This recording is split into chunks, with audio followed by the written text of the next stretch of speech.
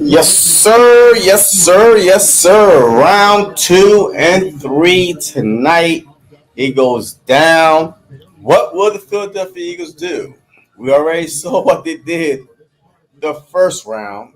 What will they do round 2 and 3? Where Howie Roseman wake up and trade up, or will he stay pat?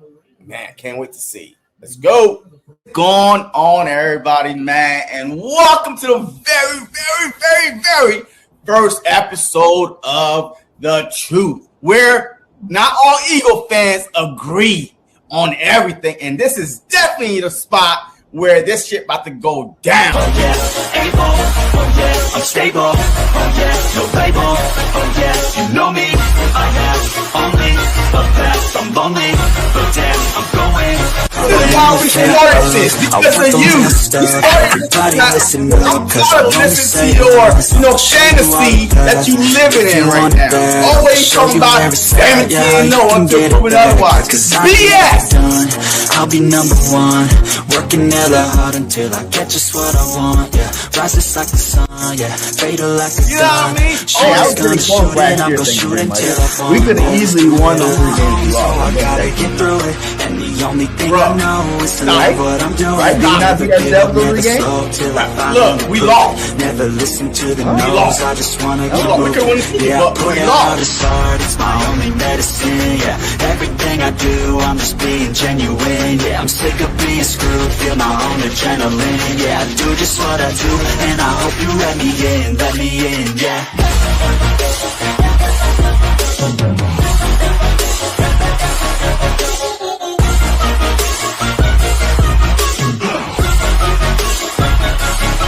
I'm grateful, oh yeah, able, oh yeah, I'm stable, oh yeah, no label, oh yeah. Yo, what's up, man? What's going on, everybody? Hey, you already know, man. This is your boy JC, man, from JC Sports Talk. Bergen will be here later. You know what I mean? He had to do that 9 to 5 shit. You know what I mean? It is what it is. But we are here for round 2 and 3. So hopefully we get a little fireworks going on tonight.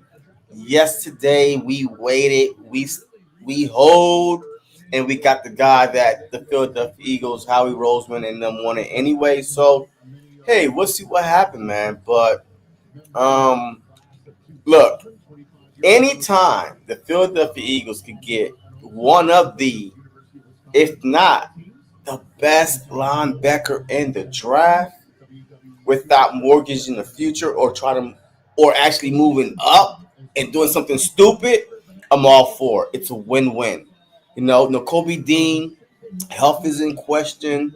You know, probably won't be able to start the season. I don't know what's going on with Nakobe Dean. He's going into a contract year. So look, Harry Roseman did the right thing. Jahad Campbell is going to be a star, and he's on the Philadelphia Eagles to go along with Zed Bond. I can't wait to see how Vic Fangio will use him. He's a true 3-4.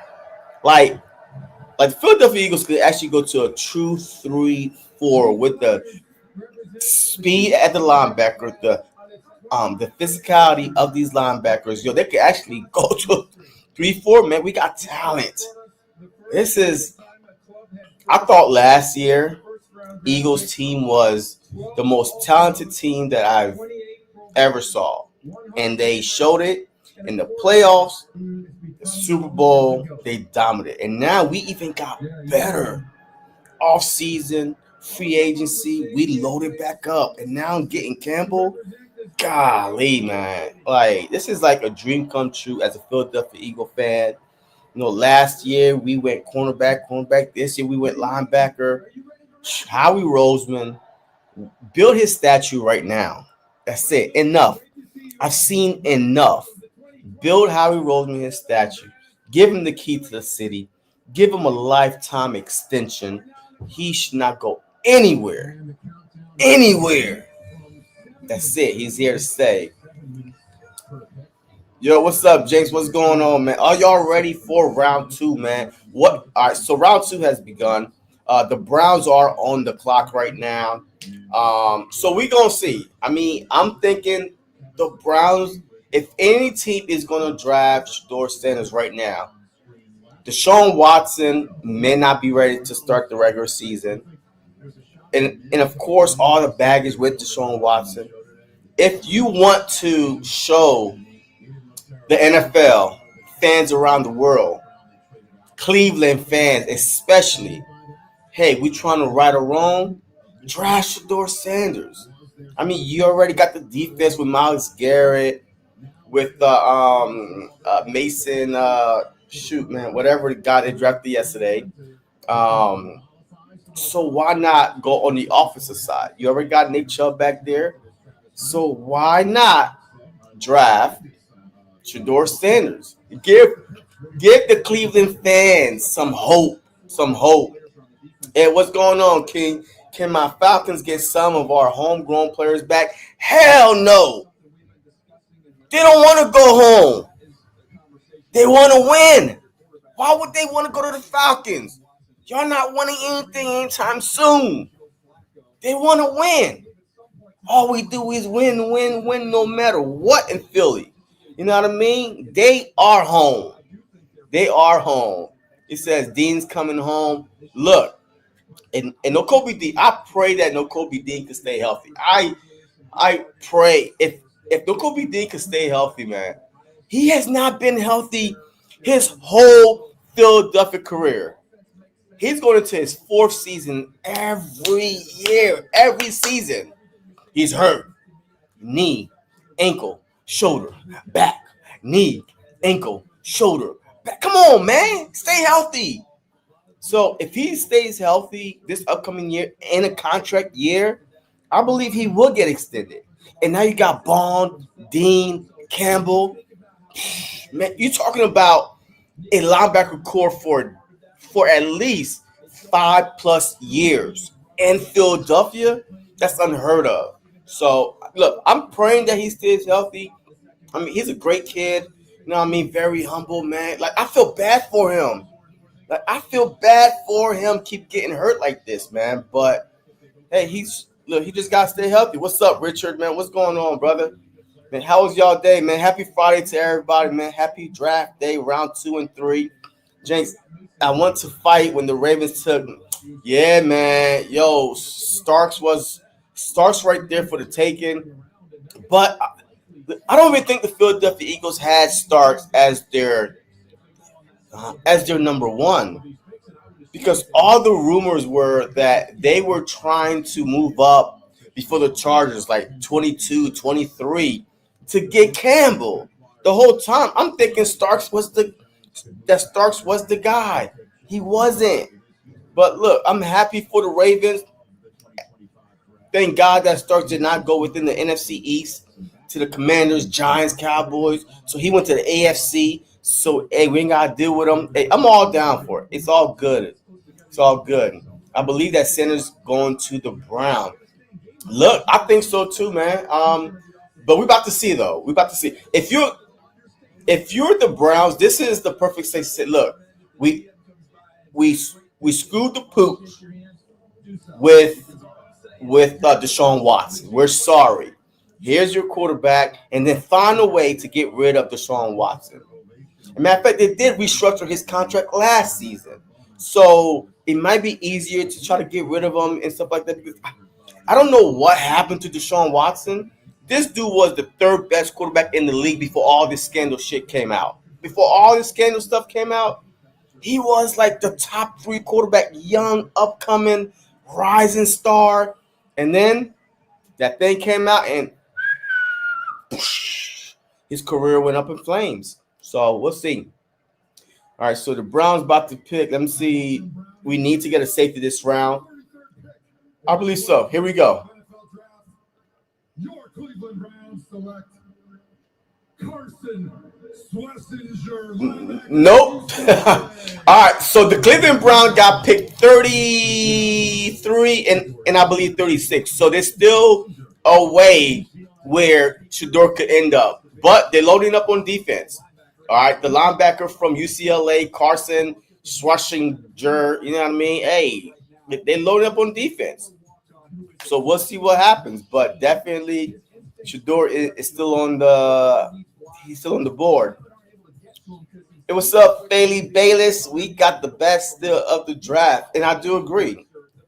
Absolutely, absolutely. If you every mock draft, I don't think no Eagle fan saw that Campbell falling that far. Every mock draft, he was gone. Like Nolan, even Walter Nolan, he he slipped. You know, with the mock draft, but Campbell never slipped not one time, and we got the best linebacker in the draft.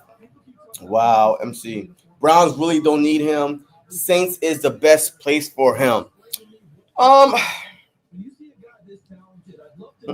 look, if he does go to the Saints, Kellen Moore coming from Philadelphia, working with Jalen Hurts, he could use Sanders like he saw Jalen Hurts did, right? You know what I mean? A lot of RPOs, you know what I mean? Just use his skill set and just build around him. But I mean, yes, the Saints do need a quarterback.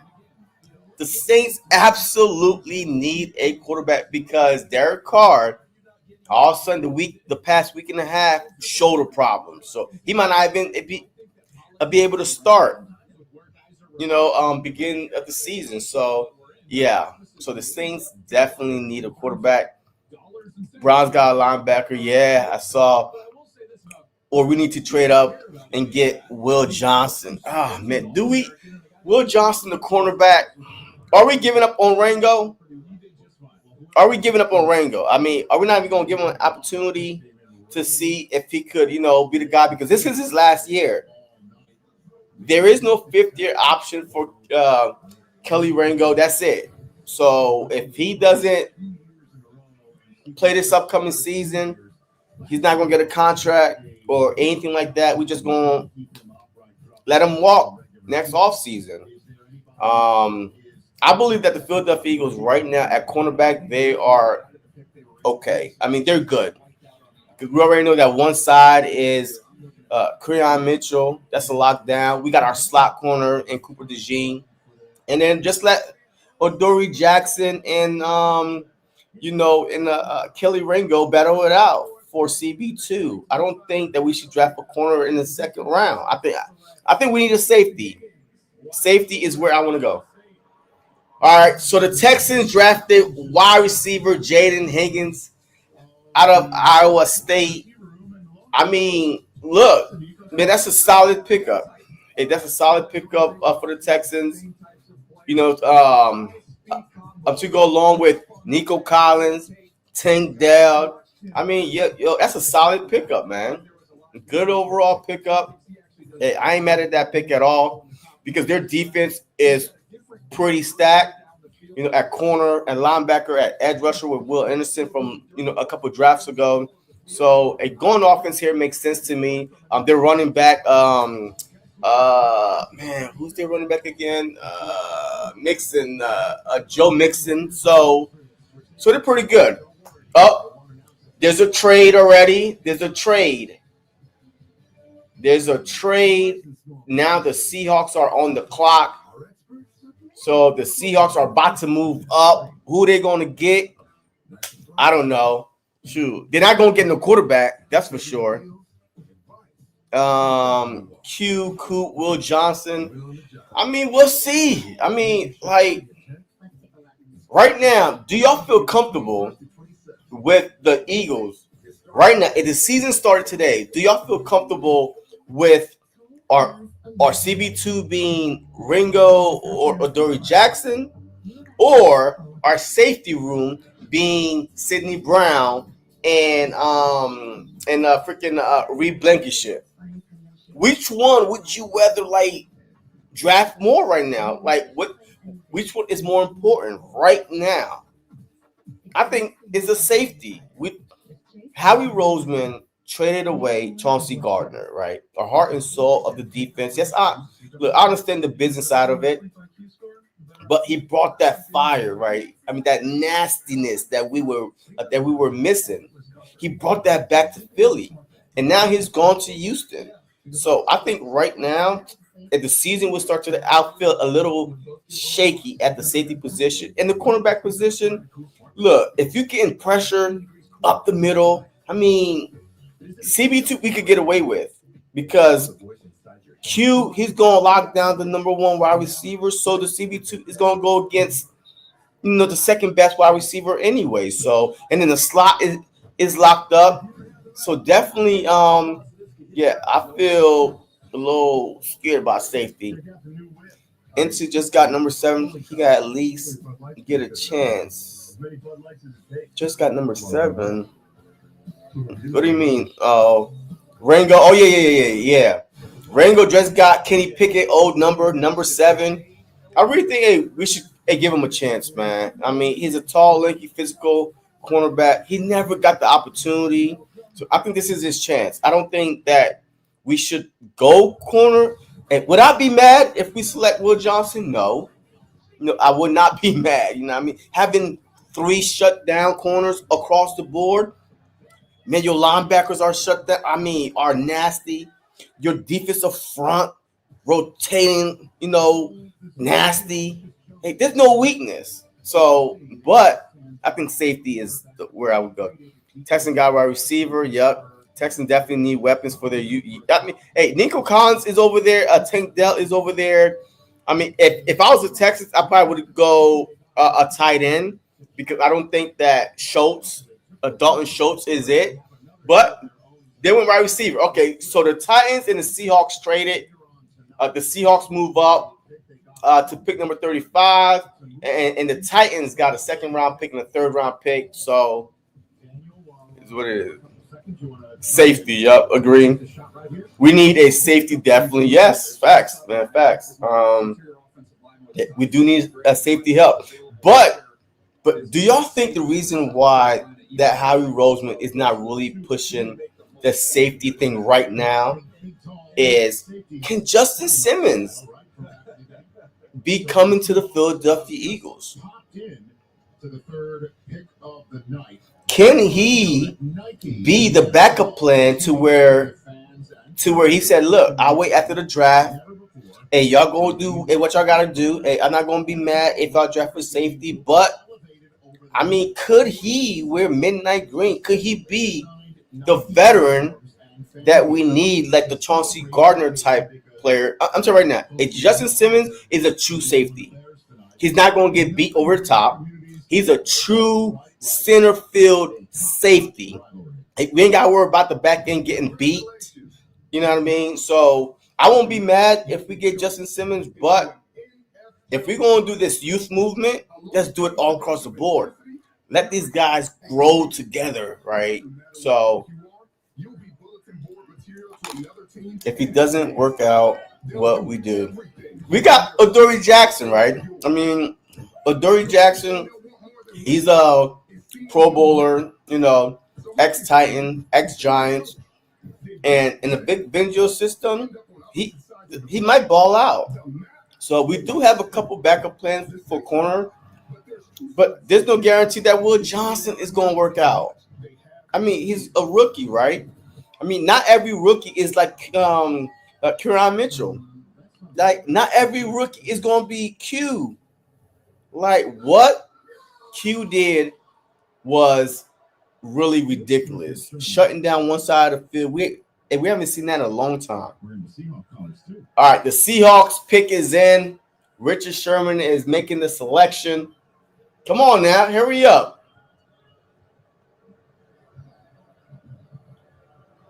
The next rival has been chosen.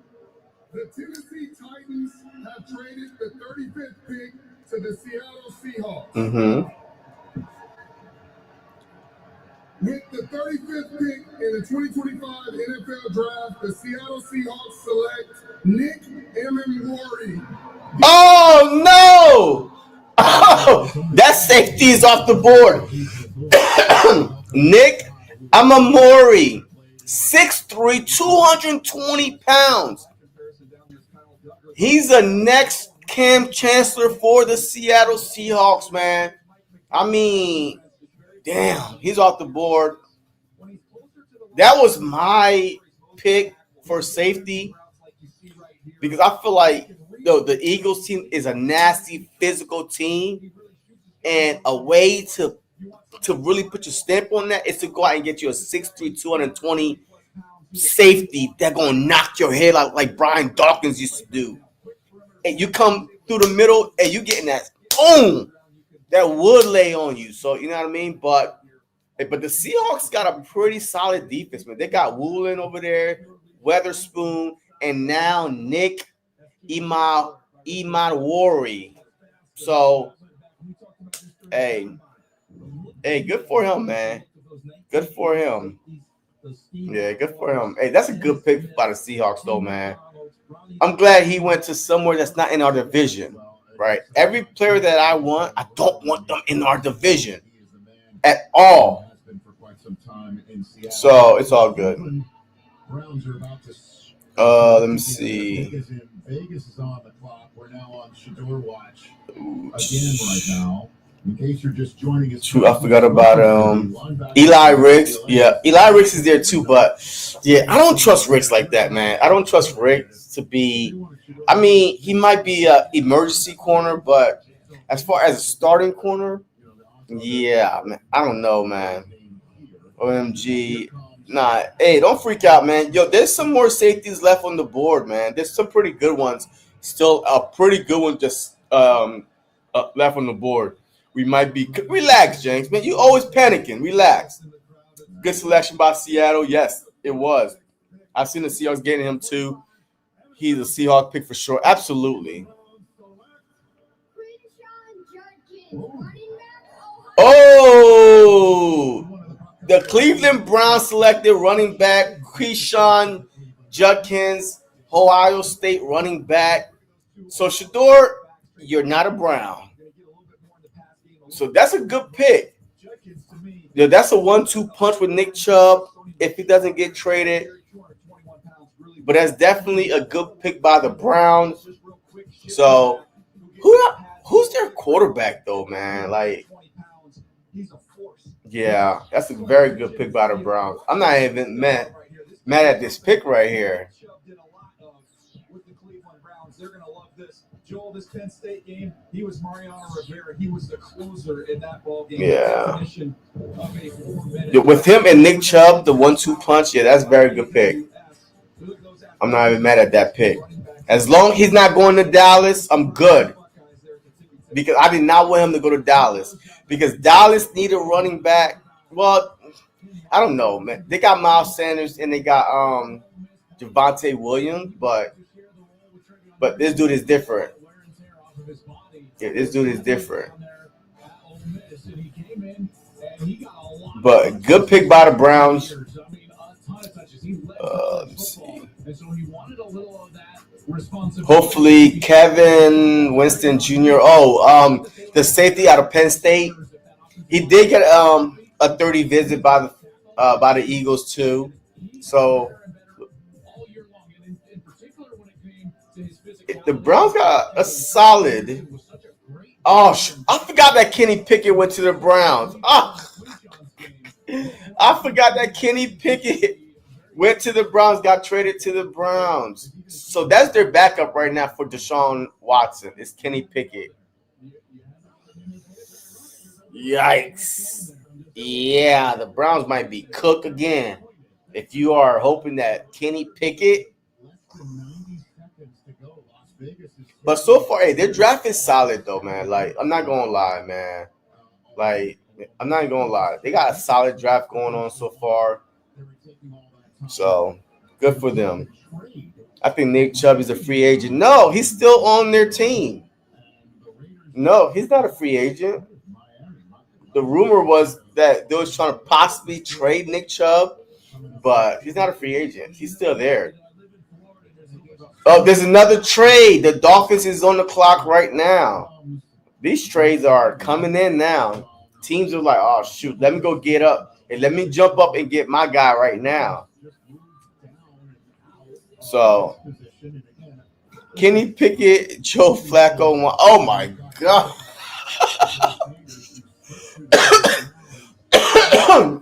Damn. Yo, that's got to be one of the worst quarterback rooms in the NFL. Kenny Pickett, Joe Flacco is still in the league. Joe Flacco? Bro. Yeah, the Browns are cooked if they don't get a quarterback. And Watson, he re-ruptured his Achilles, so he's definitely not going to start the season. So you got Kenny Pickett and Joe Flacco. Yeah, I see another top 2, top 3 pick for the Browns next season. Because defense could only do so much. If you cannot sustain a drive, I don't care how good your defense is, they're going to get tired. Like after a while, they're going to get tired. Like if you're going 3 and out, 3 and out, 3 and out, you saw. Now, if you're a Philadelphia Eagle fan, you saw how the Commanders started playing the Eagles when Jalen Hurts went out and Kenny Pickett came in. There's no threat. Kenny Pickett don't put an ounce of fear in anybody. Not like this. Look. This how much. Look. This how much fear Kenny Pickett put. Like you can't put a string through that. None. Zero. Zitch. So, all right. So now the Dolphins selection is in. With that being said, the 37th pick in the 2025 NFL Draft, the Miami Dolphins select Jonah Savaiinaia. Guard. So the Dolphins selected a guard to protect Tua, Jonah Savaiinaia in Arizona. Look, I ain't gonna butcher the guy's name, but I mean it's all right. You know, pretty good. I mean, he's a guard. Okay, cool. Is what it is. I just looked it up. He's a free agent. He's a free agent? Damn. Is he a free? Damn, okay. Well, shoot. I guess they did the right thing then by drafting a running back.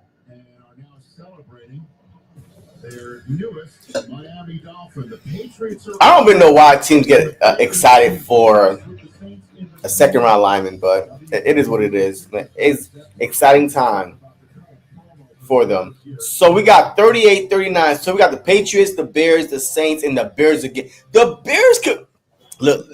Listen, Ben Johnson went to the Chicago Bears for a reason. I mean, the Bears have so many draft picks. They already had 2 picks already. Wait, did they have 2 picks already? But anyway, they got 2 picks now coming up. Almost like 2 picks apart. They could load up. The Bears could do some damage, man, if they could protect their quarterback. That was the key last year. Like their quarterback that has 0 protection. He was running for his life. You know, he did not get the Jaden Daniel treatment. We should pick him up. No, we should not. No. Come on, Jenks. Hey, we can't pick up everybody that's a free agent. Saquon, AJ, Dylan, Nick Chubb. Nah. I'm good on that one, man. I'm good. Look, there's only one football to go around, man, at the end of the day. So definitely would not want all these backs on the team. And then you still got AJ Brown, Smitty, who the tight end. Then Jalen Hurts is going to keep the ball. I mean, that's enough is enough. I think our offense is good. I think our offense is good to go. Set, everything is good to go. We should not even maybe draft a guard in the 3rd or 4th round. You could draft a guard, because we did lose a Becton. But we still got Steen and that dude that we drafted out of Michigan last year. Keegan. We still got Keegan. We got Steen. So as far as the offense goes, even the offensive line, I think we're good. But Howie love to build in the trenches, so we definitely going to have to, address that situation. But our offense is good, man. AJ Brown, Smith, Jahan Dotson, We still got Johnny Wilson, Anaya Smith. So we are pretty good on the offensive side, man. So, but the Philadelphia Eagles been loading up on defense the past 3-4 drafts. From Jordan Davis, from Kobe Dean, from Jalen Carter, from Ringo, from now Campbell, and but it's like constant defense win championship, man. So let me see. That was Texas doing. That's what Texas doing right now. Yeah. Hit that like button, man. Hit that like button, man. Look. The whole point of hitting that like button, man. If you hit the like button, there's somebody driving right now, and that can't even watch the draft, but they can listen to your boy. But they can't listen if they don't get it. If it's not popping up on their little screen or little computer, none of that. So, hey, just do me a favor, man. Hit the like button. If you like me, if you don't like me, hit the like button anyway to tell me F you. You know what I mean? It is what it is. Just hit that like button for your boy.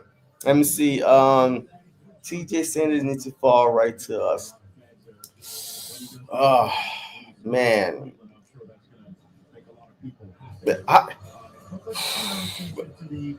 The picks is in for the Patriots. Look, would y'all be mad if the Philadelphia Eagles select a tight end in the second round? Because Dallas Goedert to me is a wild card right now. I don't know what the Eagles are going to do with him. They've been rumored that they're trying to trade him and all this stuff. To me, I would keep Dallas Goedert. I would keep Dallas Goedert, extend him, and then just draft a tight end, maybe a third or fourth round. But still, he's a very good tight end. He just can't stay healthy for shit. He can't stay healthy for nothing, But yeah. You'll be mad or would you be happy? Shoot, I forgot what the question is. But the pick is in for the Patriots, man. The Patriots, Middle Williams went to the Patriots, so they definitely don't need a defensive tackle. So if I'm the Patriots right here, I might go tight end. If I'm the Patriots, I might go tight end here. We need a damn safety. Yes, I know. Yes, I know we need a tight end. And Unified Sports Partner Returner. Both are Unified Flag Football Team. I know we need a tight end, man. Trust me. I know. We need a damn safety. Yeah. Is one of the league's Play 60 community partners funded by the NFL Foundation. Let's see. The NFL and Special Olympics team up to provide opportunities for athletes of all abilities to get active. But overall, man, look, our division did nothing. The NFC East did nothing to close the gap. The Giants, that whole Dart dude and Abdul Carter, okay, that's cute. But they did nothing to close the gap with the Philadelphia Eagles at all. The Commanders did nothing. The New England Patriots select Travion Henderson, running back, Ohio State. Oh, the Patriots, another wait. Both Ohio State's running backs got drafted. Damn. Yo, that's crazy. Damn, running backs are flying off the board now.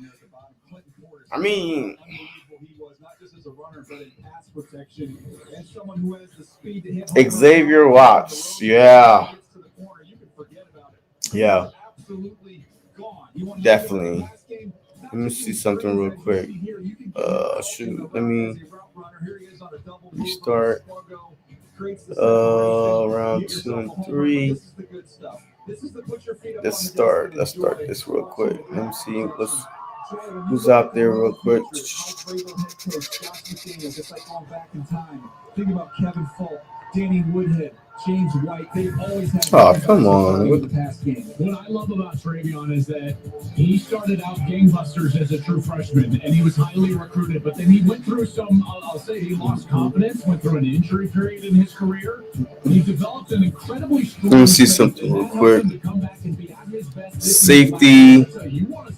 So Xavier Watts is he's 5'11", 204.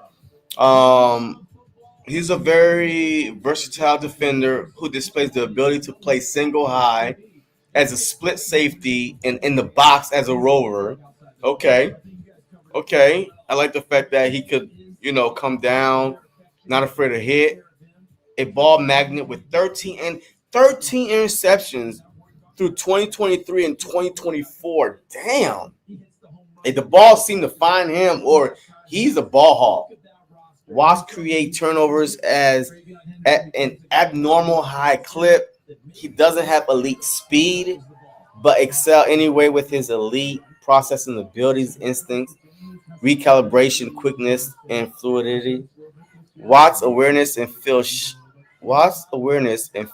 shines on the back end, and he has the short area energy to plant and drive on the football and run support. He's tough and physical, displaying a quick trigger, comfort running alleys, and tenacity at a contact. Its man covers Watts is competitive with his frame and movement skills, but can struggle at the break point, and his speed limits his efficiency in the vertical trail. As such, Watts is best in a role where he can play spacing and roam with confidence. I mean, he's definitely someone that I would not mind to be on the Philadelphia Eagles at all. You know what I mean? We do need a real cover safety right now. Even Chauncey Gardner was not a true cover safety. Like, you could tell he was more of a roving safety, a box safety, come down, not afraid to hit. And that's why he gave up 5 touchdowns in the back end, because he's always peeking in the backfield instead of seeing the whole field. But we definitely need a true safety. But I don't know, man. Look, I'm curious to see what Howie Roseman does, man. So, and then the problem is this. Yesterday, for an hour and a half, it was reported that the Philadelphia Eagles was trying to move up. No team want to trade with the Philadelphia Eagles, man. They're all scared of Howie Roseman. So he could only do so much if no team want to play ball with you. You know what I mean? Like, this team was like, I'm not picking up the phone. Any area code with 215. There's like 1,000 area codes from Philly. Like, but they tried. They tried to move up yesterday. No team want to play ball with the Philadelphia Eagles. So, like, I won't be surprised right now if they are trying to move up and try to get a player, but they just can't because no team want to play ball. Why is Shedeur not drafted yet? Look, honest truth, man, I wasn't really impressed with Shedeur Sanders, right? I mean, if you take his Sanders name out of the picture, would people be like, oh my God, why is Shedeur Sanders not drafted? He wasn't even in the Heisman running. Like, you know what I mean? He wasn't one of the best quarterbacks in college football. Like, Travis Hunter, hold on, the Bears is on the clock.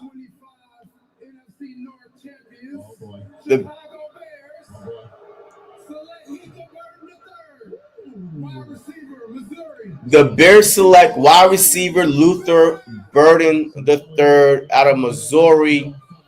Keenan Allen is over there. Azume.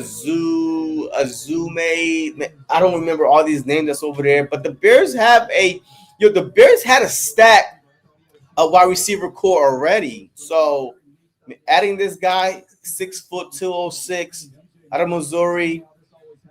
He's good after after the catch. DJ Moore is still over there. So, I mean, I guess if I'm the Bears, I would definitely probably try to draft a running back. But maybe the running back that they wanted was already gone to pair with DeAndre Swift. But that's a solid pickup, man. That's definitely a solid pickup. But good for them. But as far as Shador, man, like it has nothing to do with the rumors of him, of his father or he's Eric. None of that. I just think that he doesn't fit certain team scheme. I mean, it's just simple as that. I mean, not a lot of teams really needed quarterbacks because they addressed it in the offseason with the free agency. Because Kirk Cousins is available to get traded. Like, boom. But I don't see the Pittsburgh Steelers pulling the trigger or anything like that. But the whole Shador Sanders thing is getting blown out of the water because of his name. There's nothing else to it. I mean, he's okay. I mean, he's decent, but he's not like, wow, Lamar Jackson. Why is he still on the board? Blah, blah, blah. No, I mean, there's a lot of good quarterbacks that don't get drafted in the first round. Last year was a quarterback draft. You had 6 quarterbacks taking, the top 12 picks? I mean, last year was a deep quarterback draft, and everybody was saying it. This year, you're forcing, yeah, I need a quarterback, but, I mean, so teams are like, yeah, we'll wait till next year. Now, next year, watch how many teams, the quarterbacks are going to be coming off the board within the first 10 picks. You're going to have 3-4 quarterbacks come off the board. But this year, quarterback class is all right. It's like, like you had 2 quarterbacks come out the first round. I mean, that's very, very low. That says a lot, So, I mean, Shador Sanders right now, if Shador Sanders is going to get drafted, the Saints will be a perfect spot. They are on the board right now. They need a quarterback, especially with Derek Carr, like the unknown of his injury and all that stuff. So why not? Why not draft Shador Sanders right here? You know what I mean? Like, he's instant prime time, sell tickets with Alvin Kamara, with Chris Olave, I mean, with Taysom Hill and all that stuff. But, I mean, why not? If he doesn't go here, I don't know where he's going to go because Chicago got the next pick, then the Jets, then the 49ers, Dallas. So Chicago, the Jets, 49ers, and then Dallas Cowboys. Woo! Man, you talking about now, if Shador don't get picked right here, he might, the next chance might be Dallas. I want to see that, though. I want him to go to Dallas. I do want him to go to Dallas. I want chaos over there. F them Cowboys fans. I don't care. I want the house burned down over there. Drama. Dallas. All they doing is drama and losing every game. So I want Shador Sanders to go to Dallas, man. Because Dak Prescott signed a $60 million contract last season. So they can't even get rid of him if he wanted to. And he got a no trade clause. Send Shador to Dallas.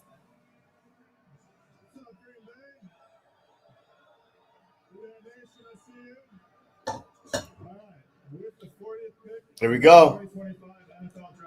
The New Orleans Saints select Tyler Shuck. Oh, no. Oh, my. Yo, quarterback went to the Saints.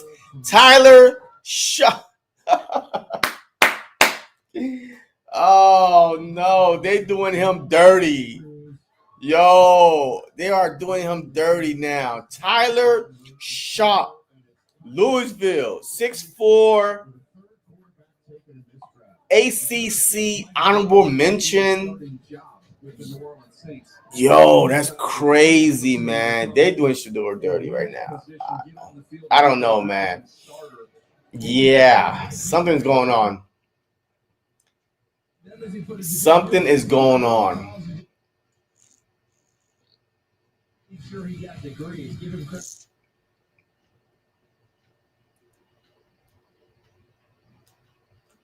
Mm. Yeah. Yo, I don't know what's going on, man.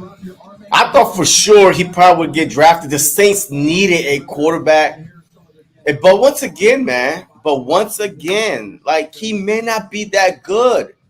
If his last name wasn't Sanders, would we even be all like, what's going on?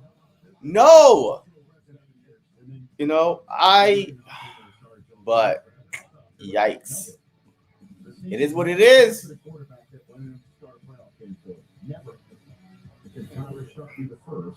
Damn.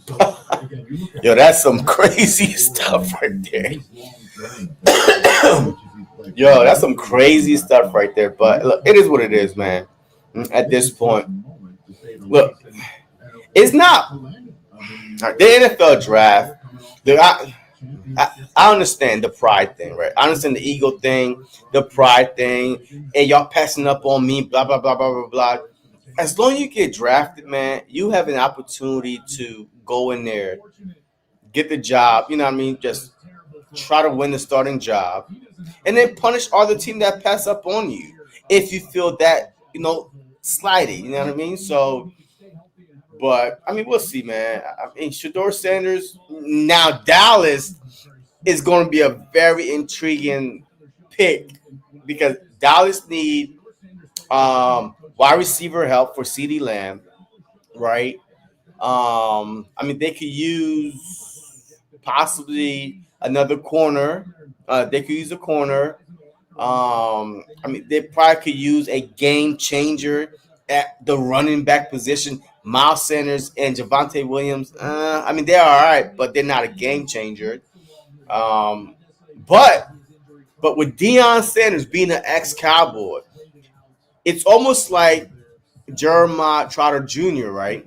Last year, when every time the Eagles was on the clock, is this the pick? Is this the pick for the Philadelphia Eagles? Trotter Jr., come on home because your dad plays here. Can this be the same situation for the Dallas Cowboys? Your dad play here. Shador Sanders, come on home. Could it be the same thing? I'm hoping it is because I want a drama over there. You know what I mean? Yo, I want the rumors. Dak suck. Boo, bench him, push Shador in. I want all that. All that. I don't give a crap about them Cowboy fans.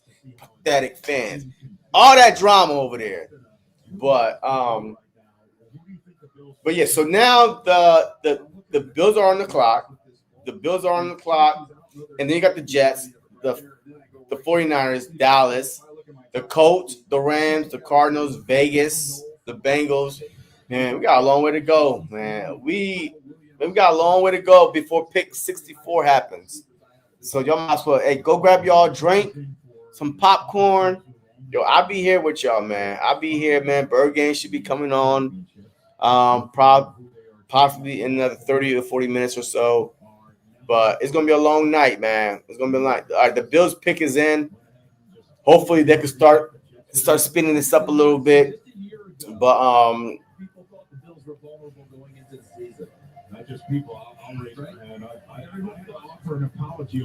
the Bills, I don't even know what the Bills need at this point, man. They added so many wide receivers in the offseason.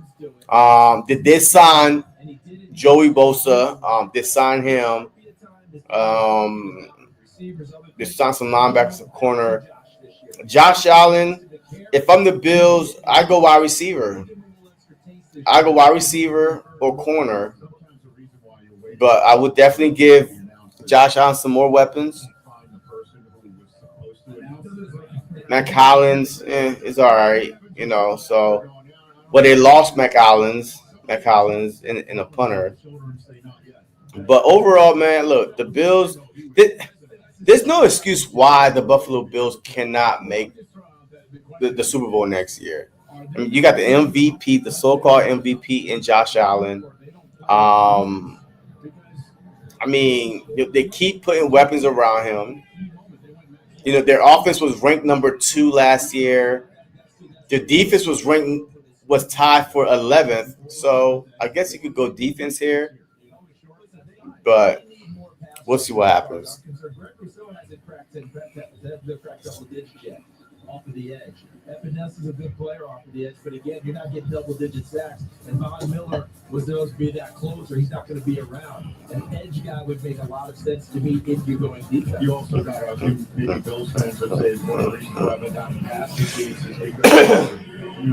All right, the pick is in.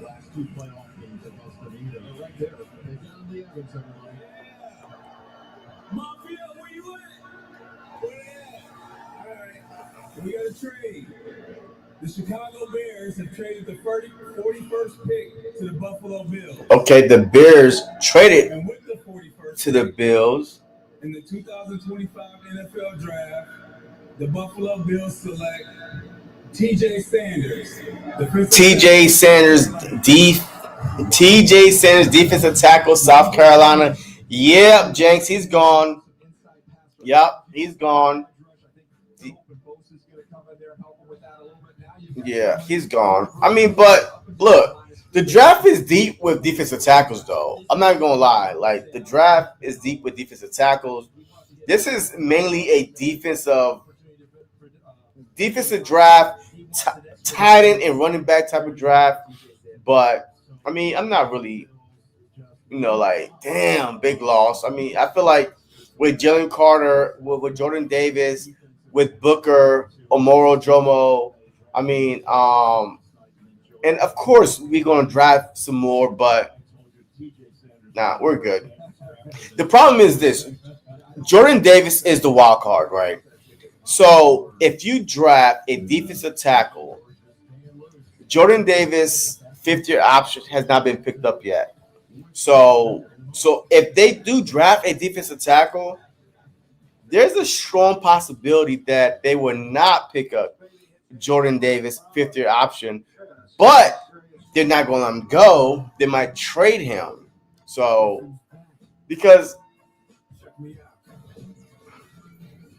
I think this is a make or break here for Jordan Davis. His weight is a concern. His endurance, right? He needs to stay on the field. If he could play, last year he played, I believe they said like 38% of the snaps, right?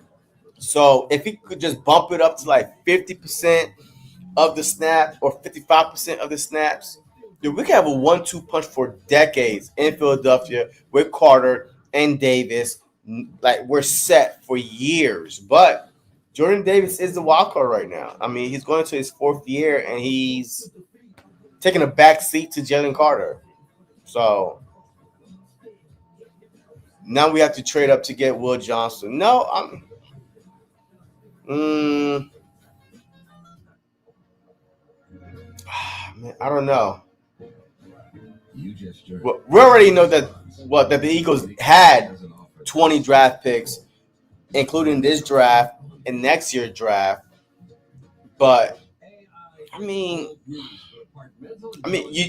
you do have the ammunition to at least try to move up, because we're not going to select 20 players.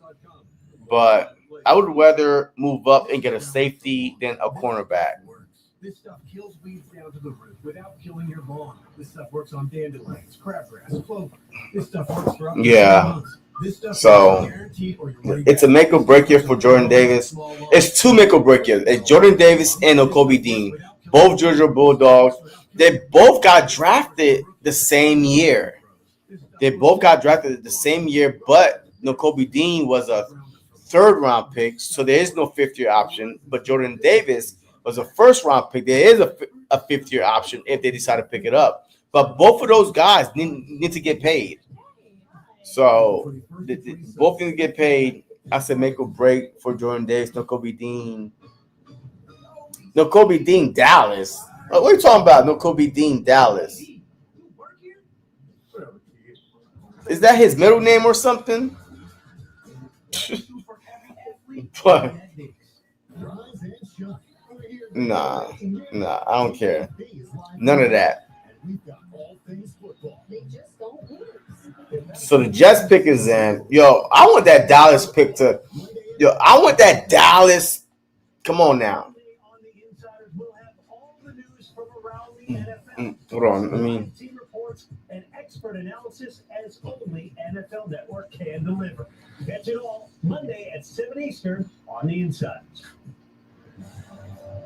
Let's check in on the draft cards presented by Dallas got it. Look, all right, listen up. All right, so let me do this for y'all, man. So I'm gonna drop the link, right? If y'all want to chime in, y'all can. You know, if y'all want to, just let y'all voice be heard, y'all can. If y'all want to show y'all face, y'all can. So I'm gonna drop the link. So feel free to click the link and come talk to your boy until Bird Gang shows up. Let me see. Here I go. So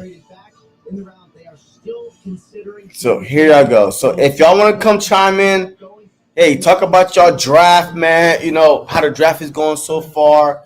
Any division rival, draft picks, anything. You know what I mean? Just click the link. Come join your boy.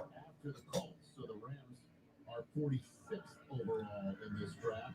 The Jets, we've been waiting to come back from commercial break for their selection. It's already done. And then the Dallas Cowboys are on the clock. The Niners have selected as well. So there's a couple of picks. All right, so the Jets pick is selected. The Niners pick is selected. Let me hear. Let's go. So let's get the Jets selection. Coming up for the 2000 draft class of the Jets with the 2025 pick. With the 42nd pick in the 2025 NFL Draft, the New York Jets select Mason Taylor, tight end. Oh, Mason Taylor went to the Jets, the tight end. Oh, that's a tight end that a lot of Philadelphia Eagles wanted, man. Mason Taylor is gone off the board, 6'5", 251, physical tight end, very good hands, yard after the catch. Man. If they went tight end first, I didn't think those tackles would be there. All the tackles are gone, and he's the last tight end in the top 50. They're staring at him. Very good pick, man, by the Jets. Very good pick. Damn. Well, that dream is dead. But don't be surprised about the man. What's that tight end from Miami? Tight end from Miami, Elijah Arroyo, 6'5", 250. I mean, he's a possible candidate to be a Philadelphia Eagle, but Mason Taylor, man, very good pick. Very good pick. Very good pick, man. For the New York Jets, and that really helps Justin Fields as he acclimates. Yeah. Jeez, I'm a little jealous right now. I'm a little jealous. Damn. All right, the 49ers pick is about to be announced. And then Dallas Cowboys will be on the clock. With the 43rd pick in the 2025 class, the 49ers Select Alfred Collins, D-tackle. defensive tackle Alfred Collins, Texas. 6'5", 332, massive. I mean, a run stopper. I mean, see that? I would rather have him. You know what I mean? Like, this dude, y'all talking about Jordan Davis? This dude is elusive, and he's a big boy. You know what I mean? He actually could get after the quarterback. Like, him and Carter next to each other would be crazy. But, look at that. Elusive. I mean, this one the highlights and stuff like that. So very good pick by the 49ers, man. Yeah. Good pick by him. Good pick. And now the Cowboys are on the clock. Ladies and gentlemen, boys and girls. The pick is in. The Cowboys pick is in, but we're going to have to wait till they come back. I mean, they seem happy about it. I mean, hey, yes, the Cowboys room look happy about it. I mean, they always look happy, right? Man, they drafted an offensive lineman. They was like, yes, Super Bowl. Oh, yes, Super Bowl, yes. Every year they draft an offensive lineman in the first round and end up in the first round exit. First round offensive lineman, first round exit. It don't matter. So who could they possibly pick right here? Who do y'all think that the Cowboys is going to pick right here? Let me see. Who can they possibly pick right here? All right, so whoever get this right, listen to me. Wherever you at, whatever platform you at, if you get this Dallas Cowboy pick right, your lunch is on me up to $50. If you get the pick right. Listen to me now. If y'all get the pick right, your lunch is on me up to $50. Okay? So put y'all picks in the chat, and whoever get the pick, the next time you go on lunch, send me the bill up to $50, and I will cash app you or sell you your lunch money. All right? So I'm thinking that they might go, let me see here. I gotta see who's gone. Who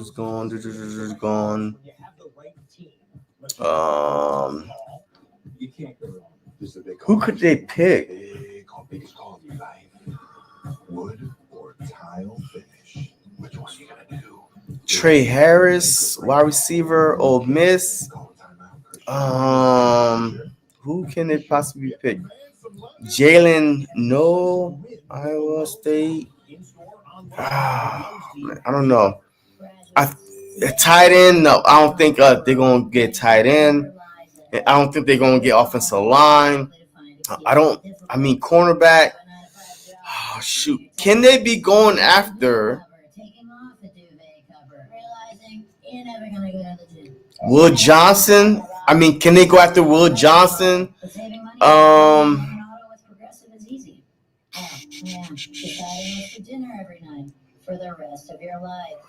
don't know. So I think, I definitely think they should go wide receiver. I just don't know which wide receiver they're gonna go after. But man, put y'all picks in the chat, man. Hey, whoever get it right, your lunch is on me. Come on now. Hey, don't be scared, man. Type in the chat. Put y'all money. Hey, put y'all food in the chat. So Jenks say Will Johnson. I mean, that could be a possibility, man, But they do got Bland. They do got Trayvon Diggs over there. So I don't know if they really need a corner, but if he's the best player available, then Will Johnson should be it. But we'll see. But right now the Cowboys are like, yes. But I think they're going wide receiver. I'm going to say wide receiver. I just don't know which wide receiver they're going to get. But definitely I'm talking about, or defensive end too, man. Hey, they lost DeMarcus Lawrence, Golston. They lost a cornerback, Jordan Lewis. So, man, they could be anywhere. But I'm thinking they need a playmaker with CeeDee Lamb. I'm going wide receiver.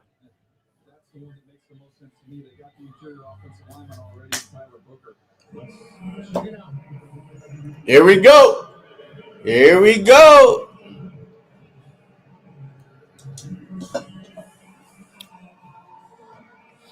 Come on, Shedeur Sanders. I would die if it's Shedeur Sanders. I would die laughing.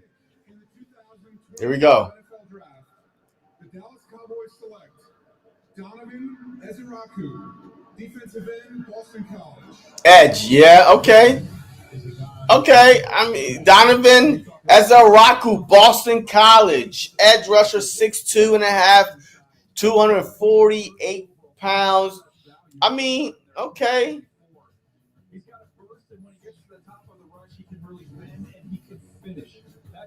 Yo, they are OMG, no. Look, the Dallas Cowboys to me are a funny team. They are a funny team. They yo, CD, yo. Just a 3-star recruit from Boston College. Player in the recruiting class.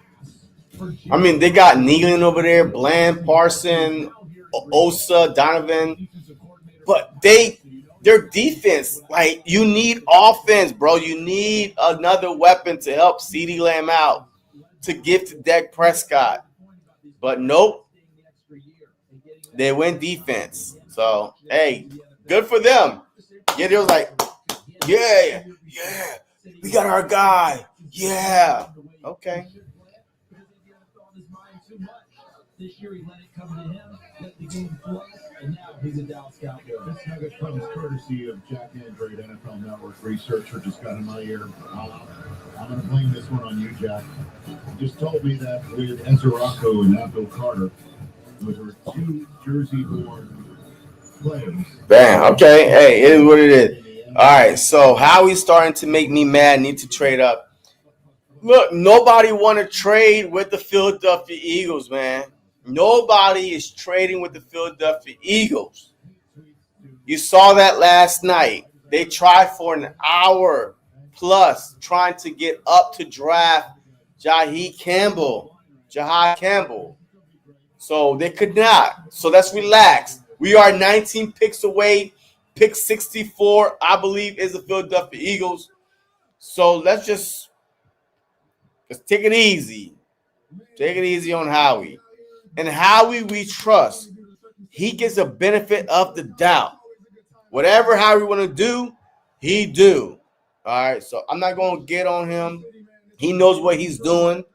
So let's just be patient. We're Super Bowl champs, right? We're Super Bowl champs for a reason. Howie we trust, so keep trusting him. The coach selection is in.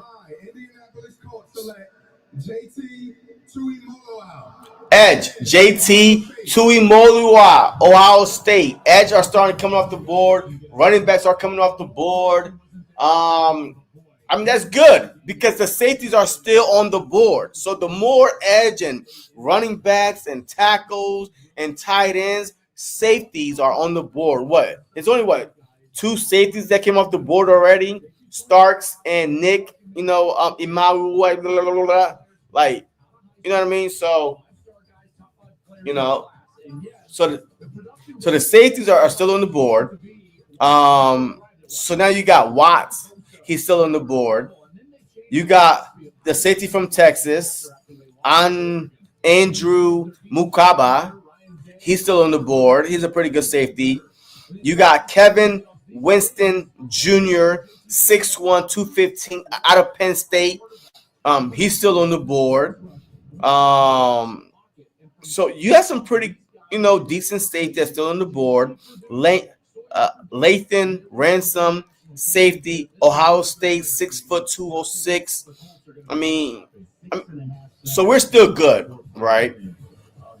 So we are still good with the safety.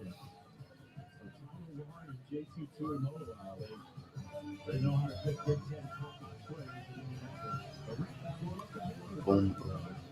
So pick 64. Being Cardinals official fan ambassador has opened a new world for me. Now I get to hang out with NFL fans all season long. See you on game day. Let me see NFL drive. Have gained so much. She wished there was a way to make it last longer. Say hello to your fairy godmother, Alice. And long-lasting Gain scent beads. Part of the irresistible scent collection from Gain. The future is here. Yo, that's crazy. That meant that Mason Taylor went to the Jets because 15 years ago his dad played for the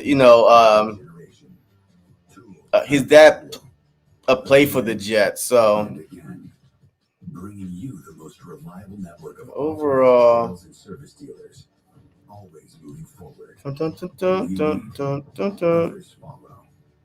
The 2025 NFL schedule will be released soon. The stage electric. Quarterbacks define this rivalry in Super Bowl rematch for the ages. All right. Oh man. With the NFL app, your home for all things Okay. The Rams is on the clock. Next is the Cardinals, and the Vegas, then Cincinnati, then Seattle, then Denver. Where is Shedeur Sanders? Where will he end up? Because the Rams don't really need do they need a quarterback? But are they going to select? I mean, Matthew Stafford is there. Arizona got Kyler Murray. Las Vegas Raiders got Geno Smith. You just signed Geno Smith. Cincinnati got Joe Burrow. Seattle got Sam Darnold. Denver got Bo Nix. Tennessee got Kim Ward. Tampa Bay got Baker Mayfield. Green Bay got Jordan Love. The Chargers got Justin Herbert. The Chicago Bears have freaking what was that dude? Yeah, I forgot his name. Chicago Bears have he got drafted last year, but they got a quarterback. The Panthers got Bryce Young. The Texans got C.J. Stroud. Baltimore got Lamar. Detroit got Jared Goff. And then Washington. So where is Shedeur Sanders going to end up? He might even fall out the whole second round. That is crazy. He went from a first round, him and Kim Ward, to possibly not even getting drafted in the second round at all. And then Pittsburgh Steelers don't have a second round pick unless the Steelers jump into, unless they jump into the second round by trading probably next year, second round, whatever it is, and jump into second round. Shedeur Sanders might go drop to the third round. Let me see. JC is kind of messed up. He ain't. No, he's not trash. He's not trash though, right? There might be a couple. All right. I just don't know why, right? I can't even say that teams want a traditional pocket passer no more. We saw that Jalen Hurts changed that. Lamar Jackson changed that. Jaden Daniels changed that, right? Teams want a mobile quarterback nowadays, right? So I don't understand, especially when they picked that Louisville quarterback ahead of them. I was like, something might be up, for real. Is it his dad that nobody wants to deal with? I don't know what it is, but I don't want to say blackball or anything. I don't want to say that, but right now I'm starting to think even Dallas had an opportunity to draft them, right? You know what I mean? Shoot, have him back up. I'm Dak Prescott. Pass on him. So I just named all the teams, and they all got quarterbacks already. They all got quarterbacks and don't need a quarterback. 2025 NFL Draft, the Los Angeles Rams select Terrence Ferguson, tight end. The tight ends are coming off the board, folks. The Rams got Terrence Ferguson, Oregon, 6'5", 247. So it looks like that Dallas Goedert, with every tight end that goes off the board, it looks like that Dallas Goedert might be a Philadelphia Eagle. You know what I mean? So every tight end. It's someone who had, along with Mason Taylor and Fannin, who I think will go before too long, All those tight ends had excellent weeks at the Senior Bowl. CD, he was a coach's son, and that translates on the field. 70% of his catches went for first downs or touchdowns. He knows where. So yeah, I mean, so with every tight end that goes off the board, Dallas Goedert is looking more and more likely to stay as a Philadelphia Eagle. So Ferguson is off the board as far as tight end goes. So now you have Warren is off the board. Colston Loveland, he's off the board. Mason Taylor is off the board. Terrence Ferguson off the board. So now you got Harold Feeney Jr. Out of Bowling Green. Let me see. Bowling Green, 6'3", 241. You have Elijah Orojo, 6'5", 250. Miami Hurricanes. Gunnar Helm, the Texas tight end, 6'5", 241. So those are the three tight ends that I can see the Philadelphia Eagles possibly, drafting. But we'll see. We will see. The Cardinals pick is in. Oh, Will Johnson is bye-bye. Will Johnson is gone off the board to the Cardinals. Jonathan Gannon. Jonathan Gannon is loading up over there with that defense, man. Good pick by the Cardinals, man. Good pick by the Cardinals, man. Jonathan Gannon is building a pretty good defense. So he's played since day one at Michigan, and again, he just had a hard time getting on the field. When I saw him play against the elite players like Marvin Harrison, he would win those battles on the outside. Hey, that's a good pick by the Cardinals, man. I ain't mad at it. You know what I mean? I'm not mad at it. So 3 interception return for TD in a career. Yeah, that's a solid pick, man. Hey, that's a solid pick. He definitely got some ball skills, man. He's always looking for the ball. Great ball awareness, man. Yeah. I mean, he's pretty good. Now we're in trouble. No, I'm not saying that we're in trouble, man. No, at all, man. Like, look, let me see what cornerback is still left out there. Cornerback, all right, Will Johnson is gone. Trey Amos, man. Hey, Trey Amos, hey, is he still there or is he gone? I mean, out of Ole Miss. Well, Houston just flipped back to the Raiders to move up. Right now, so the Raiders have moved down twice, Ian Rappaport. So Houston is on the clock. So yeah. Hey, what's up, Nina? Hey, what's up, Nina? What's up? So yes, I mean, so Amos is still there. I mean, we still got a lot of safeties. The more players that go off the board, man, and the safety's still there, we still have an opportunity to get a good safety in Philadelphia in the second round. But all these teams are trading, and I'm pretty sure that Howie Roseman is working the phones, but they just don't want to trade with Howie, man. But it is okay. I mean, we're the Super Bowl champ. We're the Super Bowl champ, right? We're the Super Bowl champ. Nobody want to trade with us. But that's all right. That's all right. We're going to make it work. We're going to make it do what it do. So definitely Howie is getting Amos. What round, Nina? I mean, that's the thing. Would you rather a cornerback or a safety with the 64th pick? Because I want a safety. Cornerback, maybe next year draft if you're trying to get a high-value cornerback. But right now, we need a safety. That's our weakest position on this team right now is safety. Like, because our next pick is not to the third round. So if we don't get a safety here, and then no team want to trade up with the Philadelphia Eagles, man. I mean, they're hating on us right now. So we gotta wait. We gotta wait. So we gotta let me see, 48, 49, 50, 51.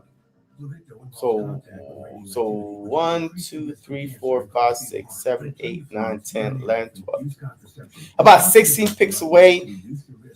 So we're about 60. I thought Dallas was going to pick Sanders. Nope. Nah. Now Dallas got an edge rusher. I mean, they lost DeMarcus Lawrence. But overall, man, look. We was the best team in the NFC East. And right now, we're still the best team in the NFC East.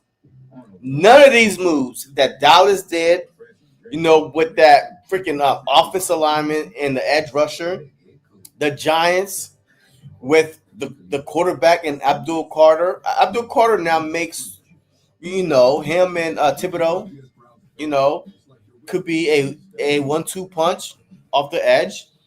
But we got the offensive line to combat that. So basically, whatever the Giants did, and the Commanders, like none of these picks be like, oh my God, they done closed the gap on the Philadelphia Eagles. We had such a smart, very low key offseason with the free agents that we signed. We lost some, but Chauncey Gardner and the Slay, but we already had their backups. But the guys that we pick in, the Uche, the one from the Giants, Audrey Laurie, and Adoree Jackson. Those I believe are slight upgrades, and then you get, if not the best, but one of the best linebackers in college football. Sideline to sideline speed, physical, a beast, inside linebacker. He could play inside, outside, rush. I mean, he could do it all. And you drop them in the middle of that Philadelphia Eagles defense.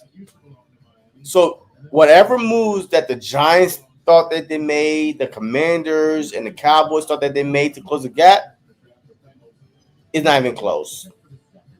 It's not even close. They staying away from Howie. Yeah. I mean, they are. I mean, they're staying away. I mean, when it came out that the Eagles tried for over an hour trying to move up to try to draft Campbell, and nobody was like, nah, like this is the first year. Every year, hey, they wouldn't dealing. But the Eagles just won the Super Bowl, and they don't want to help us out at all. But that's fine. We don't need to reach. We don't need to sell the form. Hey, we're good. We're good. We've been ready for this moment, and it's showing right now that we're not desperate. We're not reaching. We just let it fall where it falls. The Texans traded, and they are on the clock.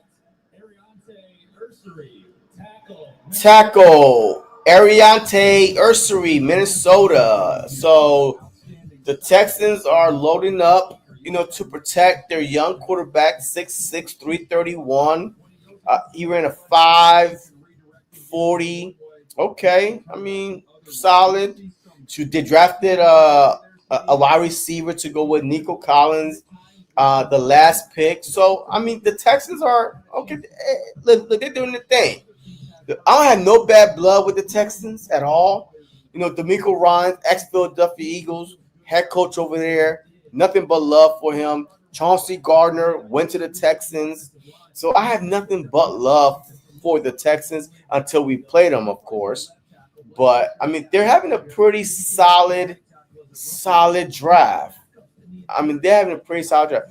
Look, I'm going to go out on a limb and say that the Houston Texans, you are hearing it here first. You are hearing it here first. Wait, what? Shoot, what's today's date? On April 25th, 2025, 4/25/25, the Houston Texans will be in an AFC Championship game, and they might even go to a Super Bowl next year. The Texans are that good. Offense, they have a great offense over there. And, I mean, their defense is only getting better.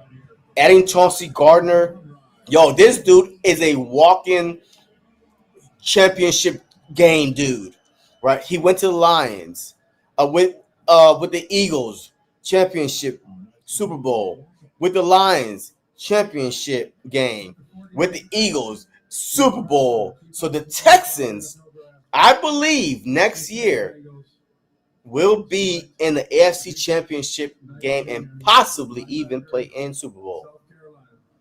So you hear it here first. Don't forget. So linebacker off the board, Demetrius Knight Jr. 6'1", 235. Okay, went to the Bengals. The Bengals need help.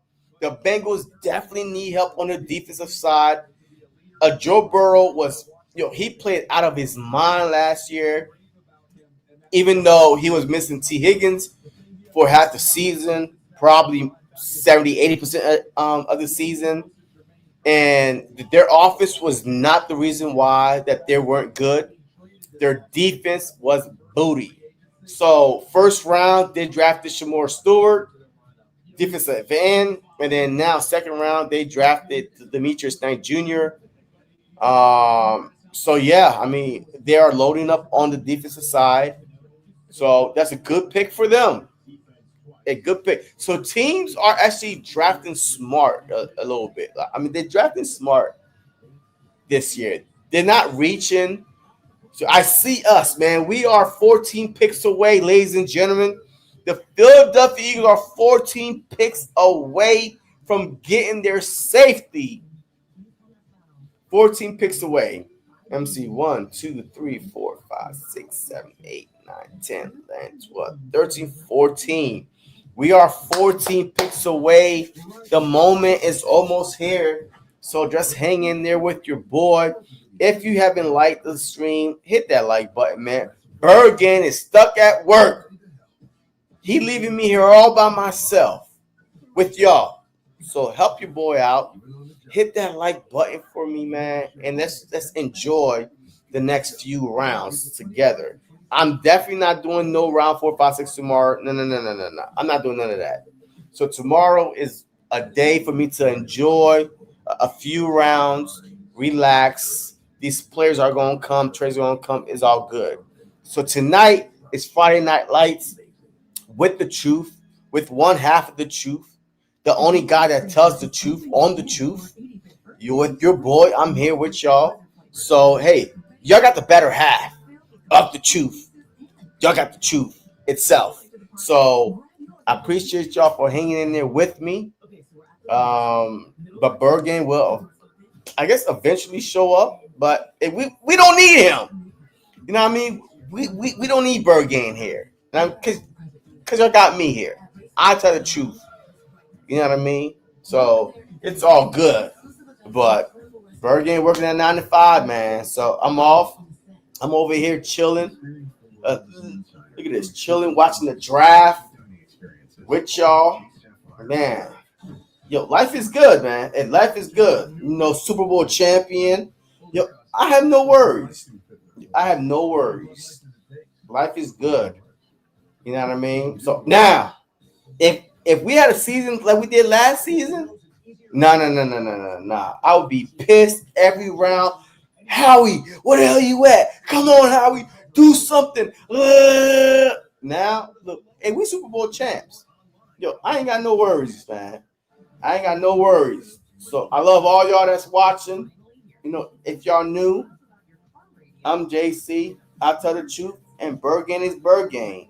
He's delusional, but he will be here though. So hopefully sometime today. But yeah. So now, hey, look, we're 14 picks away. You know, before we pick, I think that the Philadelphia Eagles are. If Howie is going to be Howie right now, like the old Howie, like 4 or 5 years ago, 5, 6 years ago, we will probably go offensive line. You build in the trenches, right? We lost Josh Sweat. We lost Milton Williams, right? So the old Howie, I would think, would probably try to go defensive line or offensive line. But the new and improved Howie, he knows we need a safety. unless he knows that Justin Simmons is his backup plan, if all the safeties are gone by the time the Philadelphia Eagles are on the clock, yeah, I do believe that he will pick a safety. So Really involves 8 draft picks. My goodness. All right. We'll get to that whole spiel in a second. Meanwhile, the Titans are now on the clock. Choosing. Well, we got an MVP, former MVP coming out here, Sean Alexander with the pick. And multiple folks out there. all right, so the Seattle picks is in. I gotta say happy birthday to my son, Jedediah. Everyone say happy birthday. Happy birthday, Jetta Diamond. Here we go. 2025 NFL Draft. The Seattle Seahawks select Elijah Arroyo. Oh, the tight end. Yo, I did say that. Oh, Howie had a. Oh, well, that tight end is off the board. Elijah Arroyo is off the board. I'm telling you right now, Dallas Goedert, is looking more and more. Every tight end that gets off the board, that Dallas Goedert will remain a Philadelphia Eagle, and I'm not mad at it. Man. Our only problem with Dallas Goedert is his injuries, man. Every year is the annual Dallas Goedert 3, 4, 5 games missed. Every year. 3, 4, 5 games missed. At the worst time, he be balling out. Next thing you know, Dallas Goedert got injured. And now he's on the IR for 4 weeks. So that's the only problem with Dallas Goedert. But I'm definitely, so every tight end I get off the board. So, and then I don't see us drafting, the 80th ranked player in the second round, like as a tight end. So, yeah, I think with if you guys got it right now and you're watching the draft, you be like, oh shoot, oh man, I'm good. Man, shoot, ain't none of these other tight ends better than me. Ain't none of them. I'm a Super Bowl champ. Ain't none of these tight ends better than me. So, yeah. Now we might be forced to resign him. We're not forced to resign him, man. We could. He's a very good tight end, Jenks. Here we go. The Panthers has traded, so now they are on the clock. The Carolina Panthers select Nick Scorton, the Texas A&M. Edge, Nick Scorton is off the board, 6'2", 257 pounds. He's compared to Brandon Graham, effort, character, production. I mean, anybody that's compared to Brandon Graham to me is a good pick, right? I mean, Brandon Graham was considered a bust. He was considered a bust in the city of Philadelphia for at least 4 years. And then he blew up, and now he's like, I am petitioned to build a Brandon Graham statue of freaking the sack on Tom Brady, right? But, so Nick Scorton is off the board, 17 sacks in his career. He's going to the Panthers. Good pick for them. I'm not mad at it. Once again, it wasn't a safety, right? It wasn't a safety, so it's all good. Let me see. Jenks was like, no, Jenks, relax. We don't need we wasn't going to draft him anyway, Jenks. Like, what are you doing here, Jenks? We wasn't going to draft him. Take your high blood pressure medicine and chillax. We going to get a safety. Now, wait till the Eagles are on the clock. But right now, we're good, Jenks. We're good, my brother. We're good. So I'm talking about Go Birds. What's going on? Go Bird. Here we go. Yo. Now Titans are on the clock. Let's see who they gonna pick. Boop, boop, boop, boop. Here we go. In the 2025 NFL Draft. Go offense or defense?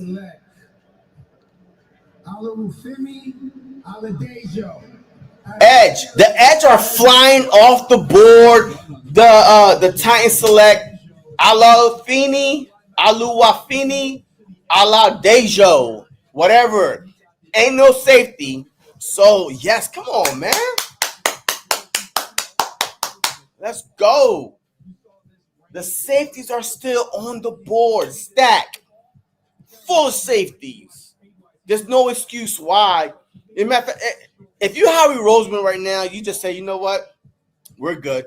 We're sitting right here like this. Yup. We're good. If you Howie Roseman now, because there's a few safeties that's on the board. Winston Jr., a 30 visit, from the Philadelphia Eagles. Let me see. So Winston Jr. is there. Watts is there from Notre Dame.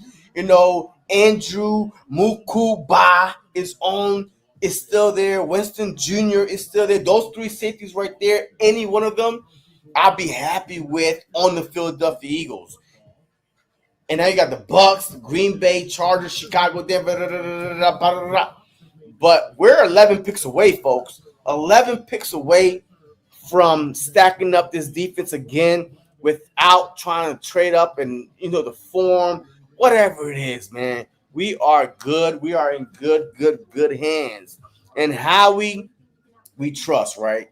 Howie, we trust. So, let me see. Howie Roseman.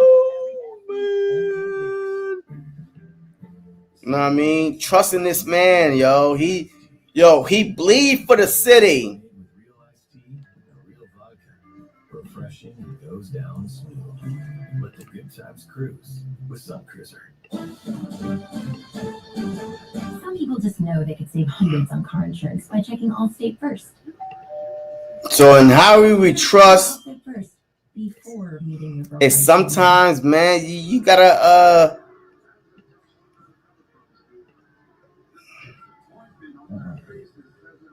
Yeah, checking first is smart.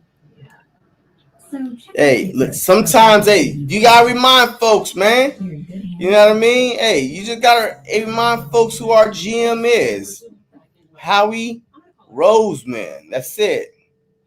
Sometimes you just gotta remind folks. Hold on here. I mean, it's too much. Hey, y'all doing too much right now. All right, here we go. You know what I mean? Just trust Howie. He got us. All right. So right now, there's a lot of safeties. There's 3 safeties that I would not mind being a Philadelphia Eagle. So just relax. There's no need. Hey, there's no need to get your blood pressure up. None of that. Just relax and enjoy the draft. You know what I mean? Enjoy that the Dallas Cowboys did not get Dak Prescott no weapons at all. They got an edge and a guard in the offensive line. Enjoy that. Enjoy that the Giants got darts. You know what I mean? Dart behind Russell Wilson and Winston and Jameis Winston in the edge rusher. We all wanted, our Philly native, Abdul Carter, but ain't no threat. And then the Commanders, you know what I mean? Enjoy that. But Howie Roseman got a plan, and he's going to stick to it. Even though he said, yesterday he was trying to move up, trying to get Jaheed Campbell. He fell right to us. So Watts, he's going to fall to us. Our safeties are going to be there. Baltimore already got our safeties, so they are in front of us. The Commanders possibly, but I don't think so. They got yeah. So I don't know. I think we're in good hands with Howie Roseman, and we'll see what happens. We will see what happens. Go Birds. What's up? Go Birds. That's what I'm talking about. Say it with your chest. When you say go Birds, you got to say it with your chest. Go Birds. That's what I'm talking about, baby. Let's go. What pick would make you mad if the Eagles draft? I would say offense, man. Like, offensive line. Any offensive line right now would piss me off. Like, any offensive line would piss me the off. Because we don't need no offensive line. We need a safety. Safety, edge, defensive tackle. 3 of those right there. Go get them. Go get them. So if you draft offense, that'll piss me off. But I forgive them. You know what I mean? I will forgive them. You know why? We're Super Bowl champs, baby. You know what I mean? And Howie, I trust. Here we go. All right, Benjamin Morrison is off the board. Cornerback, Notre Dame. He is off the board to the Tampa Bay Buccaneers. 6 foot, 193. I mean, so the safeties are there, baby. They're falling. They are falling to us. It was like, come on, fall to us. Come on now. We're 10 picks away. 10 picks away. 10 picks away. Let's go.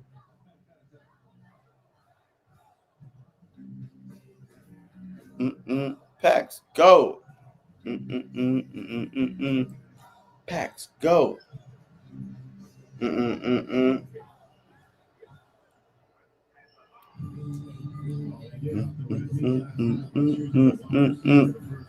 me see. I'm trying to.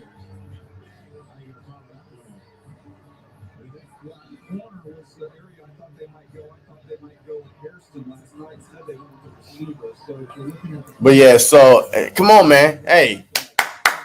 So the Packers are on the clock, man. F the Packers, man.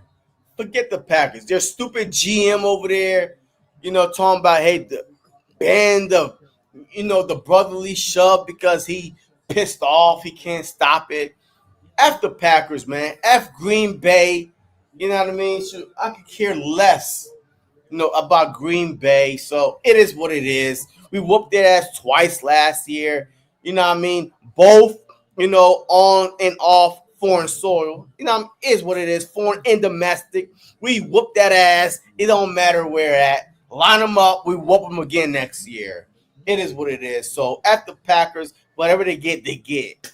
But let's go back to talking about our Birds, man. So, hey, we're 10 picks away.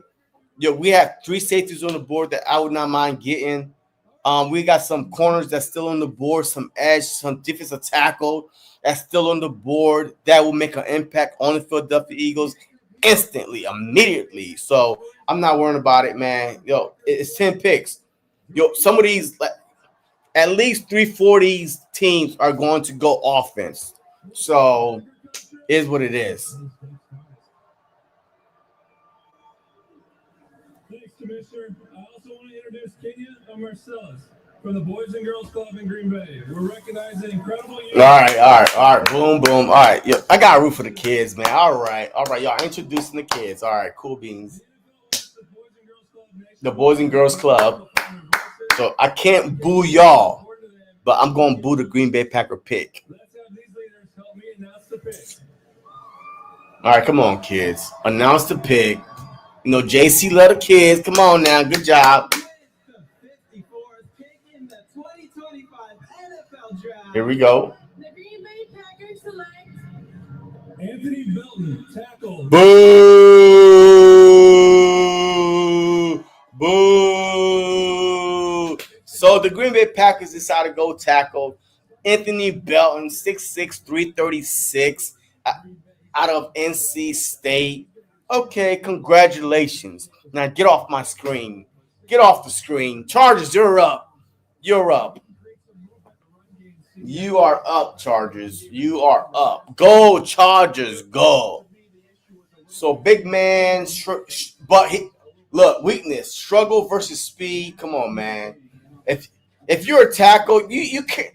if you are a tackle, that probably could be the worst thing to struggle with is speed, because those edge rushers are coming fast. That means a lot of holding penalties and a lot of sack coming your way. So, but he's strong as hell though. He's strong as hell, but the vehicle is in neutral. He's pushing a Suburban. It's in neutral. I could push that. Once you get it rolling, just push it. So I'm not really impressed of you pushing a car. I mean, I don't push a car by myself. You know what I mean? Just put that shit in neutral, and as long as you're not going uphill, the car will go. But so the Chargers pick is in. The Chargers pick is in. We're 9 picks away, Eagle fans. We are 9 picks away. Go, Eagles, go. Let's go. So now the draft is starting to pick up a little bit. The third round is going to go by so fast, too. Third round is going to fly by.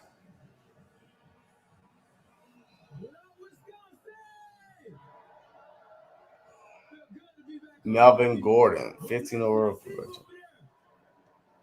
Boo. Here we go. In the 2025 NFL Draft, the Los Angeles Chargers select who? Trey Harris. Wide receiver Trey Harris is off the board, 6'2", 205. Good hand catcher. He's not a body catcher. He catches it with his hands. I mean, hey, that's a pretty solid pick by the Chargers, man, to pair him, with that Conklin dude. I mean, that's a very solid pick by the Chargers. Okay, I see the Chargers. Okay, I see the Chargers. I see, because they also signed Najee Harris. The Chargers, okay. I mean, shoot, they made the playoffs last year. Okay. I like that. So Justin Herbert, Amari Hampton, running back with the 22nd overall pick, Najee Harris. So you got 1-2 punch. Lad McConkley from last year rookie class, and Trey Harris. I like it. Hey, Chargers, hey, do your thing. Y'all the AFC team. Meet us in the Super Bowl. So I like it. All right, so pick number 56 is in.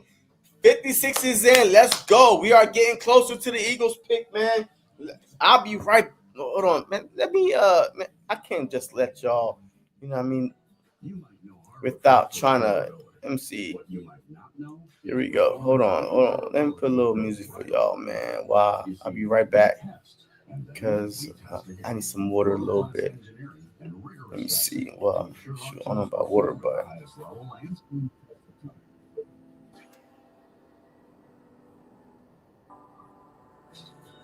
Whatever you do, do it for us. I'll be back. I'll be right back. Don't leave. Don't go nowhere.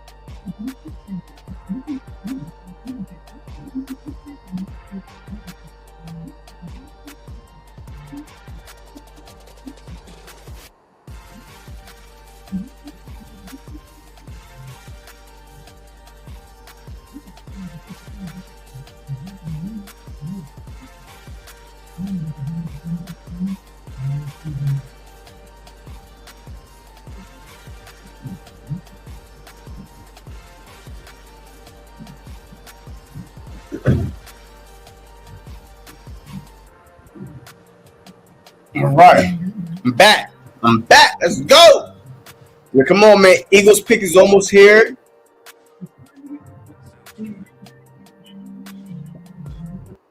Here we go, man.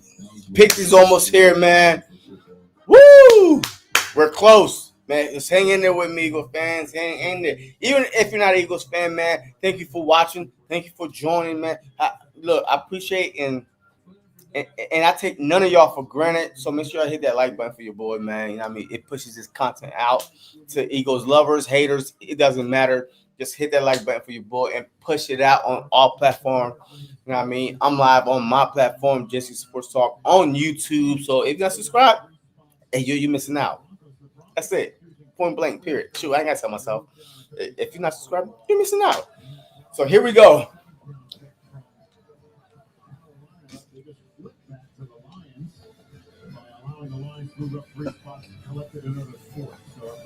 All right, so the Lions trade with the Broncos. The Lions got they gave a boom receive, so they traded the Broncos. Now the Bears. Oh, with the Bears pick is in.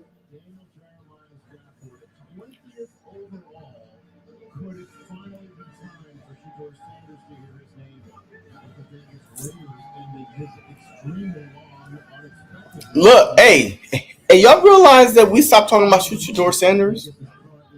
We stopped talking about Shedeur Sanders, boy. We stopped talking about Shedeur Sanders because it is what it is at this point. He's not going to go in the second round. He's probably going to get drafted in the third round by the Pittsburgh Steelers. Or Pittsburgh might move up. It doesn't matter. But Shedeur Sanders went from a potential top 10 pick to out the second round. That is some Scheiße right there. You know what I mean? If you know German, Scheiße. You know what I mean? Because I don't want to get censored or nothing by YouTube. Scheiße. Okay? So that's that's the American word for, the German word for poop. Okay? So. I know y'all mad because championship goal looks good. Let's go. But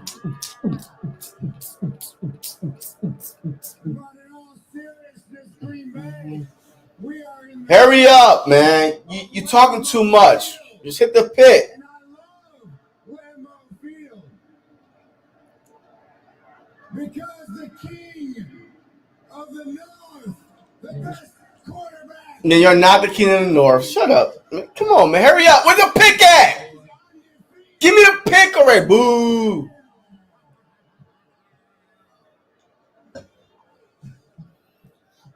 What are they? Yeah, just say the pick, right? Like. Oh my God, bro. You're killing me. We don't care. Like, just say the pick already, bro.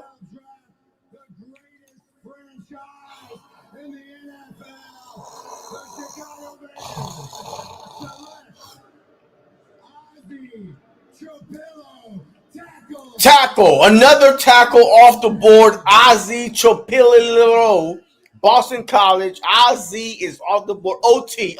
Look, I'm just going to call him OT. OT is off the board, to the Chicago Bears. 6'8", 316. That's a massive mother. Ooh, shut your mouth. Yo, that dude is big as hell.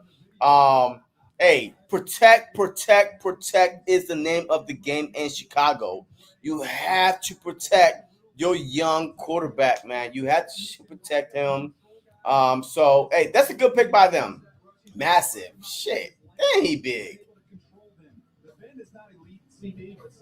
Yeah, like, he manhandling them dudes, man. But, hey, look, it is what it is. They got tight end in round, the first round, Loveland, tight end, Burden, the third, wide receiver, and now an offensive tackle. I like it for the Bears. Yo, I want the NFC to be as competitive as possible. right? I'm an Eagles fan, but I am an NFC fan also. So, hey, just build these sorry teams up just to get their heart broken by the Philadelphia Eagles. It is what it is. And the Bears are on the Eagles' schedule. Woo! I can't wait to whoop on that ass. Come on now. Let's go.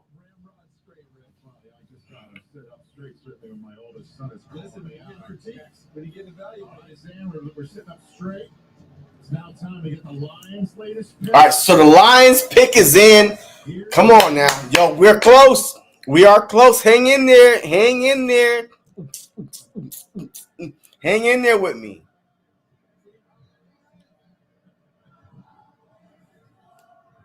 We are honored to have with us the surviving family members and United States Army Specialist Christopher Kuby, who will announce the selection of the Detroit Lions second-round pick. As a proud soldier, Christopher deployed to Iraq, where he was tragically killed in an IED explosion in July. Man, they're trying to make the draft emotional and shit. What the? Specialist Kuby's service It's all about numerous awards and decorations, including the Bronze Star Medal and the Purple Heart. wow. And Memorial Day is about a month away. I mean, that is passionately cheering his home team whenever he could. We honor him and thank his family. like Memorial Day for me is my worst holiday. My worst holiday. There's nothing like I hate when people say Happy Memorial Day. Worst holiday for me because there's nothing happy about Memorial Day. So now they're talking about, his specials that died, and now his family is making the announcement for the draft. So it just kind of made me think about Memorial Day, right? But that's some good stuff by the NFL, man. So BG AWOL, man. Hey, D Aldridge. Hey, BG is AWOL, man. You know what I mean? So, but I'm here though. You know what I mean? I'm all y'all need. I'm the truth. Look, the truth is shown right there because that's me. I tell the truth. BG tell lies to y'all. I tell y'all the truth. And that's why y'all don't like me because y'all can't handle the truth. But I tell the truth, and BG be selling y'all some yachts and shit. And he broke as hell. He be selling y'all yachts. You know what I mean? I tell y'all the truth. Y'all broke. You know what I mean? So, hey, BG, all right. Nah, BG's at work. He should be here by now, but, hey, when you lie at your resume, look, on your resume, hey, you stay at work for longer. See, that's what I'm telling y'all. Tell the truth at work. Tell them mugs that you need an NFL draft, that you got to do a draft, and you got to be at home. And he talking about his kid sick and all this stuff, fat, tired. Stop lying to them people. Tell them you got a draft to do. Tell the truth. So, shoot, hey, it is what it is. So, BG will be here when BG gets here. I don't know when he's going to get here. But it is what it is. So, but right now, we're good, though. We have pick 57. They selected take something. The Raiders pick is in. We are getting closer and closer and closer to the Philadelphia Eagles. So, there's safeties out there. This draft is perfect.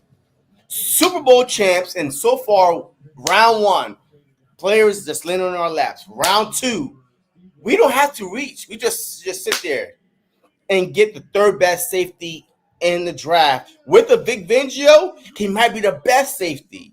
Who knows?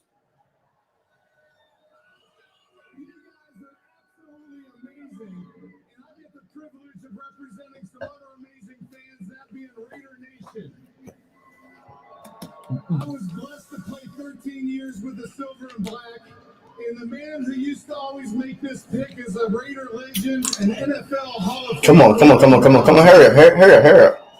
And I want to give a shout out to Willie Brown. His tradition in this place was he wanted to give a heartfelt appreciation and thanks to all the mothers of the NFL community. It's 2 weeks till Mother's Day, and he always wished them a really happy Mother's Day. All right. Okay, Willie. Okay. If you're a player in the NFL, if you're a coach in the NFL, You likely had a very supportive, encouraging mom or mom figure Yep. that sacrificed Just tell me to pick. Possible. Yes. Tonight we have another dream being made. Here we go. With the 58th pick. 58th pick. 25 NFL. The Raiders select. The Las Vegas Raiders select Jack Beck, TCU wide receiver.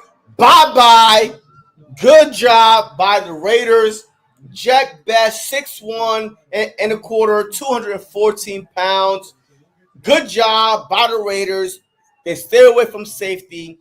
And tick, ladies and gentlemen, that was pick 58, 59, 60, 61, 62, 63, 64. We are 6 picks away from the Philadelphia Eagles selecting from. Oh, no. Do not say that. Do not say that name. Do not say that, Jenks. Just go take your blood pressure medicine, your high blood pressure medicine, and go to sleep. Do not say that TCU name, that wide receiver that we selected over Justin Jefferson. Don't say the name, Jenks. Do not say the name. Don't say the name. Yeah, but TCU, hey, look. It is what it is. You know what I mean? Hey, we went through some shit. All right. We went through some shiza. As Eagle fans with wide receivers, we went through some shiza in our lives. The only wide receiver we had was worth mentioning was T.O., Terrell Owens. And then we went through some shiza. We got Jackson, Macklin, and then we got ass. You know what I mean? Rager, JJ, Mr. Umbrella Man. You know what I mean? All that.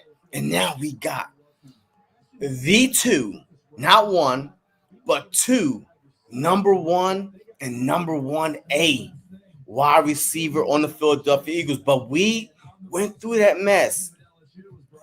If you remember those names, congratulations. You are a real one. You stuck by us. You was there when McNabb was throwing to James Thrash, Tom Pixton, Freddie Mitchell, Greg Lewis. Like, what the? Like, you know what I mean? Like literally, we went through some trash, and now it's okay. All is good. And we are 2-time, not 1, but 2-time Super Bowl champion. You know what I mean? So anything, you know what I mean? There's a saying, you know, anything worth having is worth waiting for or fighting for, whatever it is. But we waited for a while to get Smitty and AJ Brown, but we went through some shit, some Sija, you know what I mean? So, but we're good. So TCU, give me flashbacks. Look, it is what it is, you know. I'm over it. The name is a bad word. Yo, it's like a cuss word. It's like, yo, if you want to cuss me out, tell me the receiver that came out of TCU. Yo, I'll be offended. Like, that's like a cuss word. Like, you motherfucking JJ. Oh, shoot. Rake. Oh, come on, man. You ain't got to do me like that. You know what I mean? So, if you want to cuss me out, just name some Philadelphia Eagle wide receivers that we had. And we fighting. We are fighting. You know what I mean? Like, hey, bump the mama names. You know what I mean? Your mama this, your mama. No. JJ Circle Whiteside, rape, boy, and we are throwing blows. You know what I mean? That's how bad it was. And now we survived it, y'all. We survived it. You know, so we made it. Mama, we made it. Remember when we talking about Devontae Parker being oh my God. Yes. Yes, we've been through it. Devontae Parker and man, what's the other guy? Tall guy that got drafted by the Titans. I think. I mean, yo, we had some shizer wide receivers, some real shitty ones. So, not the lie. What? Wait. Did I say a lie? Wait, what lie did I say? Oh yeah. BG is lying. He lying. Yeah. And that's why now he's stuck at work because he lied. You know what I mean? Hey, when you lie, it catch up to you, folks. It catch up to you. Oh, Calvin Ridley? No, we didn't have him. No, we didn't have Calvin Ridley. Matter of fact, he's with the Titans right now. Calvin Ridley is with the Titans right now. So here we go. So where we at? Come on now. The Ravens pick is in. Pick 59. Come on. Denver, Washington, Chicago, KC, Philly. Come on now. Let's go.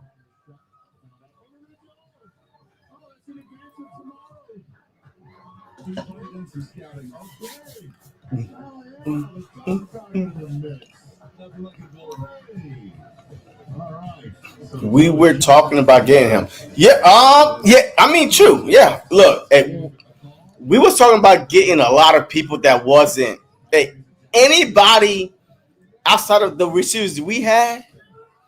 We were talking about getting. We were talking about getting me, and I'm not even a wide receiver. I'm not a wide receiver, but y'all were talking about getting me, drafting me before I knew I was a wide receiver. You know what I mean? That's how bad we were at wide receiver. Y'all were auditioning. Like, you know what I mean? The Philadelphia Eagles had an open audition for y'all right there that's watching to go try for wide receiver. That's how bad we were at wide receiver. Right now, we are good, baby. Hey, look.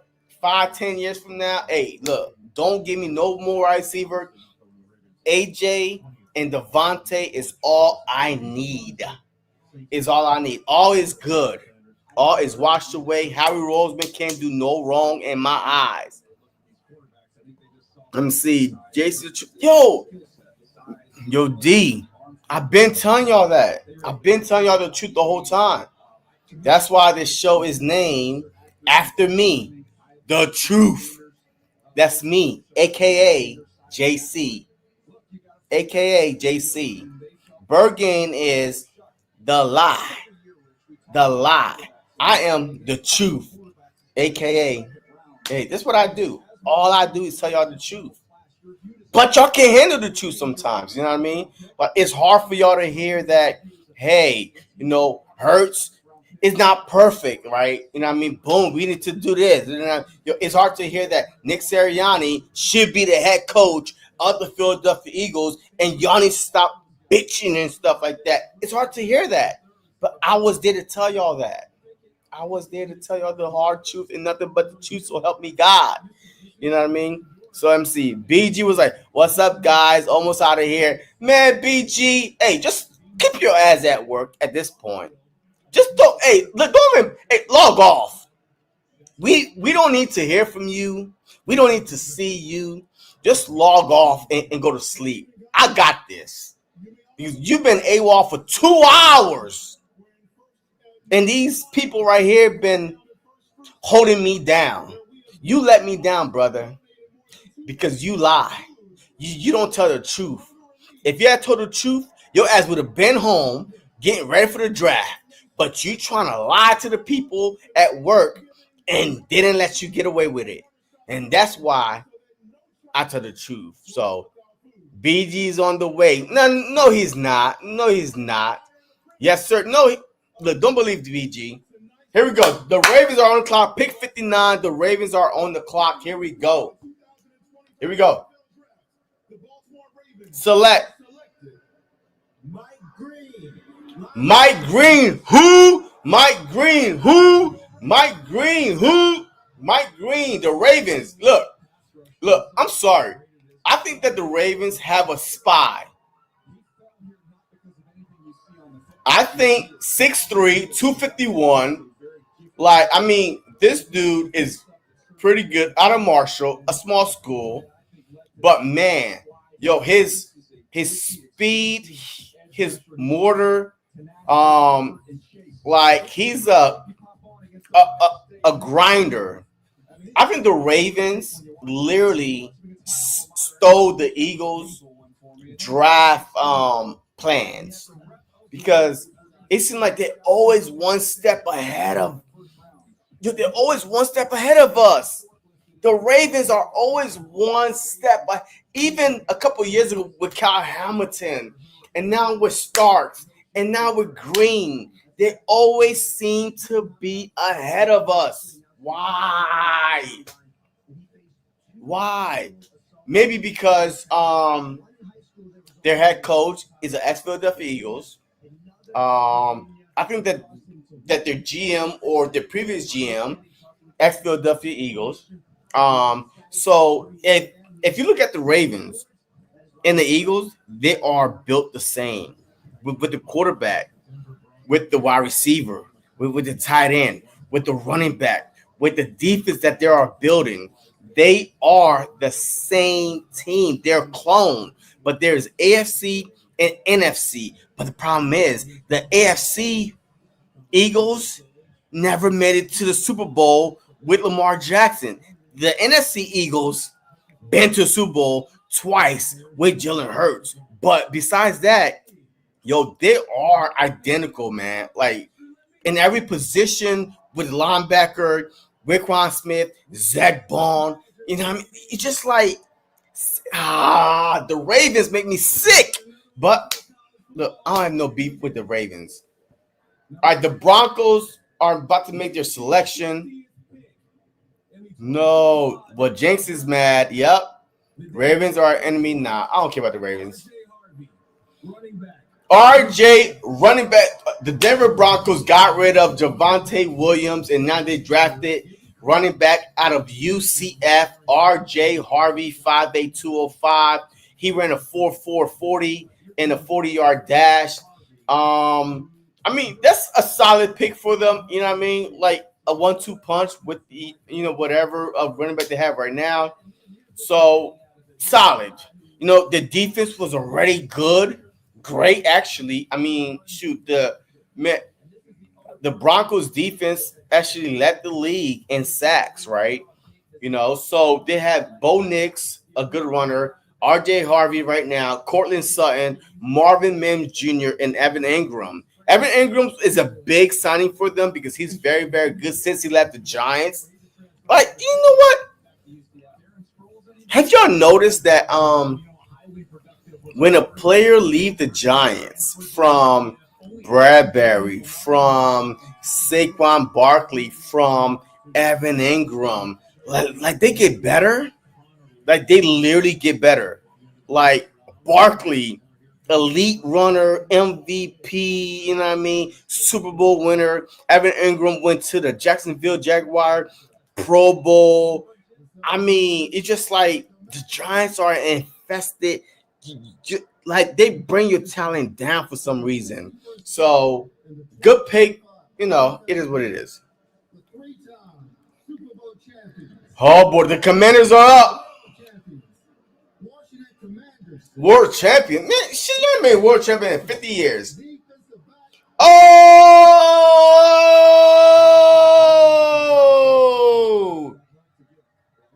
Oh no! Amos! Oh! Oh!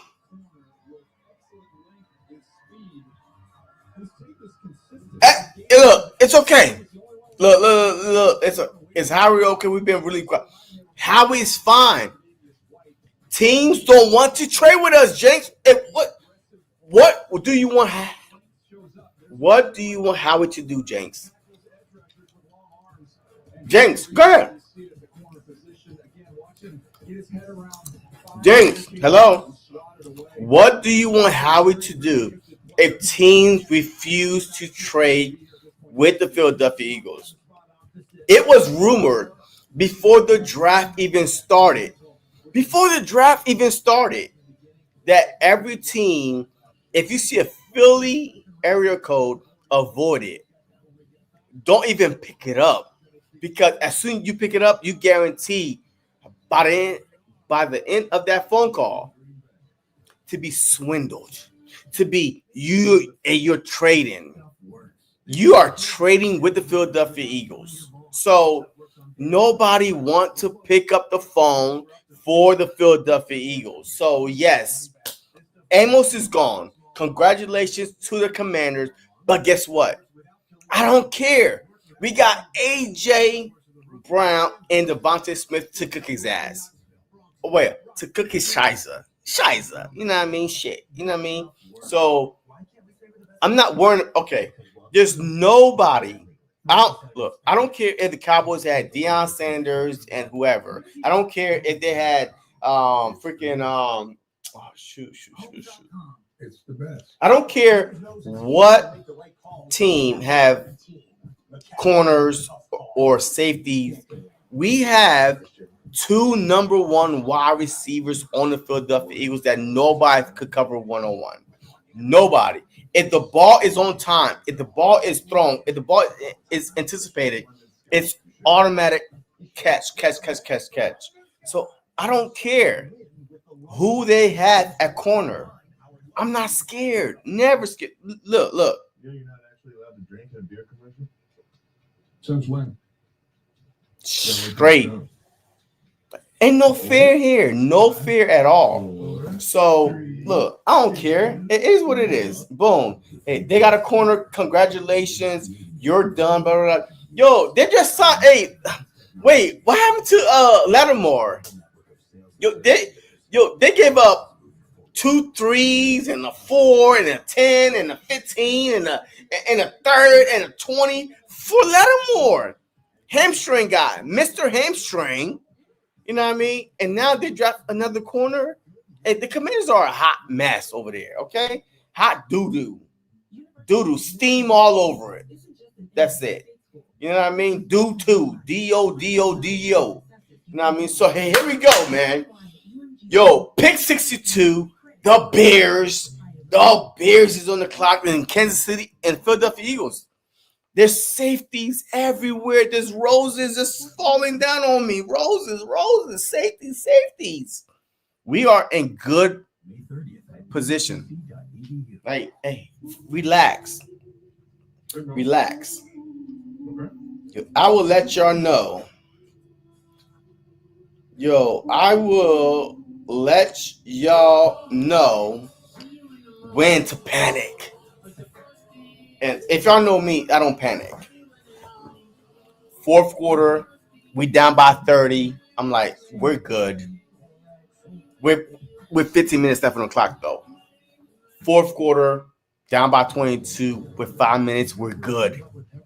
Now, 4th quarter, you down by 20 with 2 minutes left, we're done.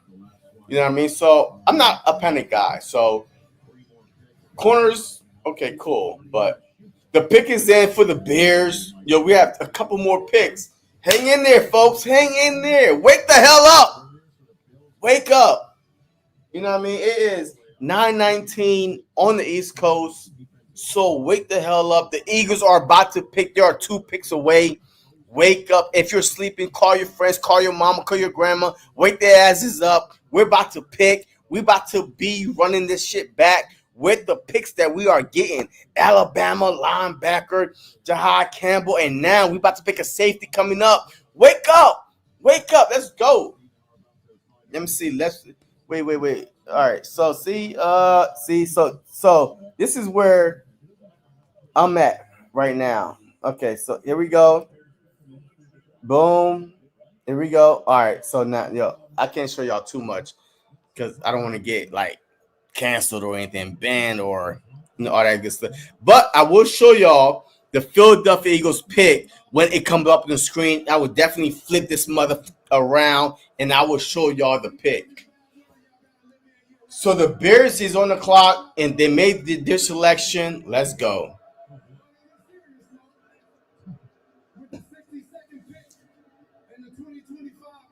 Here we go. The 6-second pick. Shamar Turner, defensive tackle, Texas A&M, 6'3", 290 pounds, going to the Bears. The Bears are trying to upgrade their defense. I don't mind it at all. Good pick by them. Good pick by us too, right? You know what I mean? Like, let's go. Safety. Let's go. So, hey, we're close, folks. Wake up. Wake the hell up. Let's go. We are close. We are close. We are close. Let me see something real quick. Hold on. Wait. Shit. Hold on. Oops. Here we go. We good? Oh, man. It's a little. Let me see. Okay. There we go. We are close to, again, the selection, the Philadelphia Eagles selection. I'm in the green room right now. You know what I mean? This is the green room. You know, I'm waiting for the selection to be called. You know, so it is what it is. Let's go. So here we go. The Chiefs have selected. Let's go. It's game day. It's game day all over again. Let's see. Everybody I wanted is gone. Hey, let's go. Let's go. Come on. The Chiefs select. The Kansas City Chiefs select Omar Norman Lott. Defensive tackle Omar Norman Lott out of Tennessee, 6'1", 291. Defensive tackle. He's a little undersized, you know what I mean? But his effort is there. So it is what it is. Effort is there. So, but let's go, man. Wait. Let me see. Let's go. All right, here we go, folks. Here we go, man. Yo, here we go. The Eagles are about to select. Here we go. We've been waiting freaking 2 hours and 20 minutes for this moment. Wake up. Here we go. So we about to watch this together. So as soon as somebody is walking up for the Philadelphia Eagles, I would spin this mug around and then we could watch it together and see what our Super Bowl champion Philadelphia Eagles are going to do. Let's go. There's plenty of safeties out there. Let me run down the safeties real quick. Watts is out there. Watts. As a matter of fact, the pick is in, by the way. The Eagles pick is in, but they are going on commercial. So Watts is 5'11", 204. Watts is a versatile defender who displays the ability to play single high as a split safety and in box as a rover. Boom. That's all you need to know. High, split, it doesn't matter. Andrew Mukuba. All right, so 5'11", 186. Andrew Mukuba is a valuable cover safety who brings an intriguing combination of ball skills, route recognition, and range. Hey, I like that. You know what I mean? Hey, I see ball, go get ball. You know what I mean? He's quick, processor who breaks, responsiveness is maximum, his fluidity, and short area energy. Boom. I like that. Look, boom, I'm done with that one. And then Kevin Winston Jr. Look, I think that Howie did not think that these other safeties was going to be there. And that's why he did not invite these other safeties to the 30 visit. But okay, Kevin Winston Jr. He went to the Philadelphia Eagles for a 30 visit, 6'1", 215. Hey, that's a solid safety right there. Big safety right there. When it comes to raw upside, a few safeties in the 2025 NFL draft present more than Kevin Winston Jr. Winston played just 3 games. Oh, shit. Winston played just 3 games before missing the rest of the season with a season-ending injury. Shit! Damn, he's an Eagle. We love freaking drafting injured players. Damn, he played 3 games. But when But when healthy, in both 2023 and 2024, he was one of the best run support defenders in all college football at around 6'2", 215 with over a 32-inch arm.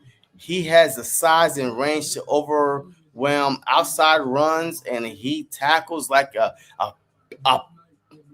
Petix predator in space, along with his obvious early down appeal. Winston has upside in coverage. All right, so man, like, yo, Winston Jr., welcome to the Philadelphia Eagles. Welcome. And you're injury prone. Welcome to the Eagles. Let's go, folks. Let's go. Here we go. Here we go. Brandon Graham retired after. Wait. Oh, shoot. Well, y'all ahead of me then, because definitely. Matter of fact, here we go. Well, I'm going to watch this with y'all. I mean, y'all are ahead of me right here, but it is what it is. Shoot, I don't care. Let me. All right. So, wait, let me put this down a little bit. Hey, mute your shit.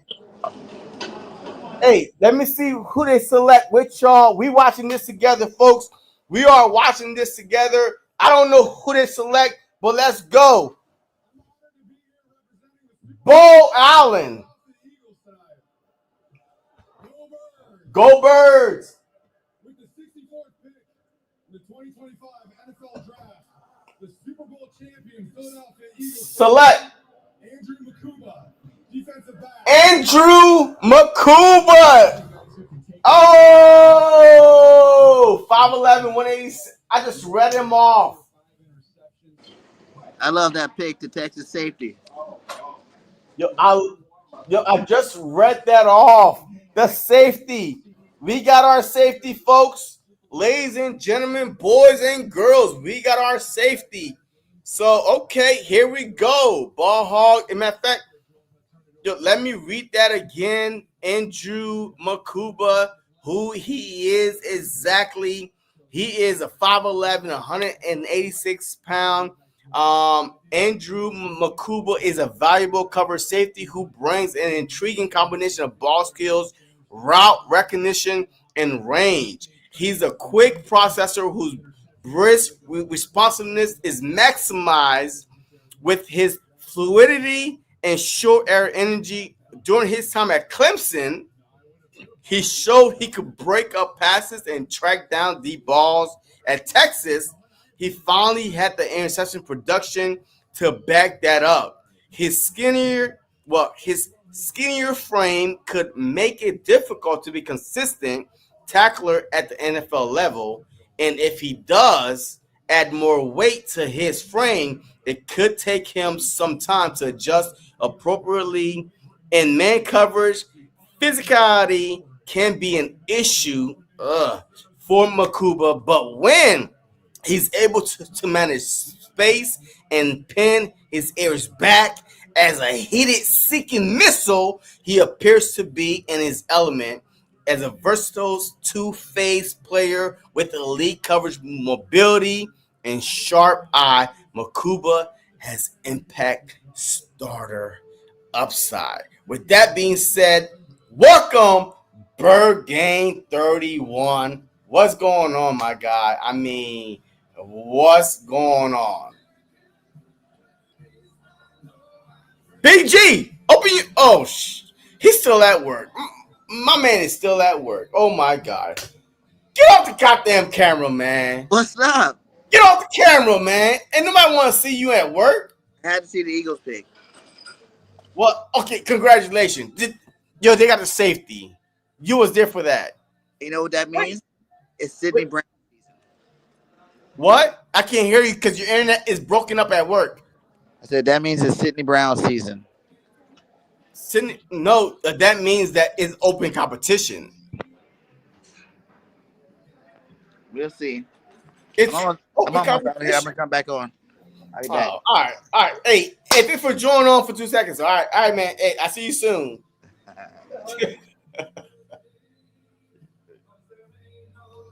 Oh boy. Well, what's going on here? All right. Listen, folks. I told y'all that he wasn't coming on, man. Like literally. Like, you know what I mean? I told y'all my man wasn't coming on, man. He done lied on his resume at work. He's stuck. You saw the white lady walking behind his ass. Yo, over here, peeping Tom, like, hey, get the hell off the camera. You know what I mean? Yo, hey, but it's all good though. Man, we here for a good time and 4-hour time. You know what I mean? So we are 2 hours and 30 minutes strong into this live, man. Let me put my thing back on. But yeah, so I mean, hey, that's a good pick by the Philadelphia Eagles, man. A safety. We got a linebacker, a safety. The Philadelphia Eagles line them up. Line them up. I don't care. Pick a team. I don't care. Line them up. We smoking that ass. We smoking that ass. You know what I mean? So it is what it is. So the Giants is up. Pick number 65. Round 3 has begun. Round 3 has begun. Here we go. Shador Sanders. Wait. Defensive tackle from Toledo, Darius Alexander for the New York Giants. And now I think that the picks are going to start rolling in fast. But it's all good, though. And the picks are going to start rolling in like crazy because now teams had, you know what I mean, opportunity to see, boom, boom, boom. If we did this the first 2 rounds. But, yo, if you're a Philadelphia Eagle fan, man, be excited, be pumped up, go talk your shiza, man. Go talk your shiza. Because this draft right here has been a home run so far. Linebacker, insurance for Nakobe Dean. That's probably not even going to be ready for the beginning of the season. And now you got your safety to replace, Chauncey Gardner. I mean, now your corner now. Now they might try to target your corner just to make sure. Jenks, let me see. 2 seconds. Yeah. I mean, hey, he was only for 2 seconds. You know what I mean? Yo, he's on parole, man. BG is on parole, so he can only be on for 2 seconds at a time. BG's on parole, folks. I'm telling you, when you lie to the man, you pay the price. Wait a minute. The Chiefs are on the clock. Oh, the Chiefs select Ashton Gelati, defensive end from Louisville. Okay, the Chiefs, 11 sacks in 2023, push and pull move, D-line. Okay, all right, cool. Okay, all right, cool. All right, hey, good job, Chiefs. But anyway, look, all right, so with the whole 2 second thing, you know what I mean? When you lie on your resume, you only allowed on camera for 2 seconds at a time. Because there's somebody always like,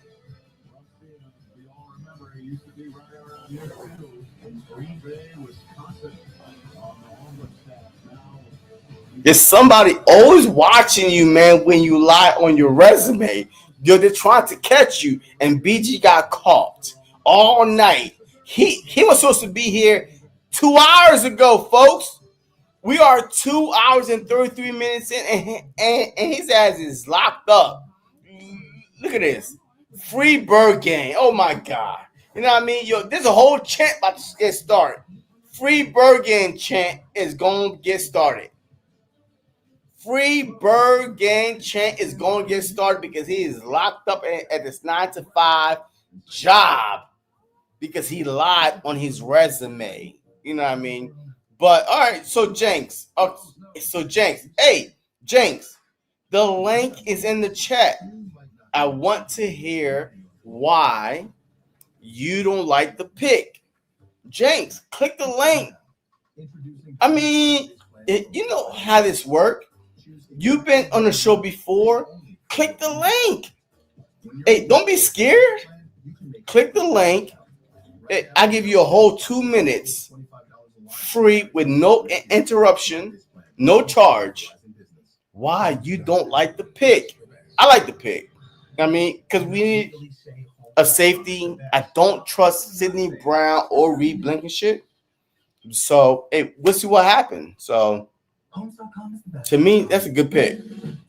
If you keep making that face, it's going to stay like that. Funny. So if you're an Eagles fan, man, watching, man, what did you think about the pick? So we did not trade up. And literally, I mean, look, I could understand because Watts was on the board, right? But Andrew Makube was literally the fourth best safety. Yeah, Starks, Nick Amari, Watts, and Andrew Makube, and then Kevin Winston Jr.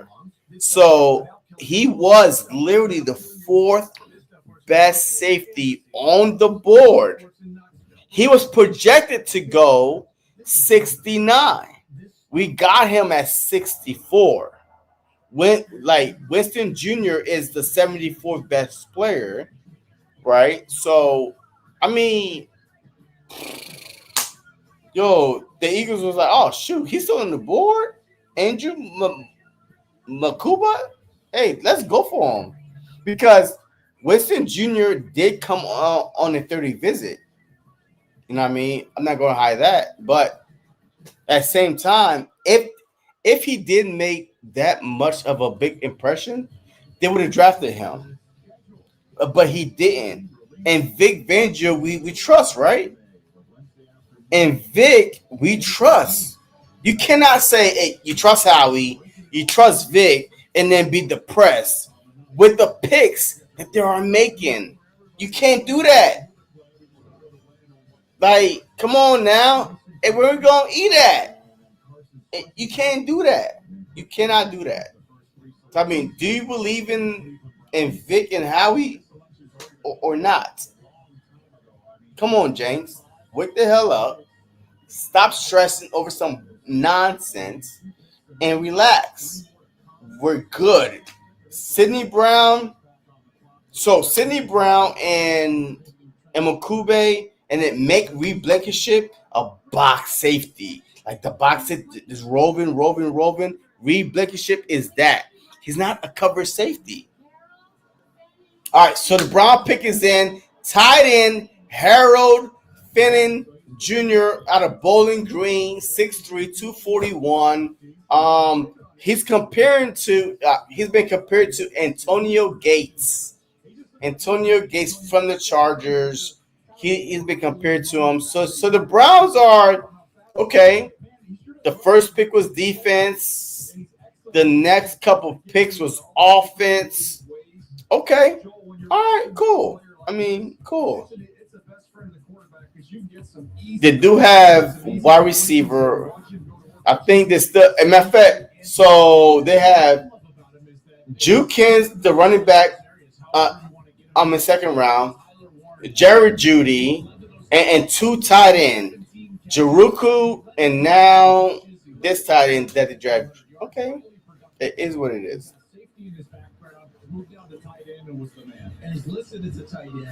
The Shedeur Sanders, this is his round, right? No? Is this Shedeur Sanders' round?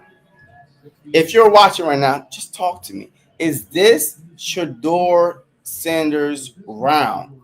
Third round, Pittsburgh Steelers have a pick. They're about like 1, 2, 3, 4, 5, 6, 7, 8, 9, 10, 11, 12, 13, 14. So they're about 16 picks away from Shedeur Sanders' pick. Goddard, look, Goddard ain't going anywhere. Goddard is here for at least another year. If he could prove, you know what, the Eagles are smart. So why draft a tight end and then trying to restart the process over again when when you could fill some holes? Linebacker, safety, possibly corner, next round. But tight end, the only issue with Goddard. All right, so wait, a timeout real quick. So the Vegas Raiders has selected Darian Porter, 6'2", 195, out of Iowa State. Out of Iowa State, you know what I mean? You know, a good size, good length. I mean, hey, that's a Raiders pick right there. That's a Raiders pick. So, hey, it is what it is. But I ain't got no worries. But let's go back to the whole Goddard ain't going anywhere. Yo, I agree. I never wanted Goddard to leave anyway. Because to me, that makes no sense. He's a good tight end. He's still young enough, but not too young, but not too old. But he's dressed right now. If he can stay healthy, that's the only question about it. Because if he stayed healthy the past couple of years, Howie Roseman would have no question signed him to end extension already. But injuries at the worst time. This is what taking him out. So we'll see. But yes, Goddard is here to stay, and I'm all for it. Because the Titans are done. The Titans are done. Don't even try to get a tight end right now in third round. All the Titans are basically off the board. You know what I mean? Like even the sleeper ones are off the board. So it is what it is. So just keep Goddard alone. Just leave Goddard alone, and let's move on. All right. So the Patriots, third round pick number 69, pick is in. So last pick they got a wide receiver. So this pick. So this pick we will see what. Oh, Idris Elba. He's announcing the Patriots pick.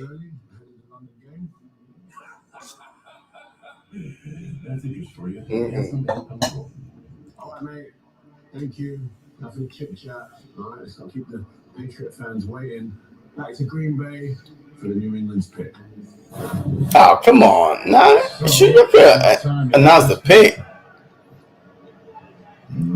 With the 69th pick, with the 69th pick, the New England Patriots select Kyle Williams, wide receiver. Yo, they are loading up on wide receiver. Like Kyle Williams, 5'10", 5'8", reach or weight 190. Yo, that is back-to-back wide receiver for the New England Patriots. They are loading. Yo, they are trying to surround Drake May with weapons to try and make him successful. Yo, I like it. So, yeah, I like it. So now they got Stephon Diggs, Kyle Williams, Drake May, Trayvon Anderson in the second round, Will Campbell in the fourth overall pick. The Patriots are slowly doing a little something. So, hey, I like it. D. Aldridge, hey, you like the pick. You know what I mean? Yo, I like the pick too. So, yeah. And put Jacksonville 2 threes in next year's draft and other considerations. So the Jaguars are going to pick until 88th overall now after choosing Travis Hunter last night. Packer Nation, what's up? All right, so now the Lions are on the clock right now. You know, 1 year ago on this weekend, I cried because I thought I was going to be a Packer. Yeah. But the Kings of the NFC North came out. Detroit, baby, one Yeah. Pipe down. The Lions are on. Jacksonville Jaguars have traded the 70th pick to the Detroit Lions. So the Jags traded with the Lions. With the 70th pick in the 2025 NFL draft, The Lions select Isaac Tesla, wide receiver Arkansas, 6'3", 240, 214, ran a 4.43 in the 40. The Lions don't need no more wide receivers. The Lions do not need no more wide receivers. Yo, I don't know what's going on, but they need an edge rusher to help Hutchinson out. Like, the Lions defense was so banged up last year. I would only draft defensive players. Like, I would only draft defensive players. Like, why am I going to draft anything else? Hurry up. Yo, D, come on, D. What? I'm not. Hey, I thought we were cool, man. I thought we were cool, D. Aldridge. Come on, man. I thought we were like this. Brother from another mother, man. Like, why do you need BG on here? All he gonna tell you is lies. All he gonna tell you is lies. But it is what it is. It is what it is. All right.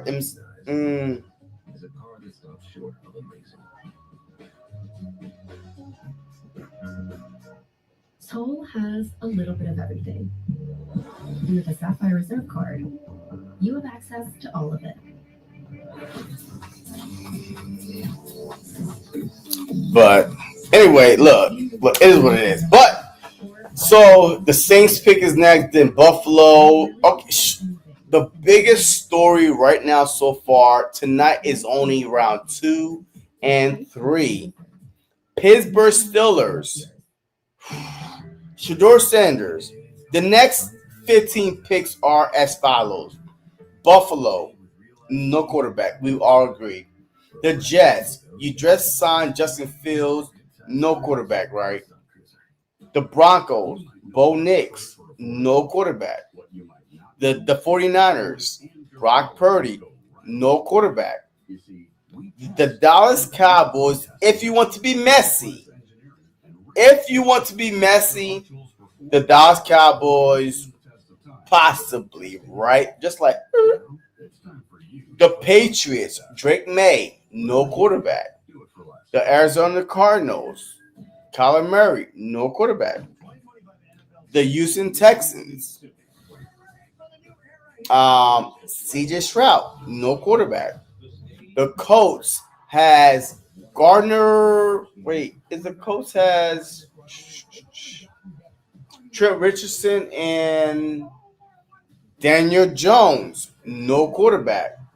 The Bengals, Joe Burrow, no quarterback. Tennessee, Cam Ward, no quarterback. And now, Pittsburgh Steelers.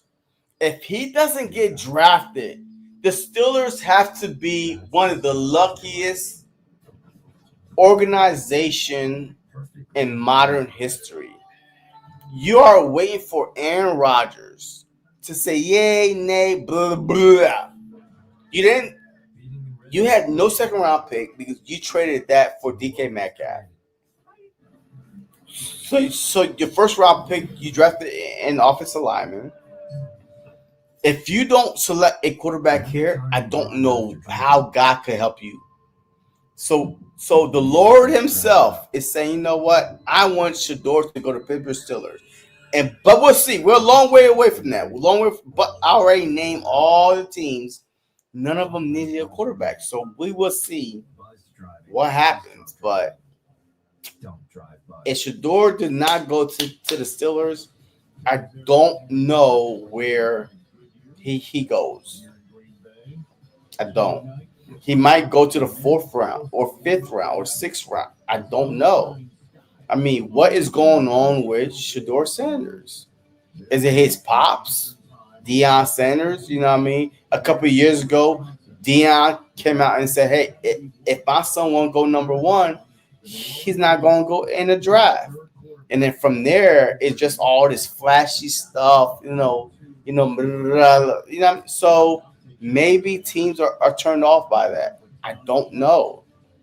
But we'll see. But right now, he's still on the board. He's probably confused. Shedeur Sanders is probably confused as hell right now. But it is what it is. this is the NFL draft. This what it's about. So, suck it up, Buttercup. Suck it up. The Saints. All right, so the Saints pick defensive tackle Vernon Broughton from Texas, 6'5", 311, 39 tackles, 4 sacks in 2024. He started in 15 games, in 2024. I mean, the Saints are trying to, boom, they're trying to build up their defense, but at the same time, just trying to be balanced. So, hey, look, good pick for them. It is what it is. Good pick by the Saints, but it doesn't move the needle that much.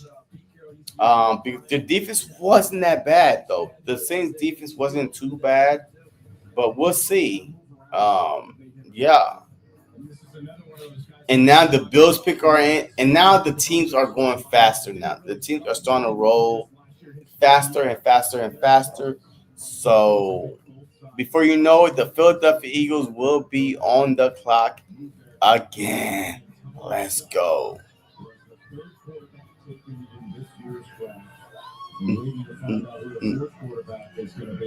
It's now time for the latest pick from the Buffalo Bills. Lee Evans. It says your BG is late. Yeah, BG lied to the man. I told you, Jenks. Stop listening to BG. He lied to the man. When you lie to the man, you get locked up. You get locked up. If we don't tell the truth, you get locked up by the man. All right, the Bills is on the clock. Edge rusher, Lyndon Jackson, Arkansas, 6'6", 264, tall, long, twitchy, effort. Ezekiel Anash. Wow. Yo, that's a lengthy, tall edge rusher. Wow. So the Bills are okay, Buffalo. Hey, I don't mind it at all. I don't mind, Buffalo, getting that at all. So Bosa on one end, Lennon Jackson on another end, and then you got Maxwell Harrison, the 30th overall pick, cornerback. Look, I like it. Jason, don't fire. Oh, shit. These guys fired. Man, he was never hired. You know what I mean? Yo, look, can't nobody cover the draft like I do. You know what I mean? BG is delusional in his own mind. But I tell you, every team, what they need, good pick or not, it is what it is. You know what I mean? But BG is going to talk to you about the Eagles throughout the whole draft and nothing but the Eagles. But I'm trying to keep y'all informed on every other team. So he's fired. How are you late to the draft? Make that make sense. You are late to the draft. You can't be counted on. But it is what it is. Here we go. The Jets selection is in. Cornerback Azarie Thomas, Florida State. The Jets. The Jets. Jets. 6'1", 197, a 4.58 40. Cornerback Azarie Thomas to the Jets. Okay. Sauce Gardner on one side. Azarie Thomas on the other. I mean, big, rangy, smart, tough, more smooth than Sun. Okay, all right, cool. I mean, he looked very, very physical for the Jets, so we'll see. Yeah, he's definitely tall, lanky. Yeah, his arms is definitely. Let me see. Good eye movement. He looked for the ball. Okay, all right. Look, that's pretty good. Pretty good by the Jets. Congratulations. You know what I mean? Congratulations. Now Denver is on the clock. and then the 49ers, and then once again, we're back in Dallas. Shador Sanders, can you go to Dallas? That's not a reach right now. Okay. Okay, so haters, fans, it doesn't matter. The Dallas Cowboys are 2 picks away. Do you think that they should draft Shador Sanders? To me, Sanders could afford to sit 1 year, right? Like, literally get to know the game a little bit better. I mean, there's nothing wrong with being drafted in an NFL and sitting and like seeing the game at full speed at a professional level. There's nothing wrong with that. Shoot, Aaron Rodgers sat behind Brett Favre for 4 years. Jordan Love sat behind Rodgers for 3-4 years. There's nothing wrong with drafting a quarterback. So do y'all think, those of y'all who watching, do y'all think that the Cowboys should take Shador Sanders, knowing that Dak Prescott is the guy, but at the same time, have a little package for Shador Sanders once in a while to come in? His dad, Deion Sanders, the great Deion Sanders.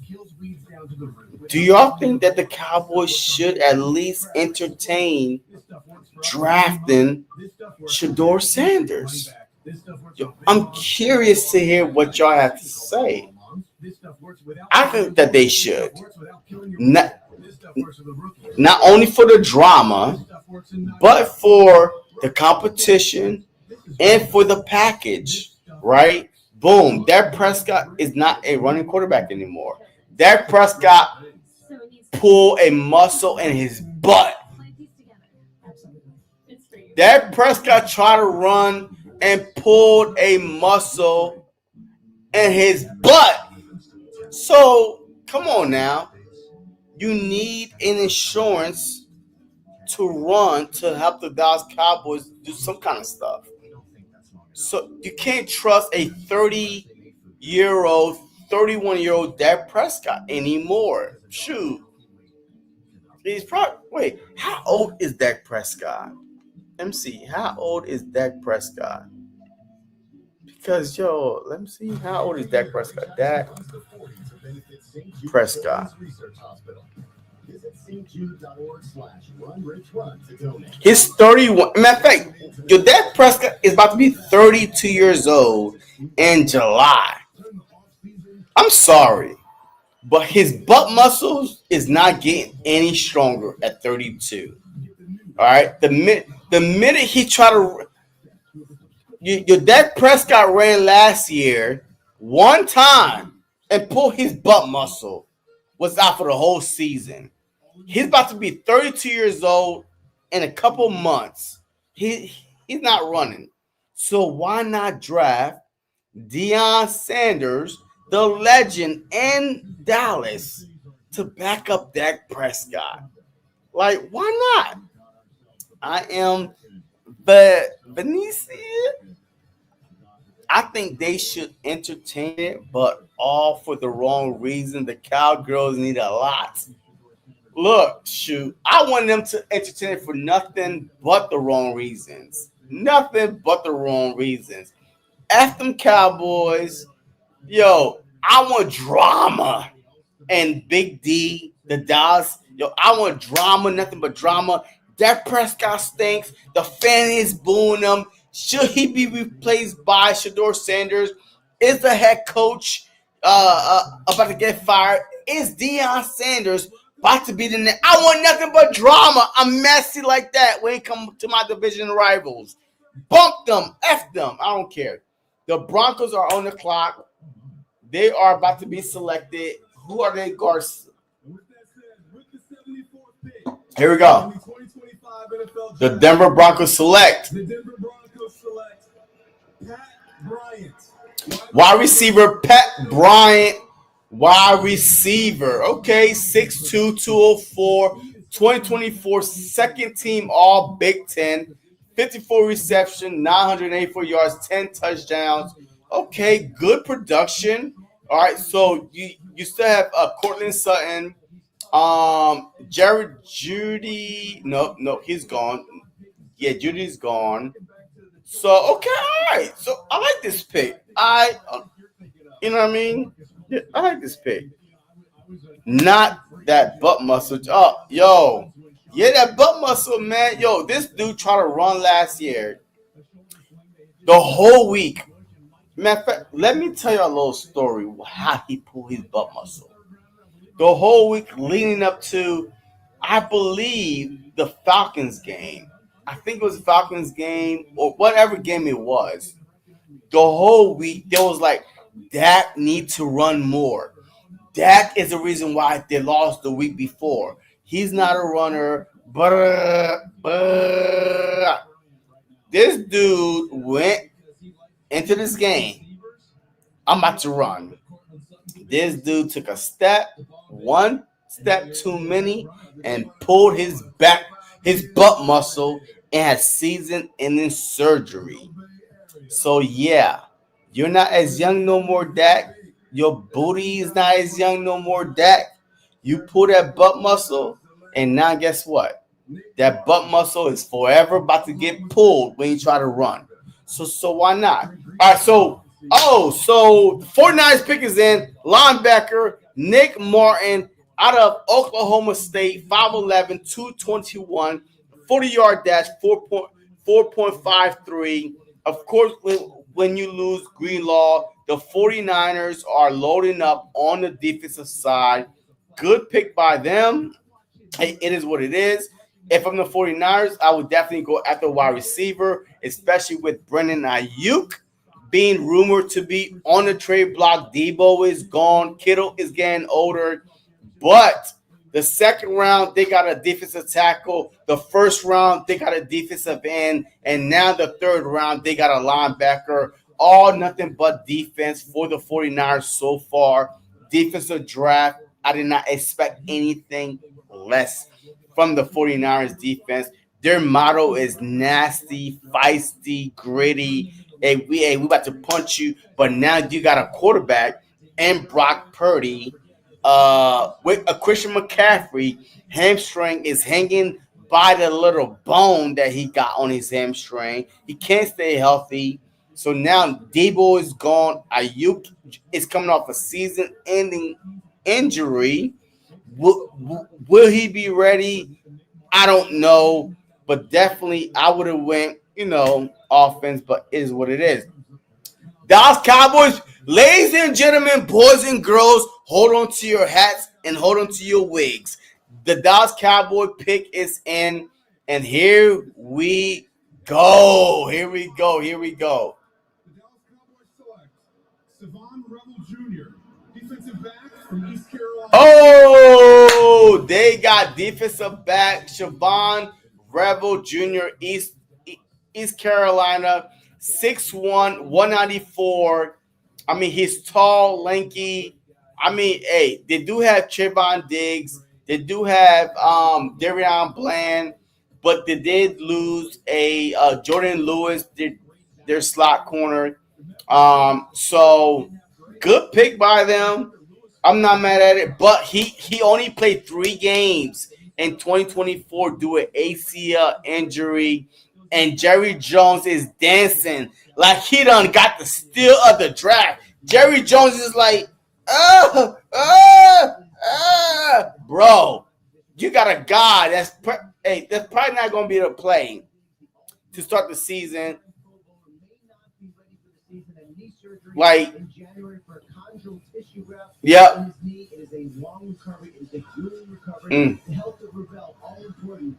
Exactly. They just got a cornerback. They might not be ready for the beginning of the season, and then you got the owner like, we did it, we got him, boy. If you want to sit your older, go sit down somewhere, go to the corner. Here we go. The Panthers are on the clock. Here we go. The Panthers are coming in hot. All right, edge rusher Presley Umelian, Ole Miss, 6'4", 244, long, athletic, nasty spin move, more finesse than physical. Panthers are loading up on the defensive side. Good for them. You know what I mean? Hey, it is what it is. So the Eagles have plenty of opportunities, but the picks are coming in hot right now. So hey, good pick by them. All right. He says, I'm hurt we didn't take Kevin Winston. I mean, look. Listen, Jenks. Listen. The Eagles actually hosted Kevin Winston Jr. on a 30 visit. 2 questions. If he was better than the safety from the Texas, right? The safety out of Texas. Don't you think that Howie Roseman would have drafted him? And do you trust Howie? So it's a 2-question, Jenks. Is he better than the safety out of Texas when he actually went for a visit to Philly? He actually visited, but then the Eagles still did not select him. They selected the safety that thought that would not be on the board. So they went to Winston Jr. talking about, hey, you might be on the board. So hey, let me take a look at you. Okay, just in case that you're on the board and in case those other safeties are not there. Or do you trust Howie? I trust Howie. Whatever Howie want to do, he do. We got safety, we got linebacker, we got corners. Oh my God.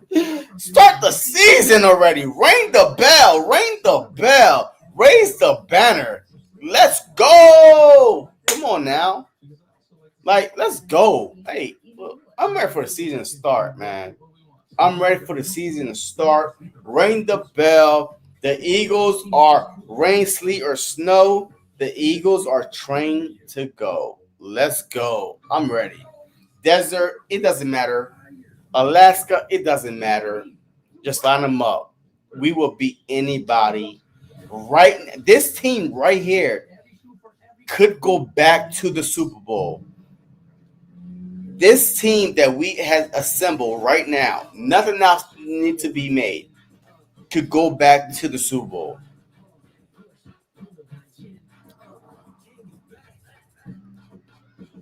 Continuity is important. Yes, Slay is gone, but that's a cornerback position. That's easy to learn. Chauncey Gardner got beat for about 5 touchdowns over the top. You know what I mean? Boom, you drive the safety. Hey, it's all about communication. Hey, move back. Linebackers definitely got stronger.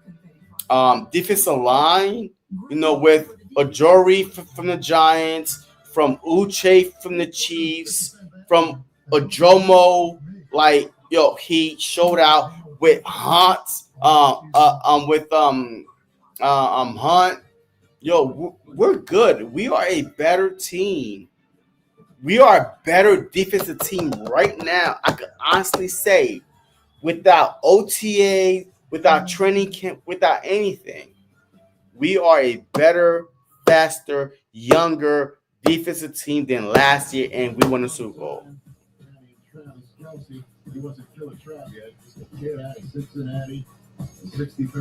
We are. So, I mean, I don't know why y'all worried. Like, stop it. We're good. We are in good hands. We are good. We're 3 hours in, man. We are 3 hours and 8 minutes, man. If you're still rocking with me, man, hey, y'all been here with me the whole time. Hit that like button. Hit that share button. Hit that subscribe button. If you're on BG channel, come on over. You know what I mean? Just go to my channel, man. Hook your boy up. You know what I mean? Hey, 3 hours strong. Keeping y'all informed, entertained. Are y'all not entertained? You know what I mean? Hey, hit your boy up. Hit that button, the like button, subscribe button. And let's do this, man. Yeah, let's do this. Here we go. The Cardinals pick is in. round 3, pick 78.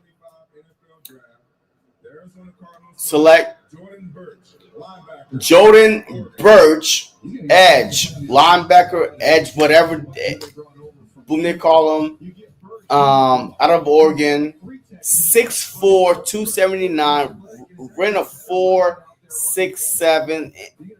I'm in a 40. The Cardinals are going to be a very, very good defensive team. Like, no lie, the Cardinals are going to be a very good defensive team. They got Walker Nolan with the 16th pick, Will Johnson out of Michigan with the 47th pick, and now Jordan Birch. I mean, it's all about defense for the Cardinals. When you play in the same division as the Rams, the 49ers, the Seahawks, defense will get you above to win that division. And they are doing pretty darn well, man. Like, I'm not going to lie, they are doing a great job with their draft on the defensive side. And now, round 4, 5, 6, 7, they could go offense. Good job by Jonathan Gannon. If only you had helped us win the Super Bowl instead of freaking interviewing for the Cardinals 2 years ago, you sucker. But anyway, good job by the Cardinals. Here you go. The Texans select another wide receiver, Jalen Noel, Iowa State. 5'10", 194, ran a 4.39. I'm in a 40. Wait, I could have sworn they selected a wide receiver their last pick. No?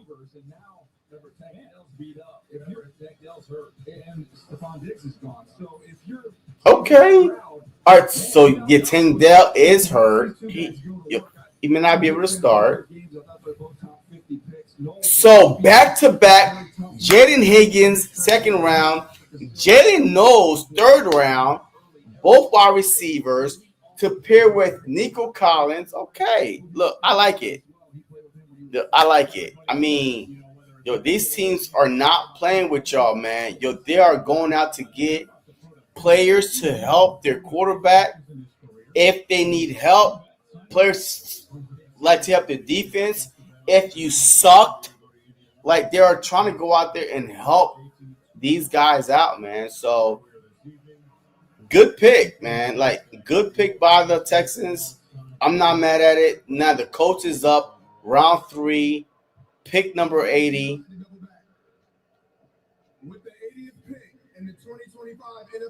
Here we go. The coach is up, and cornerback Justin Wally out of Minnesota. Justin Wally is going to the Colts. 5'10", 190, 2024 second team All Big Ten. 12 pass defended. All right, look. Okay. The Colts. Okay, I mean, the Colts are always a good defensive team. I mean, they got the edge rushers, the linebackers, definitely the linebackers, and now they're trying to load up on the outside. So, boom, they got the tight end. Warren, my favorite tight end in the draft out of Penn State at 14, the first round. I mean, the Colts are having a solid game. Once again, Shedeur Sanders, folks, is still on the board. Shedeur Sanders is on the board still. But the Pittsburgh Steelers are 2 picks away. So we will see if he goes to the Pittsburgh Steelers. But the Bengals are on the clock right now, and the pick is in round 3, pick number 81. The Bengals are in. So remember, the offense was not the issue for the Bengals. It was their defense. I would not be surprised if this is a defensive draft pick right here. We will see. 2025 NFL Draft, the Cincinnati Bengals select Darian Fairchild, guard, Georgia. Okay, guard Darian Fairchild, out of Georgia. Okay, I mean, so 6'5", 318, big boy, out of Georgia. Protect Joe Burrow. Give him time to find T. Higgins, Jamar Chase. Look, good pick by them. Good pick by them. It is what it is. You know, these teams are picking what helps them out. So whether we like it or not, it doesn't matter. They saw something in that offensive lineman to help Joe Burrow out, which is a top 5 quarterback for sure. Top 1, 2, 3 quarterback for sure. And Joe Burrow, hey, look, I'm all for it. You build your offensive line. You have a good running game. I mean, they have a decent tight end and 2 good wide receivers. Here we go. We're getting closer, folks. Philly, I see the Philadelphia Eagles name. I see their name. Round 3 is slowly moving it on, folks. BG might as well just stay at work. Bergen 31. If you are watching, hey, bro, just do overtime, man. Just go ahead. Just go ahead and do your overtime. We don't need you. It's all right. We're done. I mean, shoot, round 3 is wrapping up pretty soon.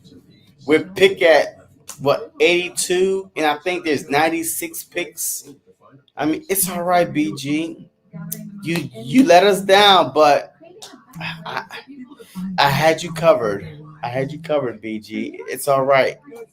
And not the next 10 shows is all by yourself, BG.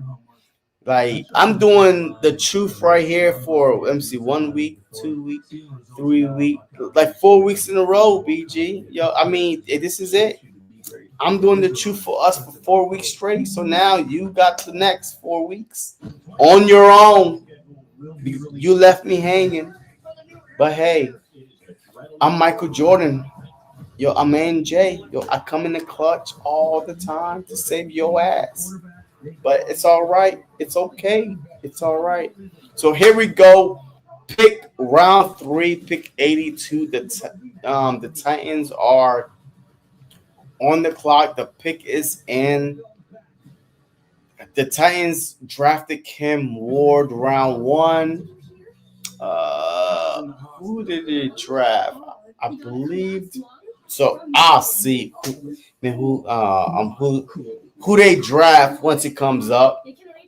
But definitely, so all right. So they drafted an edge round 2. Alawa Fime Odejero. So they drafted offense, wide receiver, quarterback, and an edge. So right now, if you're the Titans, you have Kevin Ridley, I think Burks. You have a 1-2 punch with Pollard and Spears in the backfield. I think you should. And then you got a Will Levis, Brennan Allen, Tim Boyd. So all the wide receivers. So quarterback. I think you should go either. Shit. Yeah. You gotta go defense, man. You have to go defense. You have to go defense. If you're the Tennessee Titans, you have to go defense here. You have to. You have to go defense.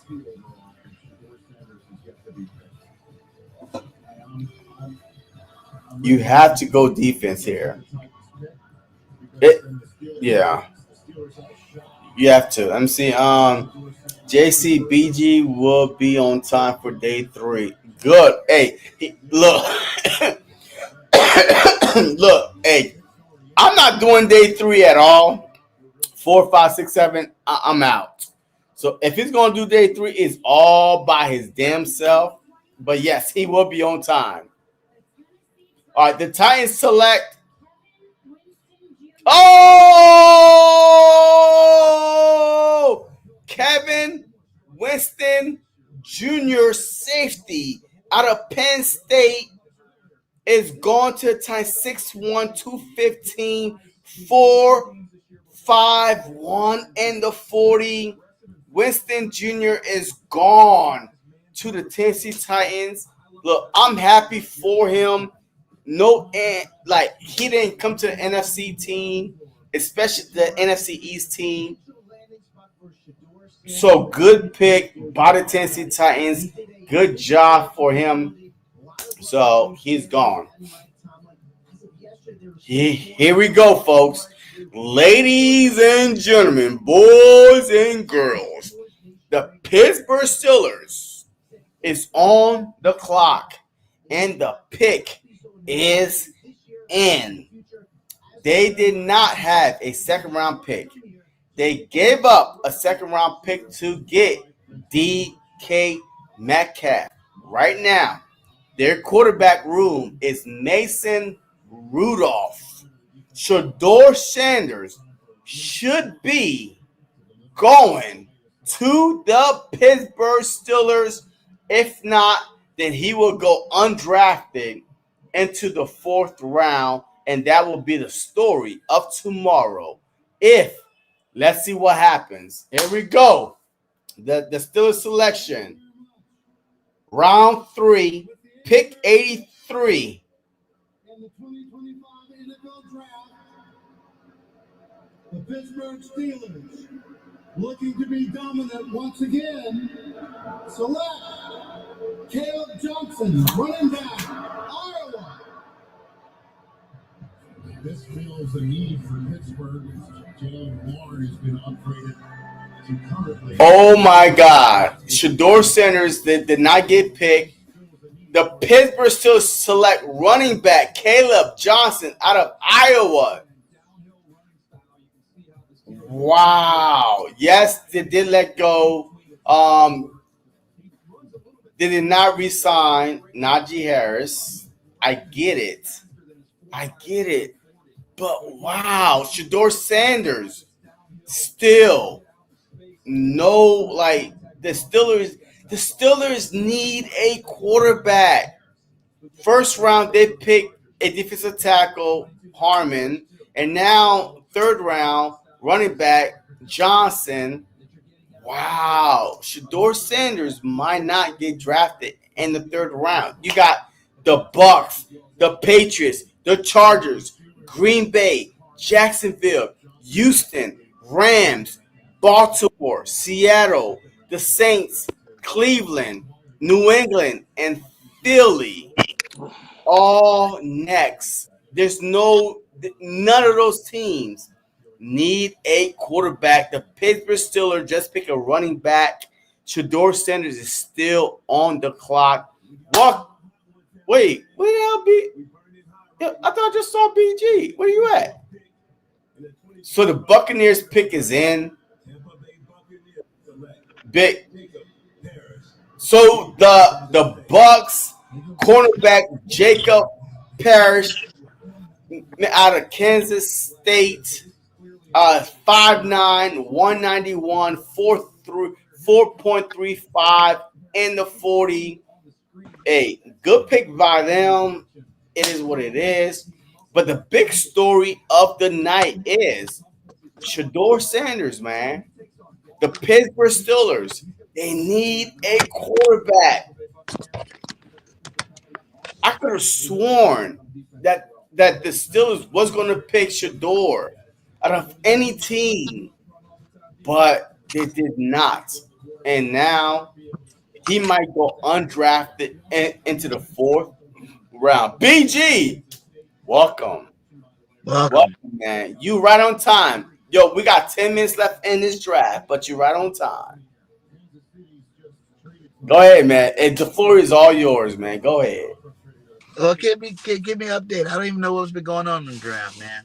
I mean, I already just said it. You know what I mean? Yo, the biggest storyline right now, Shedeur Sanders is still on the board.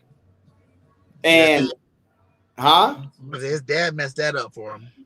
I mean, was it his dad or was it really that good? Both. All right, so wait a minute. The Chiefs have traded up, and now the Chiefs are selecting cornerback Noah Williams out of Cal. 6 foot, 199, ball production, feisty, fearless, pick six versus Cam Ward. Okay, so basically the Chiefs are loading up on defense and offensive line. But go ahead. So do you think why is Shador Sanders still not drafted? Like before this draft, it was before the season, Cam Ward 1-2, Shador Sanders, blah, blah, blah, like boom, boom, boom, boom. And now it's about to be the fourth round. We are 11 picks away to go into the fourth round, bro. And he's still on the board. Chargers is next. Green Bay, Jacksonville, Houston, Rams, Baltimore, Seattle, Saints, Cleveland, New Patriots, Philly. None of those need a quarterback. So he's basically out of the third round. Patriots low key, not they Patriots got Drake May. They drafted him last year. They got rid of Milton already though, and Milton was actually playing better than May a little bit. But the rumor was the reason why they got rid of Milton was because he got into an argument with the offensive coordinator or Josh McDaniels, whichever one. But it was an argument, and then boom, he got shipped out. So it wasn't production; it was attitude. Imagine him, Shador, just going to the Patriots. Come on, man, that's too messy. So, with that being said, I mean, he's going to the fourth round, bro. Like, here we go. Welcome, BG. Yo, Jenks been waiting for you since 1999. Yo, he's been there since 1999, just waiting for you, and then you finally showed up. What grade would you give a draft so far, JC? I say an F. Yo, Jenks, yeah, you say an F because you F up. Look, you F'd up. Yeah, that's why you say an F. Yo, this draft is an A+ so far for the Philadelphia Eagles. But go ahead, BG. Hey, go ahead. I'll say it's a solid A for sure. Not Shador Sanders. Shador Sanders, real quick. Like, what's the problem? Oh, Shador Sanders? Yeah. No, I think it's two things. Like I said, like you said, one of them was, he wasn't that good to begin with. You know what I'm saying? Like, everybody act like he was in the SEC. You know what I'm saying? He went to a small school. Then he turned over a sorry Colorado team. It's not like they went undefeated. They lost like 3 games a season. You know what I'm saying? Like, they didn't play no. They like ass too. Yeah, everybody that's like really talented beat them. They were beating up on teams that weren't that great, like Colorado State. You know what I'm saying? And then I feel like Deion probably did it, and it kind of cost him to the point where he tried to tie them together, like they're a package deal, like they're both, these elite players together, and you'll be a fool not to pick either one of them. We already seen what happened with Hunter going number 2. He's a unicorn. Yeah. His son was not a unicorn. You know what I'm saying? He still got another son that's supposed to get drafted too later, if he gets drafted. But a Shiloh. Yeah. So, I think it's Deion Sanders. He hyped it up. He trying to say, "Oh, I don't want my son playing for this team, that team, that team." That messed you up. Guess what? When all those teams got a quarterback, already told the rest of the league you don't want your son playing for him. So why would they waste an early draft pick to get you? To be honest, if he's lucky, I think the Cowgirls might do it still. Shoot, what they already been to? The Cowboys are already picked. They pick an edge rusher. Yeah, the first 3 picks, but they get a Shador Sanders in like the 4th round. Well, like a Dak Prescott in the 4th round. Yeah. I think Cleveland. Cleveland might do it because they picked 3 picks, 1, 2, 3. 3 picks, 2 picks before the Eagles. And the Browns, like Joe Flacco, Kenny Pickett, and freaking Deshaun Watson. And Deshaun Watson retore his Achilles Yeah. So he's out. So now you got Kenny Pickett and Joe Flacco. Like you're not. I mean, you're not even going. I'm going to show up to the game. Yeah. And then they drafted a running back the second round. By the way, the Browns. They drafted which one? The Ohio State running back. Yes, the first one. Ohio State running back, the best one. Mm-hmm. And in the first round, they drafted a Mason, the defensive tackle. Yeah. So why not pick Sanders, right, to try to repair your image, and then try and bring the fans back in. That would help. You got the defense. I mean, your offense with Nick Chubb, the 1-2 punch with the Ohio State guy. You got Judy over there. And they drafted a tight end, by the way. They drafted another tight end. Oh, they did. Oh, yeah. One? Oh shoot, I don't know. The draft, huh? Was it Aurora? Are all the good tight ends gone? Did him get? Yeah. Boom, they gone. A Dallas Goedert is a Philadelphia Eagle. All the tight ends are gone. All of them. Hey, Aurora is gone. I mean, all the good tight ends are gone.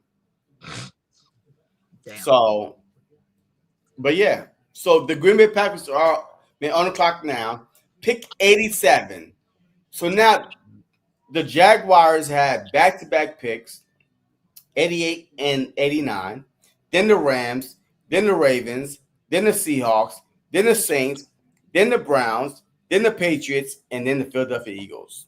So we're getting close to our third-round pick. So what was your thought? Do you think the Jags would do it? No. I know they got Sunshine, but just have them back up. No. You cannot draft whatever team drafts Sanders. You're gonna have to compete for a starting position, and if you're the Jags, you paid Trevor Lawrence. Like, hey, you didn't pay him to be a backup, right? So, yeah. But let me get your thoughts on the Philadelphia Eagle second round selection. Safety out of Texas, Makuba. What's your thought? I've seen from him, little that I've seen of the safety, Makuba. He was one of the top safeties, I think they had the top two being Umar, whatever that dude's name, and Starks. Yeah, he was in that next little class of safeties right behind there. That I think Watts was behind him though. Out of Notre Dame, Watts. But then again, it goes like, which one would you rather go, Notre Dame or Texas? You know what I'm saying? Texas played SEC talent there. So I think Howie did they did the right move and got the guy from Texas. I think that's a good pickup for them. Like I said, he's gonna be competition.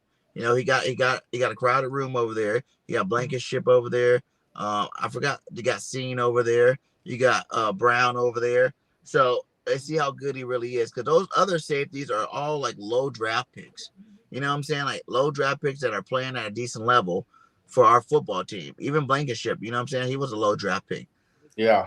He can come in here and show, he's a second round and take the job. Yeah, he should be able to come in there and get the job if it's one to get. You know what I'm saying? Either that, like I said, I really like Sidney Brown.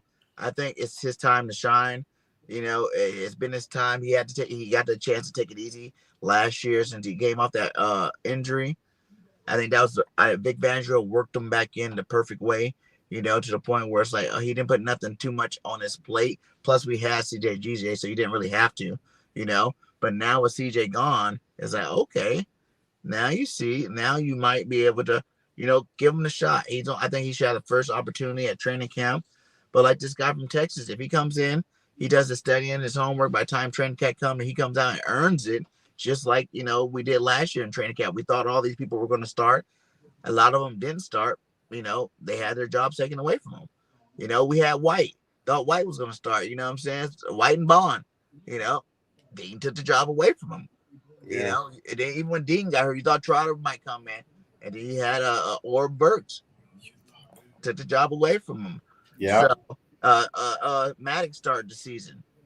You had Cooper DeJean take the job away from him. So I feel like no matter who we have on this defense, Vic Fangio is going to make you work for it. Yeah. He don't give a damn if you're drafted as 2 or freaking 7. You know, if you're on this football team, you work for it. If you're the best player, you're gonna be on the football field. And I think he has a great opportunity to be on the football field early this season. Yeah. So the Packers, real quick, while you were talking, the Packers selected a wide receiver from TCU. So the Packers went back to back wide receivers, by the way. Like they needed more. I mean, yeah, I'm a little confused. The Packers, like they are so crowded with Christian Watson, with Reed, with the other one, and now you drafted 2 more wide receivers, which is like golden, right? I mean, but it is what it is.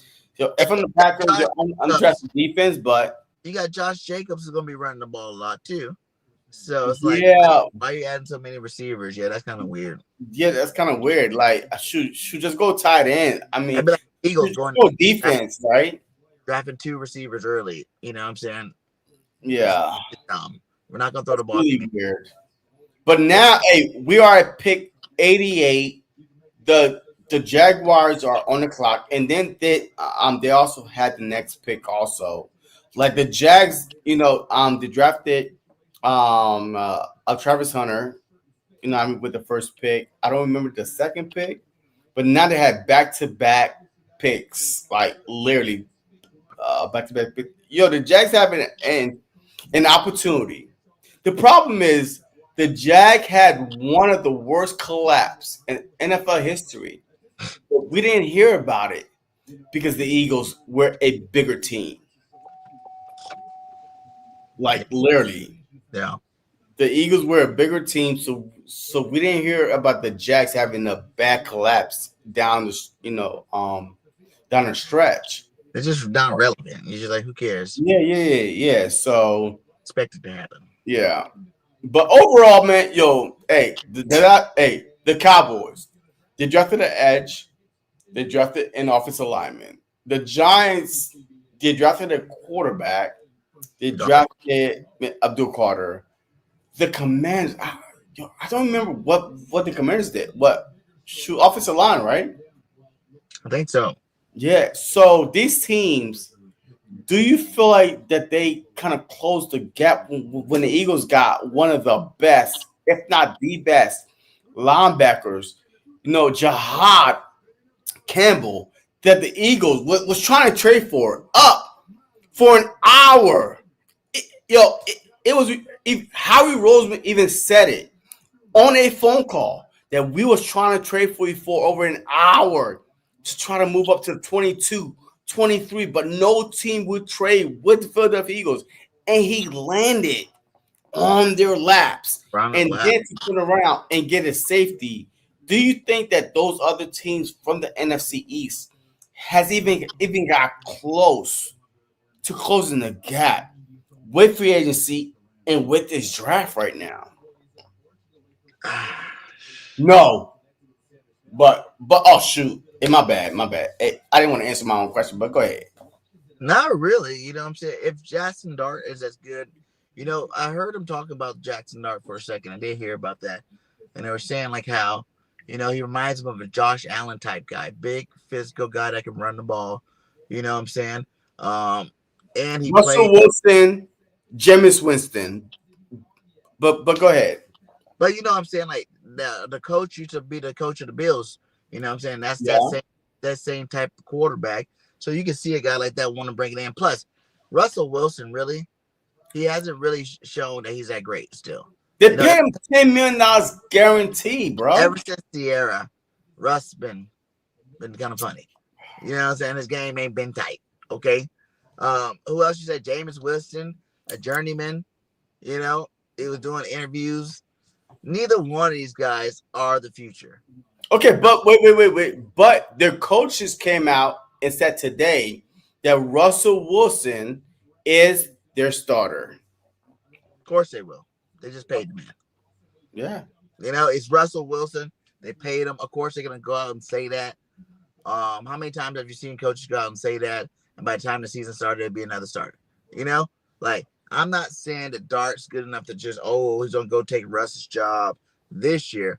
but you're looking at this move as being down the road. You know what I'm saying? You give Russ a chance this year. If he's garbage, at least you got Jameis to give him a chance. If he's garbage, this guy can really sit back, relax, and you teach him the way you want to teach him, for this year coming up for sure. Unless some foreseen injuries happen, then you got to throw him in there. But, it gives him a chance to develop. He is a raw talent, or he would be a first rounder. I know he was a first rounder because they traded back in, but you got to think if they didn't trade back into the first round, I don't know if he would have got picked. You know what I'm saying? He probably would have been there in the second round too.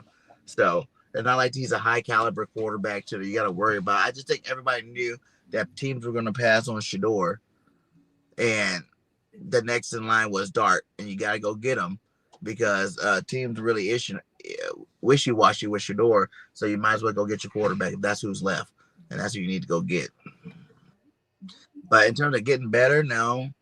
I'm not scared of the Giants. I'm not scared. Did they close the gap? Did they close the gap at all? I just feel like the Commanders, you could possibly say coulda, but at the end of the day, like every move they make, we're still making moves. So you didn't close the gap. You're keeping pace of where you were at last year. Yeah. I don't really think they're keeping pace. I think that people don't realize the people that we lost was not a make or break on the Philadelphia Eagles. Oh my God, Josh Sweat. Oh, what are we gonna do? Oh my God, Milton Williams, no. Big play shit. No, none of those players that we lost was a AJ Brown, a Jalen Hurts, Landon Dickerson, Lane Johnson, Mariota. None of them was that detrimental to our team where we were like, oh my God, we are screwed. We had their backup all across the board with big plays. Like he was in and out anyway. Yeah. You know what I mean? So we already had his backup. You know what I mean? With Milton Williams, Josh Sweat had their backup there. And then not only the backup, we went out and got a Olojury, a Hutch, like we loaded with Adoree Jackson. Like we play, and now we got Jahad Campbell, linebacker / edge rusher, inside linebacker, outside linebacker, edge rusher, and now we got a safety to replace Chauncey Gardner. That was bombs over Baghdad. You know what I mean? Like, he gave up 5 goddamn touchdowns over his head. But people don't understand. Even with us picking up a safety, Justin Simmons is still out there, brother. Justin Simmons could still possibly come in. You guys, Justin Simmons pipe dream you guys stuck on. It's not a pipe. Did you hear his interview? I heard his interview, and I thought, like, when you listen to it, it makes you think a little bit, like, okay, yeah, maybe he could be the guy, but he's old. The Eagles are on the youth movement. You know what I'm saying? We were one of the youngest Super Bowl teams to win, ever. And I think Howie understands that the way you keep the dynasty rolling is by continuing to keep fueling it with young talent. You know what I'm saying? So when we wait, you got your young talent though. I mean, you got your young safety. So why not just bring in a Justin Simmons, in a veteran minimum? The Big Benjo defense. But now you just wanted to make sure. You just wasted a second round pick just to throw him down the depth chart. No. Wait. Vic Fangio think outside the box though. So with Vic Fangio, okay, Reed Blankenship to me could be your box safety, roving. You know what I mean? But because he's all about tackling and stuff like that. And now you can have Simmons and Mukuba as your strong and free safety. So now you could do so much stuff. If you bring a Justin Simmons, you are free to move all these guys around. So it's not about you wasted a pick at all because Justin Simmons could be a 1-year rental. Like you all about that 1-year rental. Hey, it's all about all in. So like, what do you have to lose if it's a 1-year rental on a better minimum? The plus is he's a veteran. He can go, teach the young buck. He can help teach all the young bucks over there. He was a Pro Bowler. He was one of the best safeties in the league a couple of years back. He leaked the league since he's been in the past 4 or 5 years in interceptions. Shit don't go over his head. Yeah. So, but it's more money. The more young talent you get, that's more money you got to dish out later. A 1-year rental though, like 1 year. Hey, we all in. Yo, we are all in this year, right? Because if we didn't rebuild, like we are just adding. Yo, it's not even a retool. We got better, in my opinion. We got better and like on defense and faster and younger and hungrier. On defense, Slay is old. Chauncey Gardner was a hit or miss. You know what I mean? Yeah, he brought the energy. He brought the all this. But shit, we got Carter for that. And now we got Campbell for that. I mean, we have guys for the motivational, stuff. And then you gotta look at it too. It's like we always say, there's never gonna be a perfect team. So you got to decide where your weaknesses will be. When you upgrade to defensive front seven like you did, you know what I'm saying? Plus, you still got a second round talent at safety.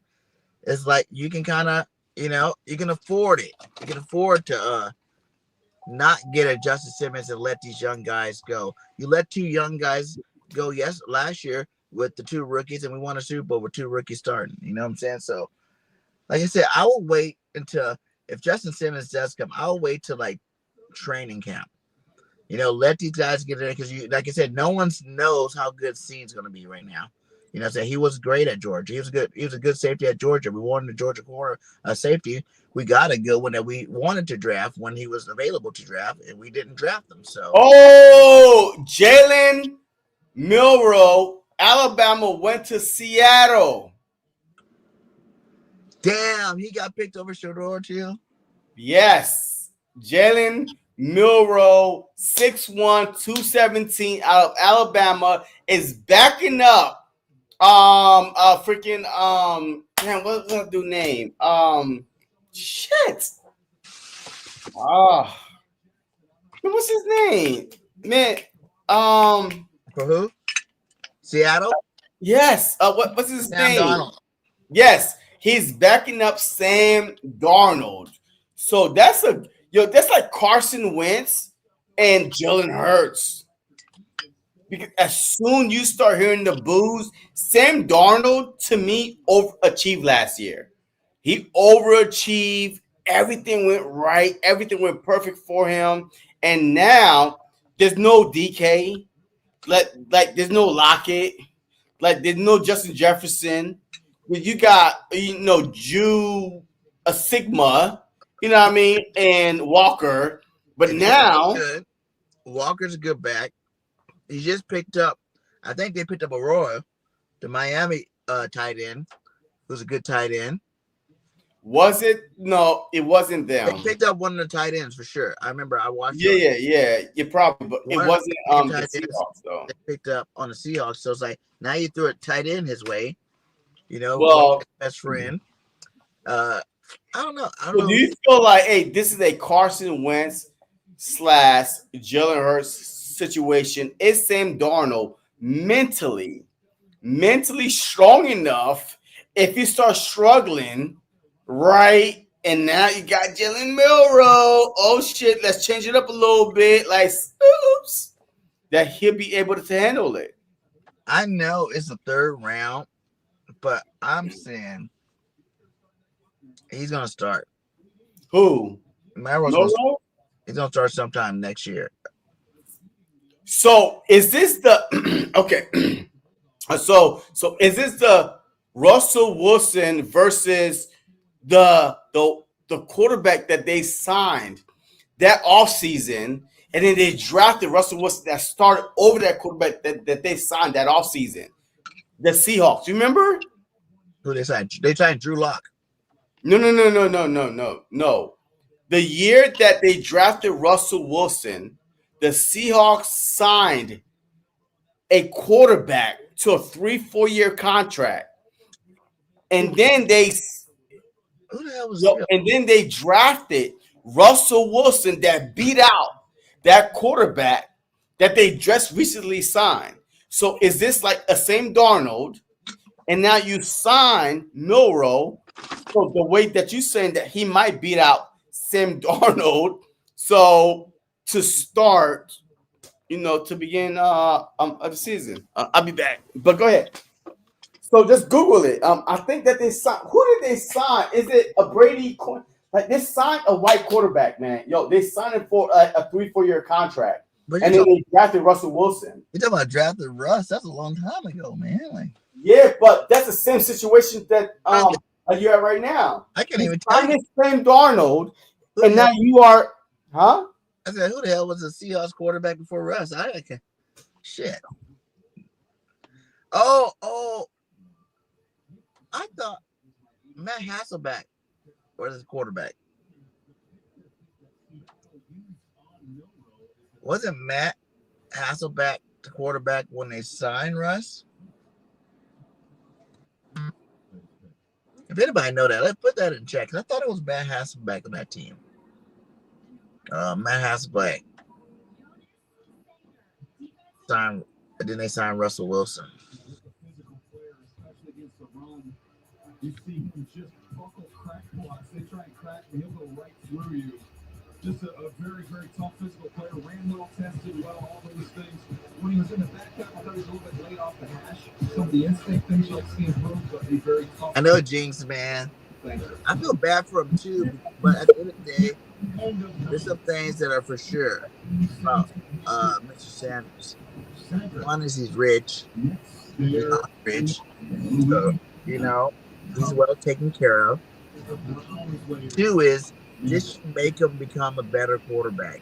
I think, with him dropping out of the third, no one picks him up. If he's a 4th, 5th round pick, that's definitely going to push him to be better if he wants to be better.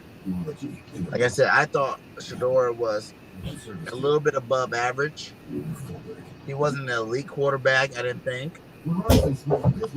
He was another quarterback out there. So we should see this things like this motivate players. And like Deion Sanders, no matter where he gets drafted, he should come in motivated. I'll say that. They're motivated to prove the doubters wrong. He might even have a little Jalen Hurts in him once he gets drafted. Nah. Like, to be honest, we talked about this a little bit yesterday too. This is literally one of the weakest drafts I've ever watched. Yeah, as far as quarterback, like as far as talent overall. Yeah. You think about from 15 to the end of this round, everybody's kind of the same. It's just what suits your team a little better. What's your needs? What's that in terms of the top flight talent? Let's think about last year, man. 2nd round, everybody was still stoked, hyped. Well, because your 6th quarterback went in the first 12 picks. Yeah. But it even went better, longer than that too, though. You know what I'm saying? Like 3rd round picks last year were decent. Like we're still players we can get excited about. And I don't feel like after you got past the top 15, you got a bunch of good players that will make your 2nd and 3rd round decent. But like even these guys are coming off in the 2nd, 3rd round. Which one of these guys are like, they're starting? They're gonna start. When they get on their team, they're gonna start when they get on their team. Maybe the tight end. Maybe a couple of these offensive guards or tackles. But not a lot of these guys are like blue chip players that's guaranteed anything. They're good. They're good college players that hopefully will be good in the pros. As opposed to, I just remember like even last year, like think about even the Jalen Hunt pick. We didn't even know who he was at the time, but what I'm saying, people knew about him, and I just feel like the Nakobe Dean in the 3rd round. It's like we still picked up talented starters in the third round that, I don't know. I just feel like overall this draft was not as impressive, talent wise as some of the past ones before. Yeah. I won't say it's a draft. And the Browns is on the clock, by the way, and the pick is in. So Shador Sanders, hey, we keep going back to Shador Sanders here. Shador. All right, look, the Browns got defense, Graham, linebacker, Schwarzenegger, whatever. I mean, I think this is a perfect spot for Shador Sanders. It could happen. Yo, oh my God. So Deshaun Watson will miss the 2025 season. The whole season? The whole season. Huh? What? I just said the whole season?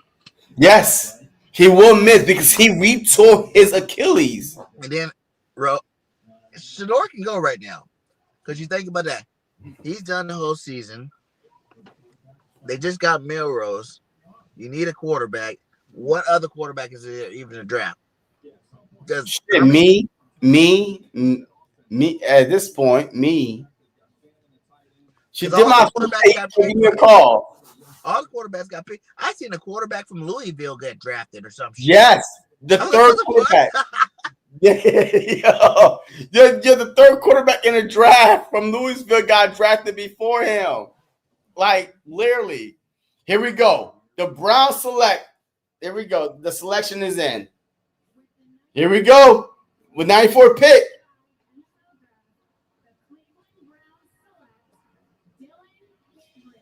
A quarterback, Dylan Gabriel. Shut the Oregon.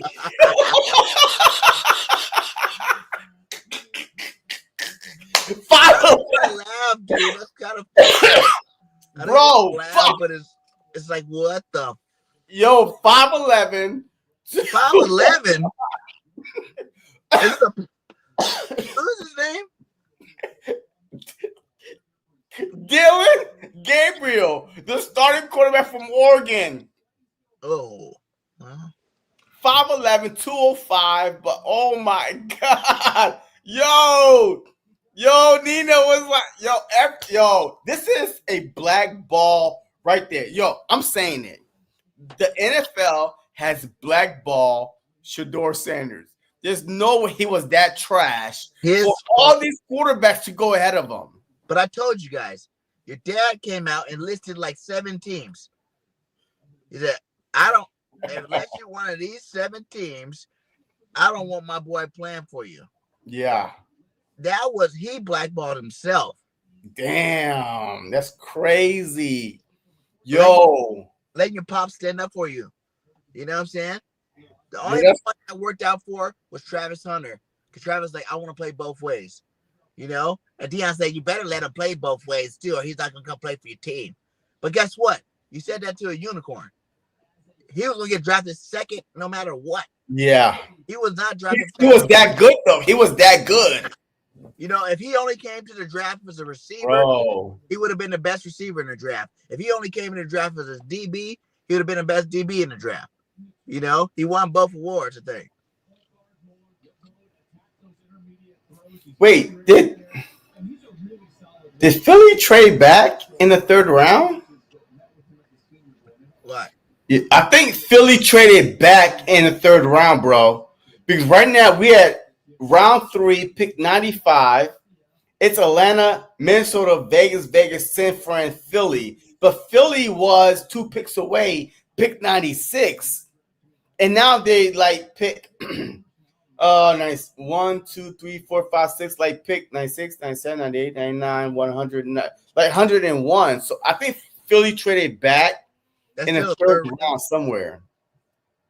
It's still a 3rd round though, right? Yeah. It's still 3rd round, but you know what I mean. But anyway, yo, that's crazy, bro. Oregon, Louisville, freaking Trenton, New Jersey, Philadelphia, PA, Alabama. All these people are going ahead of Shador, man. That's crazy. All right, so the Patriots selected the center. Jared Wilson, 6'3", weighed 310 pounds. A center from Georgia. Patriots has selected a center round 3, pick 95, Jarrett Wilson out of Georgia. But go ahead. I was gonna say, now think about it though, like now that they got a quarterback, how many more people need a quarterback? The Brown. Oh well, yeah. Shit, I don't know. Dallas. My premonition. I told you. I said it. I knew. Yo, that's crazy. Cowboys were gonna get him. I thought early, obviously, but if they get him in the 4th round, that's a steal for them. But Pittsburgh just got their quarterback, right? Who they get? Wait, didn't Pittsburgh get a quarterback? Wait, didn't Pittsburgh get? Oh shoot, man. I gotta see. Wait, let me start this thing real quick over and see what the Steelers got because I could have sworn the Steelers got a quarterback. For sure. I could have sworn that the Steelers needed a quarterback, but maybe the Steelers.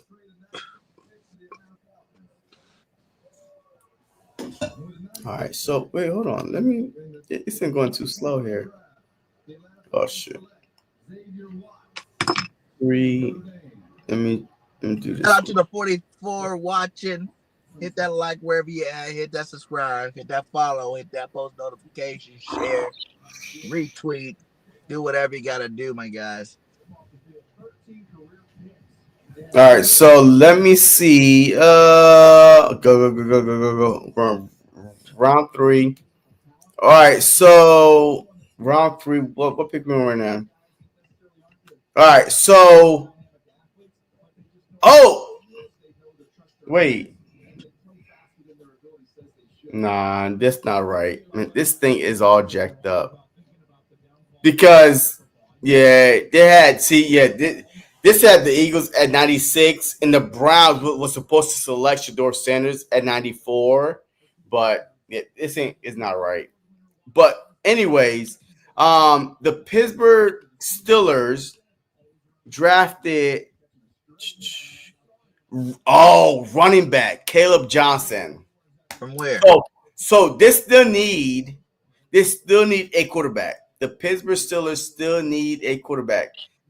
But Vegas, I don't think that Vegas is going to because they just signed Geno Smith. Like they just signed Geno Smith. Huh? Carroll loved Geno. Yeah. So I don't think that's going to happen. You said they drafted a running back? Yes. Which running back?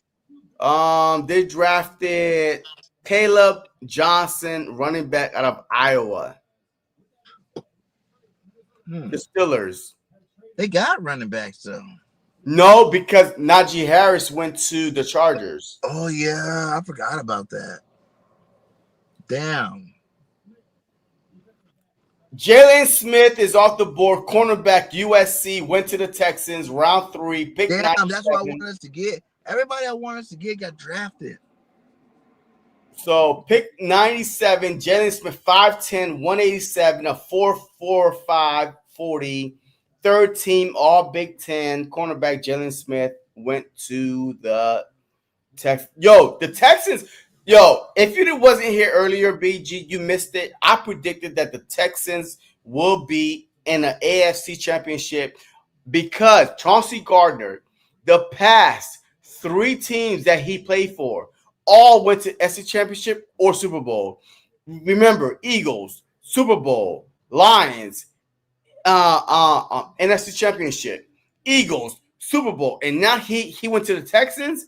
And with that team, I'm telling you right now, the Texans is going to the championship game, if not the Super Bowl next season.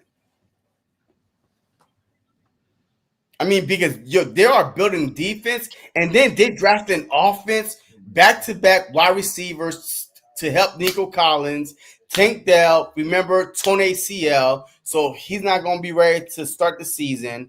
But they have 2 wide receivers, and I'm telling you right now, it's happening.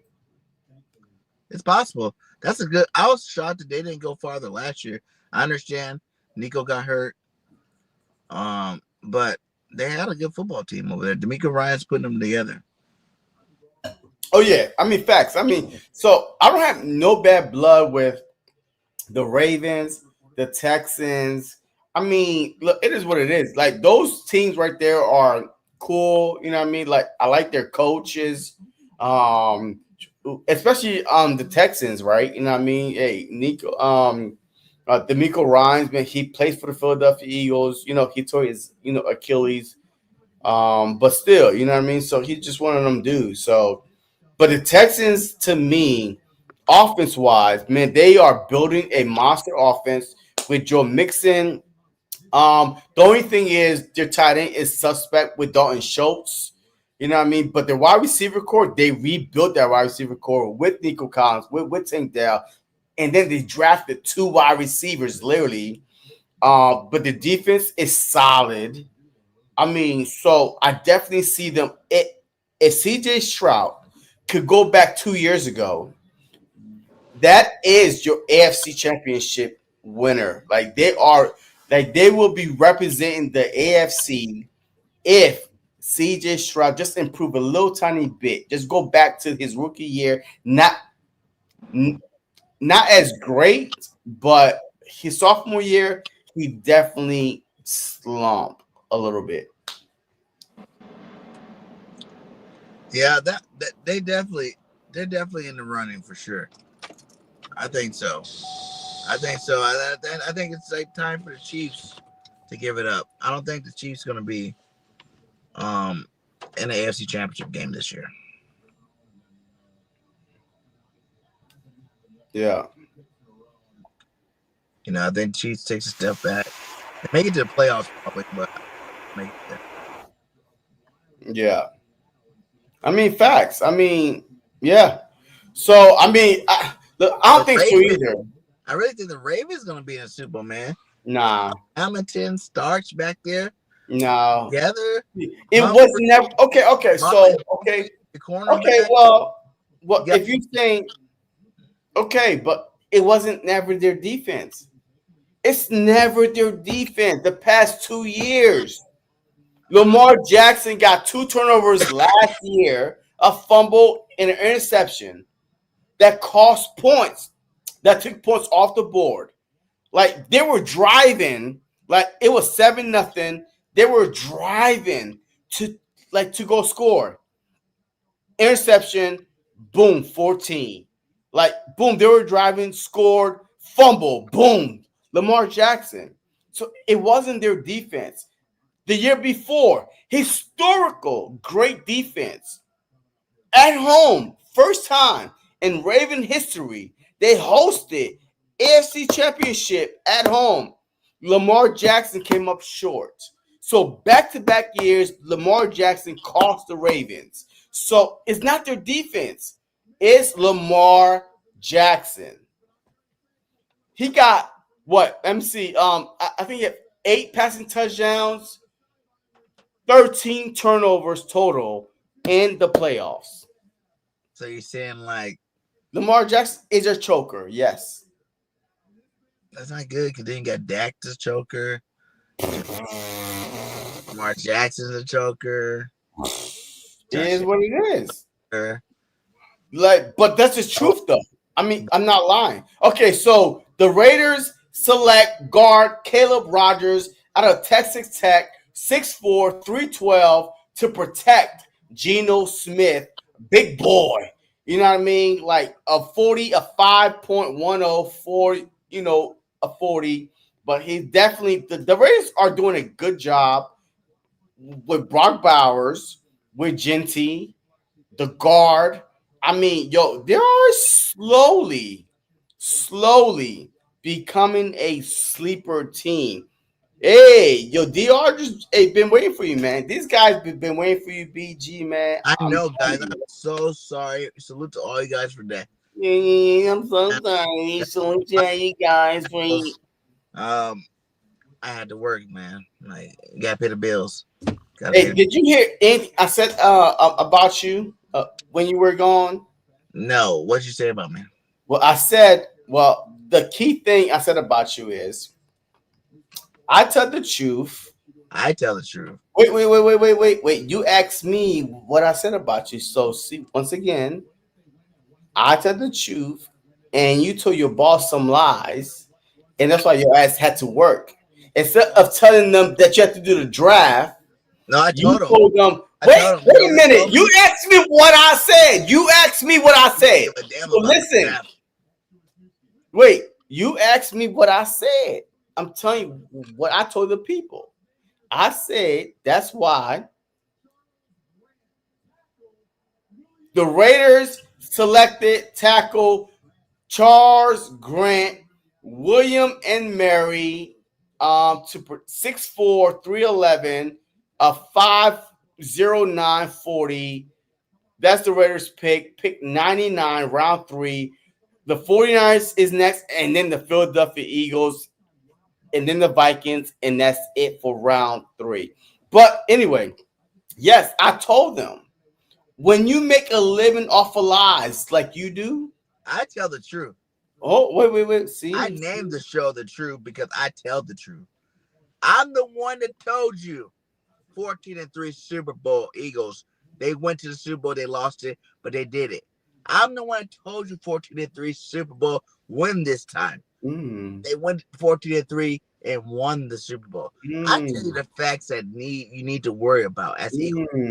If you're an Eagle fan, you listen to me because I let you know Look, what really goes on with my football team. I know the birds, my guy. All right, wait. Wait.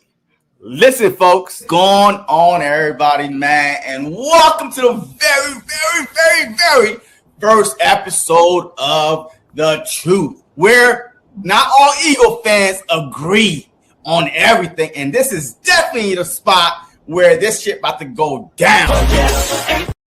Okay, so once again, I tell the truth, and you full of shit.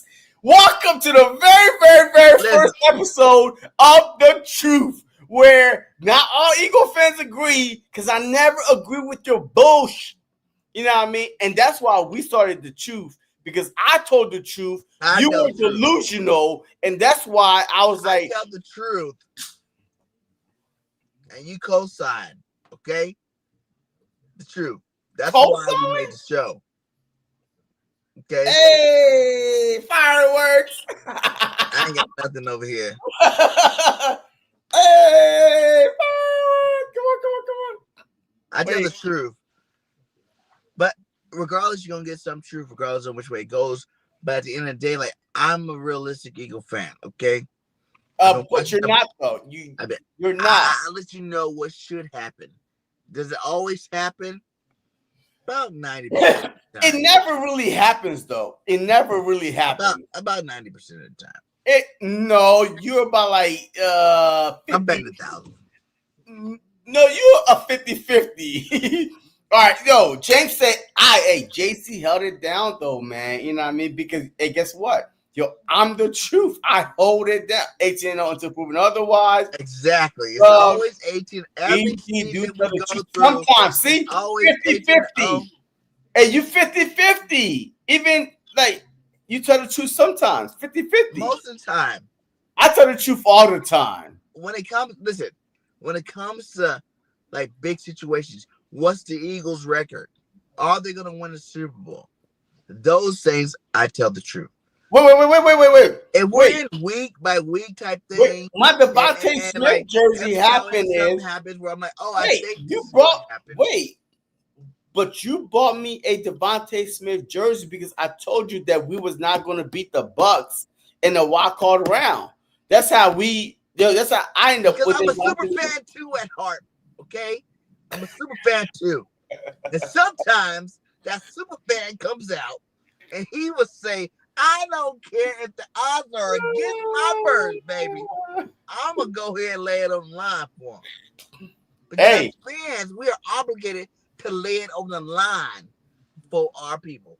Week one, I told Simone, I told you that it was going to be a close game. I told you that y'all both was having a heart attack, and it was a close game. Yes, DeAndre, JC told BG week one, it was going to be close. And Did I say it was going to be a blowout?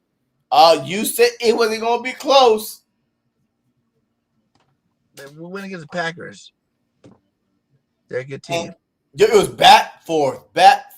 Hey, Memphis, we were down 10-0 at one point. Hey, DeAndre, you going to go hook him up with some info like that? Where yes. my hook up at? All right, the 49ers told you. Whoa. The Eagles had drafted. Wait, they out the third round. Fudge. What? They gone. The Eagles are not in the third round. He traded back again? They out the third round, bro. Why?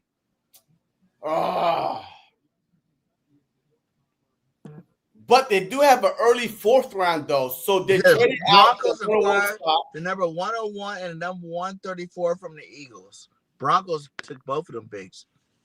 And they give up. It says the Broncos acquired number 101 and 134 from the Eagles for picks 111, 130, and 191. Okay. I mean, yeah. So let me see. 100, 1, 2, 3, 4. So now 5, we got 100 picks in the fourth. So yes. Now.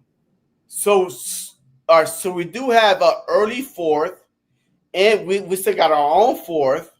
But yes, so we out the third round, bro. This is it for us. He's like, who the fuck am I gonna pick? Yeah, that's the thing right now. It's a like, luxury. The real Howie. If I was Howie, I'd just trade all the rest of my picks. Why? No. I mean, no. You don't need nobody else. I mean, okay. Look.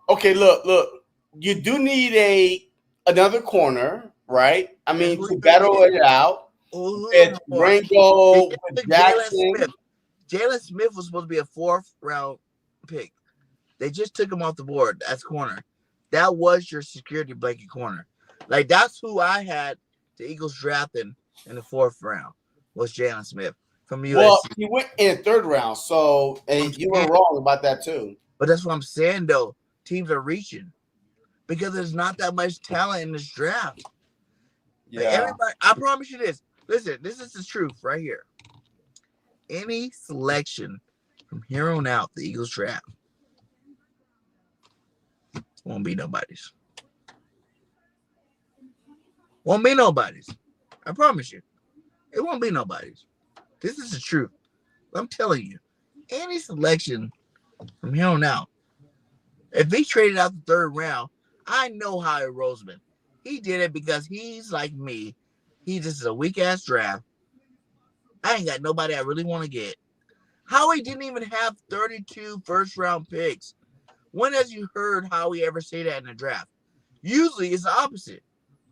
Howie's like, oh, we had a first-round grade on him, and we got him in a 2nd. Oh, we had a 1st or 2nd-round grade, and we got him in 3rd. Oh, we had, you know what I'm saying? And all of a sudden now, no picks. Because Howie knows this draft is trash. Yeah, I mean, this draft is weak, though, man. Like, this draft is really, really bad. Like, besides the 1st round, possibly the 2nd round, like, yes. It's only because we did not need anybody. They did such a great job the previous 2-3 draft getting some depth that popped, though, right? Jellis Hucks, like Hunt. Like, you know what I mean? We got him, what? I think 3rd round. What, 2nd round or 3rd round last year? Third round. Yeah, so he popped. A Jomo, like 2-3 drafts ago. Booker, like freaking Nolan Smith, right? He is evolving. So we did so well with drafting some depth behind the guys that we drafted. Like, and that is like a luxury. Who would thought that a linebacker, we would draft a linebacker that would be available every mock draft? Campbell was never available. No mock draft.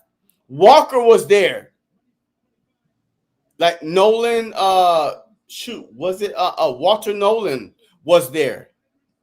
But Campbell was never there. He was always gone. Like, I didn't see no mock draft where Campbell was there at 31. You know what I mean? So who would have thought that? But because we don't need to reach for linebacker, Trotter is there, Dean is there. You know what I mean? So, but then he just fell That's off. one question I wanted to ask you too.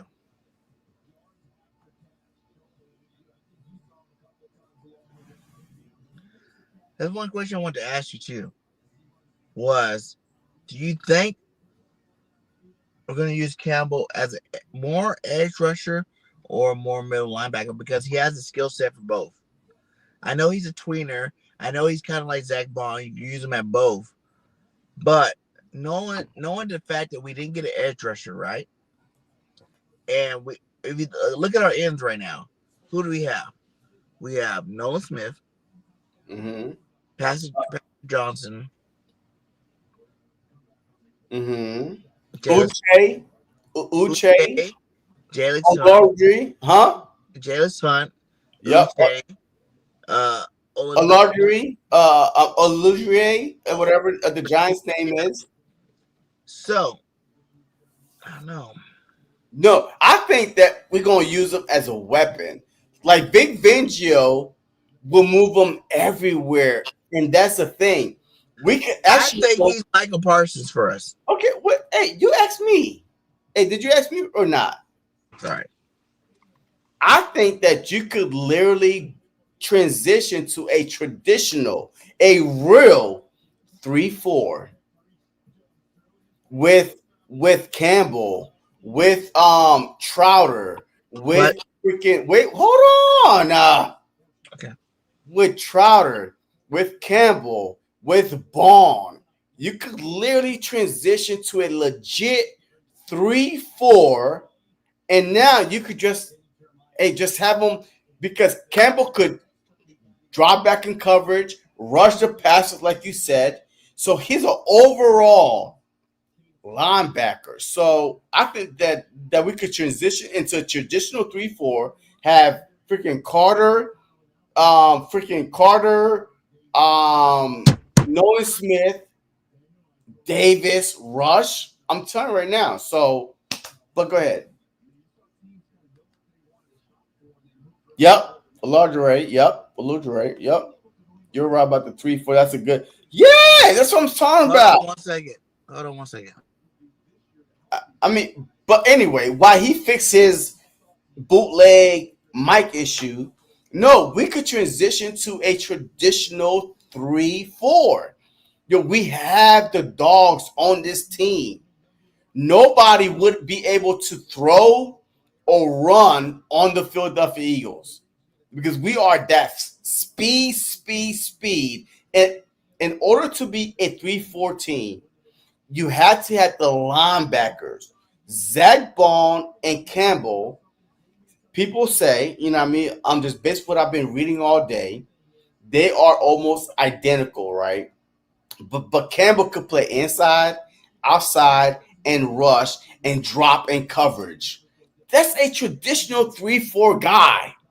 Like, I mean, hey, you don't know if he's rushing, dropping, like anything. And Zach Bond, with the year he had, covering, interception, tackling, meeting running backs at the hole, I'm telling you right now, Vic Fangio mindset is a 3-4 guy. And now you have the dogs to do the 3-4. Oh my God. With Cooper DeJean at the what are we doing? What are we doing? With Cooper DeJean at the slot? Yo, with Q just locking down one side. The only thing is it going to be Rango, Adoree Jackson, and our safety? And now we drafted a safety out of Texas, bro. I'm telling you right now, this defense could be nasty. This defense could start off like instead of waiting to week 5 or 6 after the freaking bye. This defense could start off running from the time they say go from week 1, because all you're doing is plugging in 3 players instead of teaching the whole 11 players a new defense. You're plugging in Campbell, a safety, and possibly a corner. That's it. You're just plugging them in and say, this is what you need to do, you need to do, you need to do. Let's go. And now the whole defense is like, hey, bro, look, listen, last year we did this, and now it's tweaking a little bit. Blah, blah, blah. And now you're not teaching the whole new defense. You're just tweaking it like a little bit. So, I mean, the draft was great for me. You called they can't rotate. You called you called you can't rotate. Oh yeah, I mean, you definitely could rotate under linebackers, man. Like, I mean, you talk. Look, hey, that's what I do. Yo, I talk real. You know what I mean? It's some real shit though, but not for real though. I mean, wait. All games aside, yo, this defense, you're the young. Like, the oldest player on the defense is who's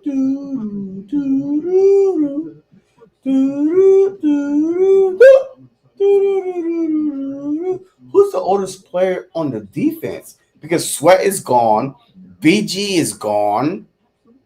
Shoot, who's the oldest player on defense? Is Reed Blankenship the oldest guy on the defense? I think that Reed Blankenship, Bond. Oh, let me see. Your Vic guy, yeah. So Vic, yes. Yo, he has to break it down. All right. So one thing for sure, these offensive coordinators get paid. They get paid to dissect. Okay, what did the Philadelphia Eagles defense do last season?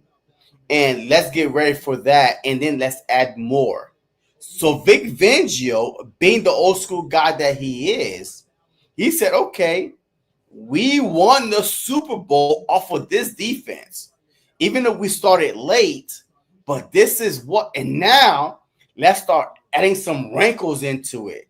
And now my second year as a full defense coordinator, and now I'm bringing the guys that I want in. I got rid of the old guys and this and that. And now let's bring in the guys that I really, really want to complete my scheme. Young guys, too. It's not even old guys. It's young guys at these positions that could move, that could tackle, that could boom, boom, boom, just go head on. Like Slay is gone. Chauncey Gardner is gone. I mean, even though he wasn't that old, but he didn't fit the Vic Fangio scheme. Like, he was getting beat over the top too much for me. Like, he was getting beat. Even he acknowledged it himself. He was getting beat over the top. But now you are putting these young guys in place. 1, 2, 3, 4, 11 guys defense. Say, hey, come on, Makuba. Come on, Campbell. Come on. If we do draft a corner, a edge rusher, this is what we're doing. And now let's just put this. I'm telling you, yo, this defense could be even nastier than last year. We're younger, we're faster, and we're hungrier. Like Slay, to me, sometimes you're like, like he was not. Slay didn't have that dog in him. All across the board right now, if you look from the defensive line, linebackers, corners, safety, there's dogs all over the field. Like, there's no chihuahuas anywhere. There's no chihuahuas on this team. Slay, to me, was a chihuahua because, you know, his veteran presence. He didn't want to piss off nobody. Yeah, he was like, yo, I've been there before. This technique type of stuff. We need some dogs. And now there's no chihuahuas on this defense. It's a whole bunch of dogs. Reed Blankenship is out to prove himself. Sidney Brown out to prove himself. Freaking Ringo, Adoree Jackson, they're battling out for CB2 out to prove themselves. Freaking Jordan Davis, you know, his 5th-year option. Yo, he's out to prove himself. No, Kobe Dean. always injured. Last year on the Philadelphia Eagles, out to prove himself. Zach Bond, he just got paid. He wants to prove himself. I'm worth this money. Creon Mitchell, like the way he talked to Darius Slay on Darius Slay podcast. I got beat versus the Commanders. Terry McLaurin, he scored on me. He's pissed off. He's out to prove himself. His second year, he's gonna get better. You know what I mean? Freaking Cooper DeJean, he's in the lab already, out to prove himself. Like freaking all these guys, like Nolan Smith, Super Bowl winning, Eagles sack leading in the playoffs, out to prove himself. All these guys that we have on defense are out to prove themselves. We have dogs all over, all three levels are out to prove themselves. So there's no Chihuahuas here. There's no Chauncey Gardner. Like, hey, there's no, oh, shoot, I don't want to get hurt. You know what I mean? Shoot, I'm a little bit older. We have a young ass defense. After winning a Super Bowl with a Vic Fangio, wise man, teach me how to be great. Like, these dudes love Vic Fangio. And now he won a Super Bowl. Your Vic Fangio to me is about to go crazy with his scheme. We about to see stuff that we never saw before because he never won a Super Bowl before. And now he's playing with the monkey off his back. Now, take the monkey off my back. So Vic Fangio is about to, he's about to be crazy right now. Young, fast, energetic. Let's go, fire in all cylinders. So, that's just my take. I'm hoping that after you win a Super Bowl, that mentally that every team you play, from the 0-17, the 1-16, the 2-15 teams, they are come for your neck. You are their Super Bowl. The Philadelphia Eagles, you are their Super Bowl. Jalen Hurts, your Super Bowl MVP, I want to embarrass you. So all these teams are going to come, and the next year's schedule, it's not no cakewalk. I mean, we are playing a lot of first place teams, a lot of division winners, including the Chiefs again, the Bills, the Cowboys, of course, divisional opponents. You never could take them lightly. So you're about to play a lot of teams that are pissed off, angry, or first place last year. You know what I mean? It is what it is. So that's why it's hard to repeat. But as an Eagle fan, just get us in. If you get us in, oh my God. I don't care what seed we are. If you get us in the playoffs, we are winning it all. But that's why it's so hard to repeat, man, because teams are more upbeat when they play you, excited. That's their Super Bowl. That is their prize winner. Oh my God, let's beat the Eagles. Let's beat the Eagles. Let's beat the Eagles. So, I mean, I'm not expecting a 15-2 season next year, a 14-3. I'm just saying, okay, we win the division 12-5. Boom, we win the division at 12-5. If we are in a wild card 11-6, we in a wild card 11-6. No, we're not gonna be 11-6. Hey, BG, hey, just go back to sleep. I'm talking to the fans here. The Eagles, I'm talking to the fans here that want to listen to the truth. 15-2 this year. We got harder schedule, but we got better players. It's just about to go down. Okay. No. Well, that's what. Look. All right. So, well, you kind of missed my whole soliloquy. My bad. I said I don't care whether we are 15-2, 14-3, 11-6. Just get us in. Just get us in, and we will win it all. We just got Hurts. Hard to repeat. Hurts is guaranteed playoffs. Okay, BG. Once again, you are jumping in with some defense mechanism, like okay, I get it. Hurts is the guy. I said just get us in. We winning it all. I don't care about the record. The record don't matter to me. 17-0, 18-0, it doesn't matter to me. Just get us in the playoffs. We are winning it all. Because why? We've been there before. Defense travels. Team know what it takes to get to the big game. Just get us in. So I don't care about the record. So if you ask me my record prediction for next year, look, enough to get us in the playoffs. That's it. That's my record prediction. That's true. But I'm telling you, it's gonna be 15-2. And people think the Eagles are gonna like all of a sudden, like we were dominating last year. Dominating. We locked up our linebacker position. Dominating. We locked, you know what I'm saying? Like we locked up our safety, our back end position. Our offense is solid. You know, we got Steen gonna come in and do his thing on the offensive line because that really doesn't matter in between Jurgens and Lane Johnson. Like that position is non-void because I feel like those two guys are good enough to make sure that guy's straight. Whoever Stalin puts in there, just like Vic Fangio, they're gonna dominate. Now, like I said, the rest of this draft is nothing, dude. Like I don't feel like anybody else we can draft. And I think Howie feels the same way. Anybody else we can draft right now would not be beneficial to the team this year. You know, it's not going to help our team this year do anything that we accomplished this year or any of that. That's why he drafted out of the third round to move back into the fourth round because he knows it. He goes, "We got our team.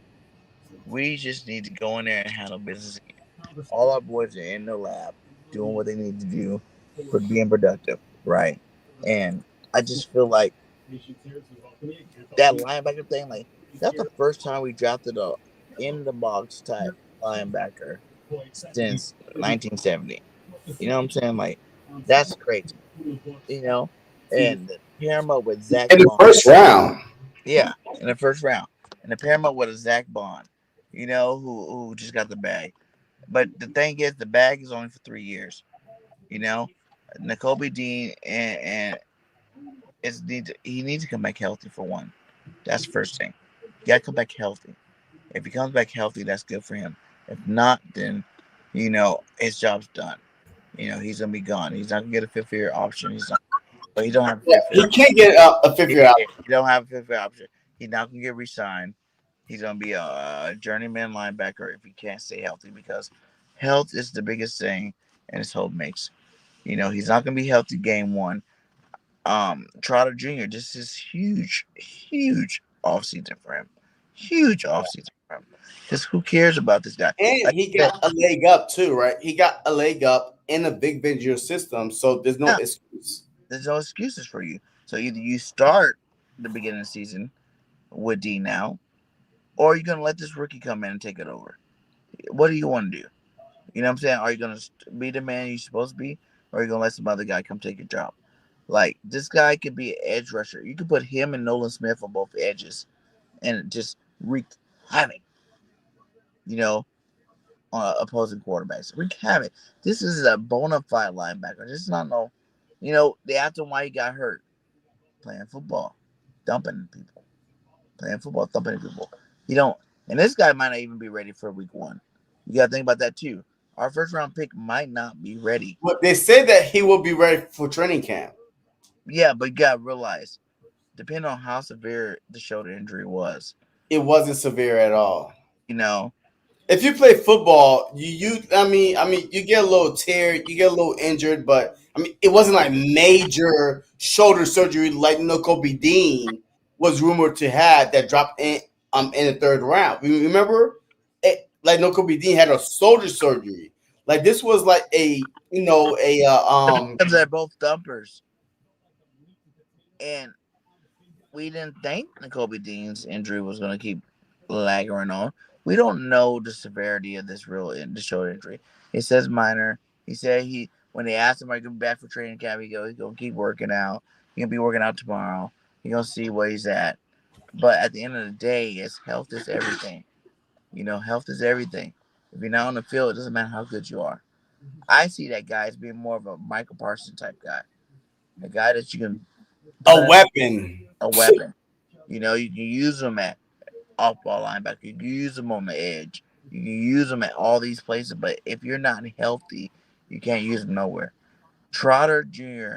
has the opportunity because we could totally move this guy straight to edge, straight to outside linebacker edge, and not worry about any kind of middle, ground, being a middle linebacker and anything like that. If Trotter Jr. develops into the player we want him to be, you know, he can be your middle linebacker with Zach Bond, and this guy and Nolan Smith can be your edges. Then you got Jalis Hunt and Uche and the older Ojulari and all Yeah, yeah. that.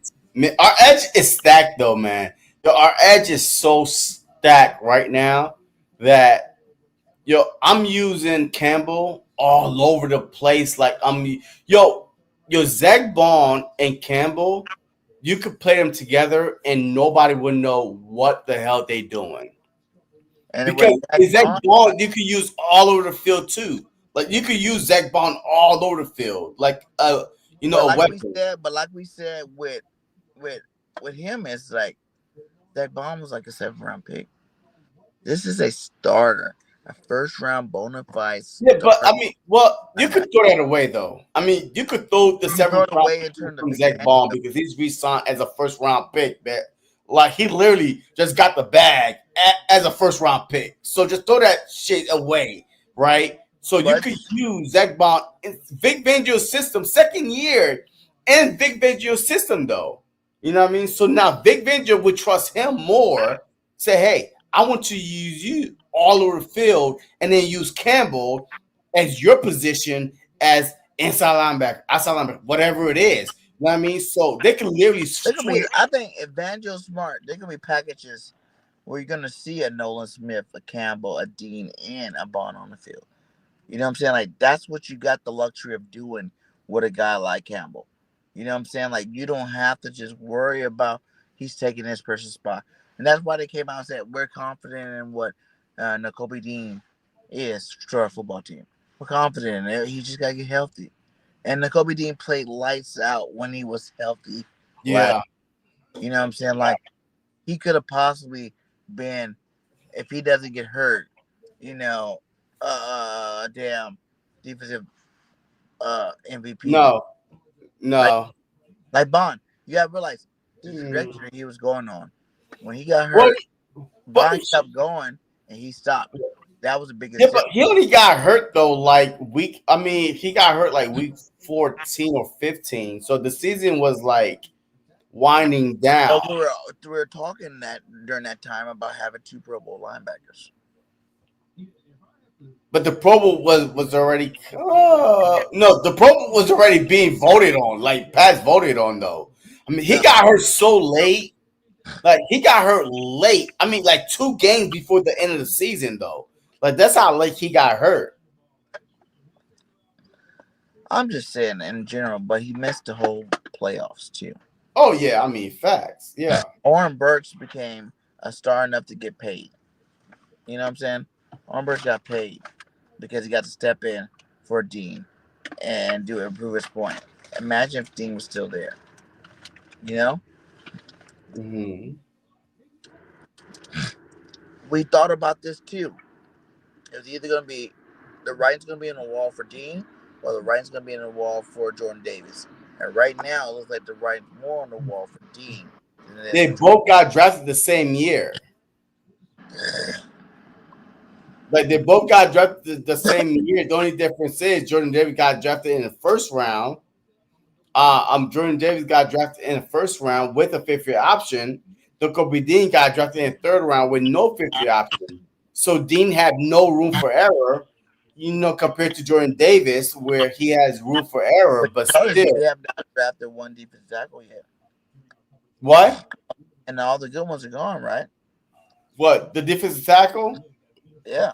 I mean, it's still, a couple left over though. But I mean, I'm not even Like right worried now, about. I think if the Eagles are smart, the next pick is gonna be Watson. If he has to get drafted, I don't know. I haven't watched. Watson, the 400-pounder, because you need a backup for Nakobe Dean. Regardless, And we do have how many snaps backup. We do. We have a couple backups. Not at his position. No, you're Kobe Dean's crazy. a nose guard. The Jalen Carter's, the more Jomos, the Wait, hey, you're confused right now. Milt Williams, Slow the down. Bookers. You said no Kobe Dean. Are you talking about Jordan Davis or no Kobe Dean? You literally said no Kobe Dean, and he's the nose guard. I just talked about I was just talking about Jordan Davis right now.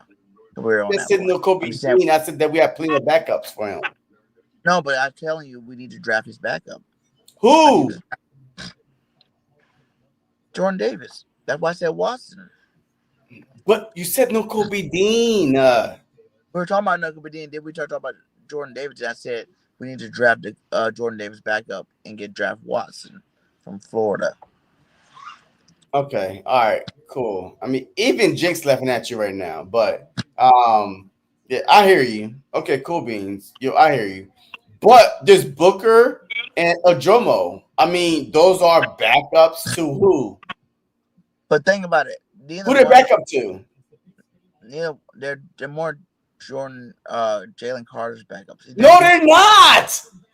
Jalen Carter did not come off the field. None of them weigh over 340 pounds to be the nose guard. What does weight got to do with it? Because listen, what I'm saying is Jordan Davis is good as what he is because he's so big. You got a huge guy, and when he goes out, yeah, we have, and that's why his fat ass can't stay off. That's why his fat ass can't stay on the field because he's too fat. But we had Milt Williams come in, right, to be the other DT. He's not as him and Booker almost the same weight. No, I'm saying in terms of like the run defense, you know, the actual nose tackle. Like Vic Fangio doesn't just run a 3-4. He doesn't just run a 4-3. So he has to mix it up.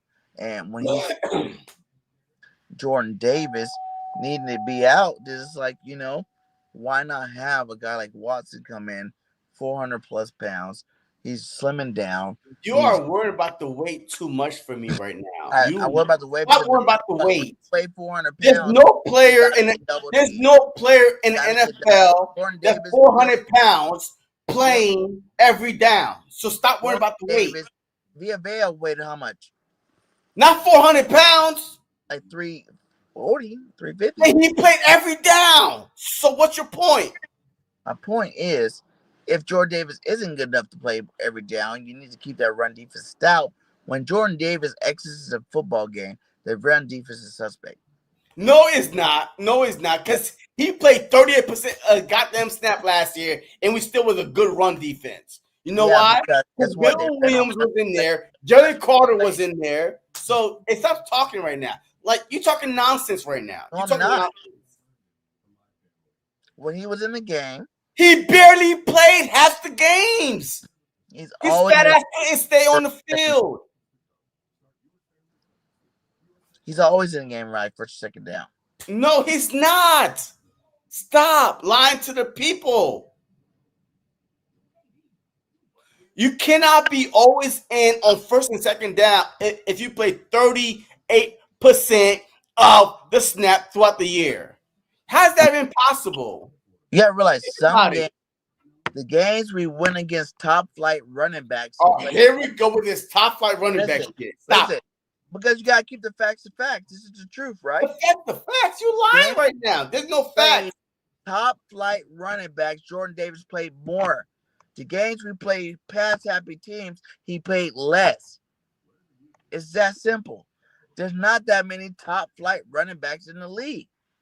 That means that he won't be playing. He played less because we went against a lot of pass happy. Wait, BG, listen to yourself right now. Listen to what you're saying. You're saying when we play top flight running backs, he played more. And then you literally said there's not that many top flight running backs in the league. That means his fat ass is not going to be playing. I get that.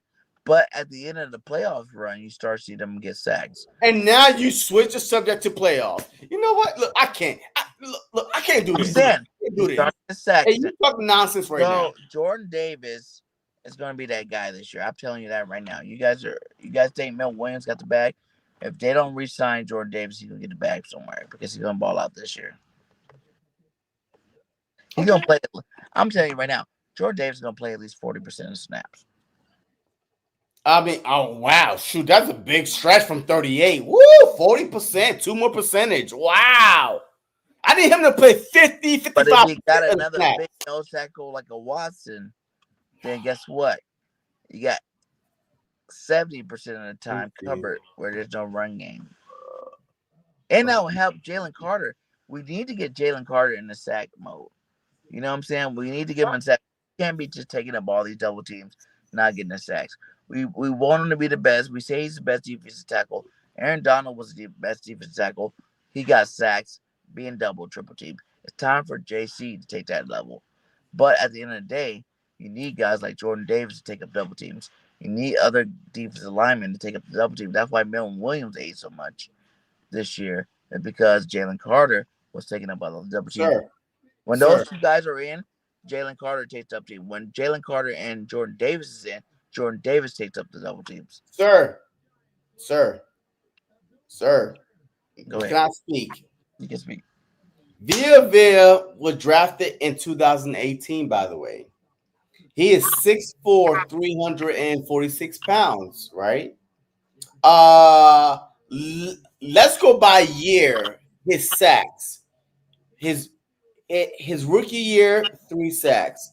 His second year, 2.5 sacks. His third year, 2 sacks. His fourth year, 4 sacks.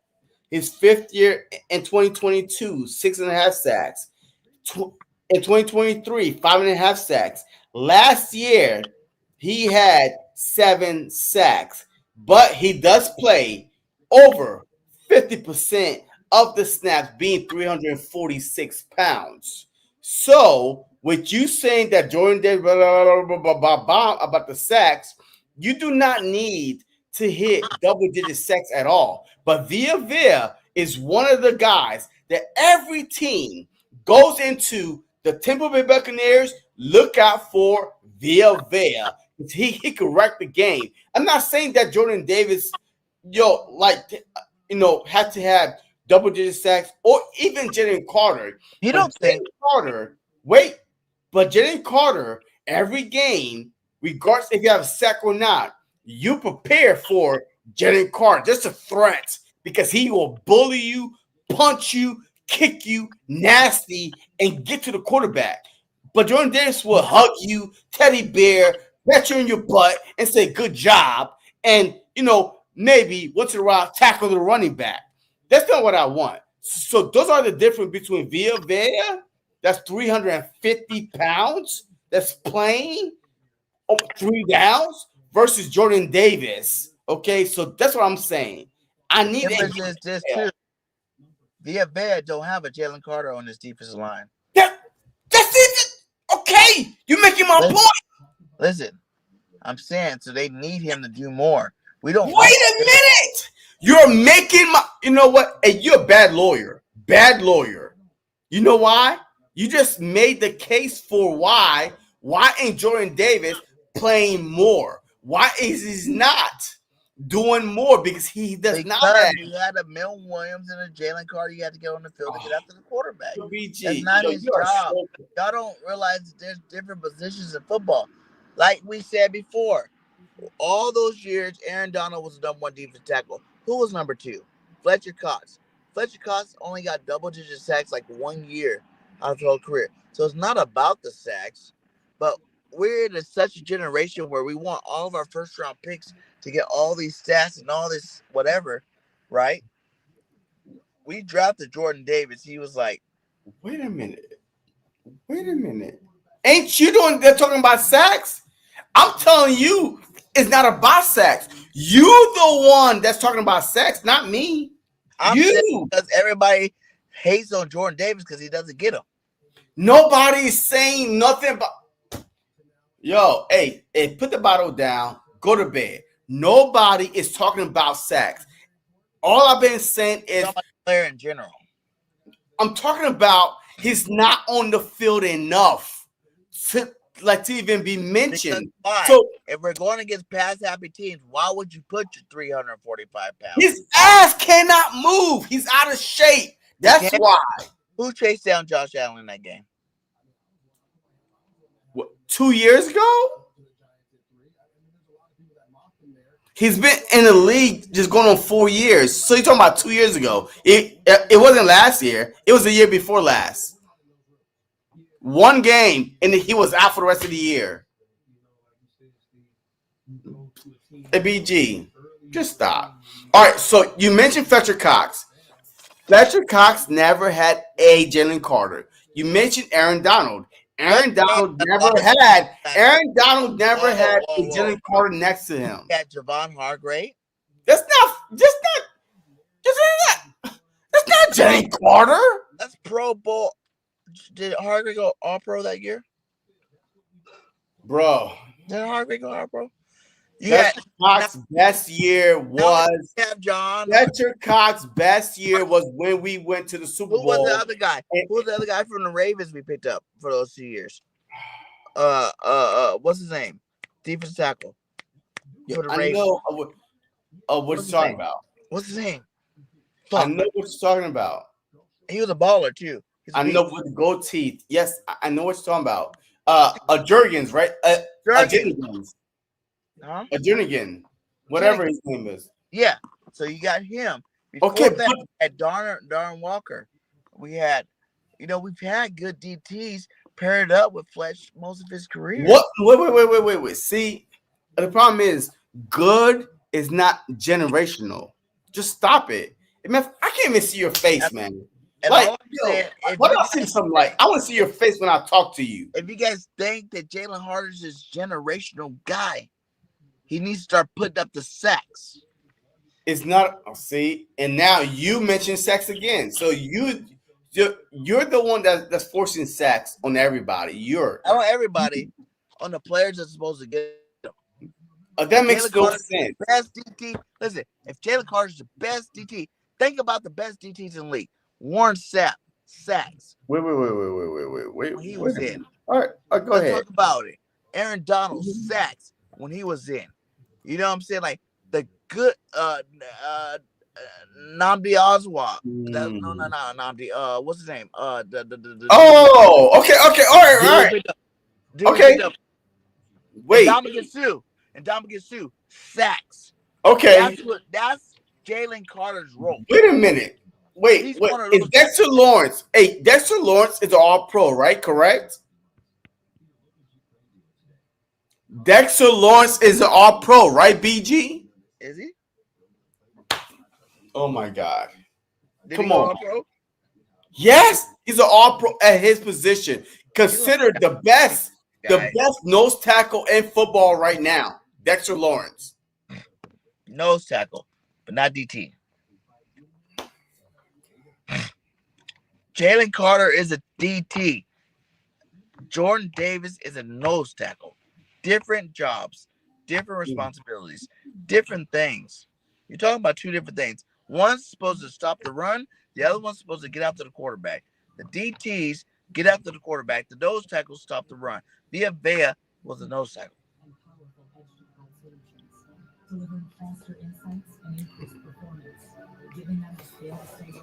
Aaron Donald is what? A DT. Okay.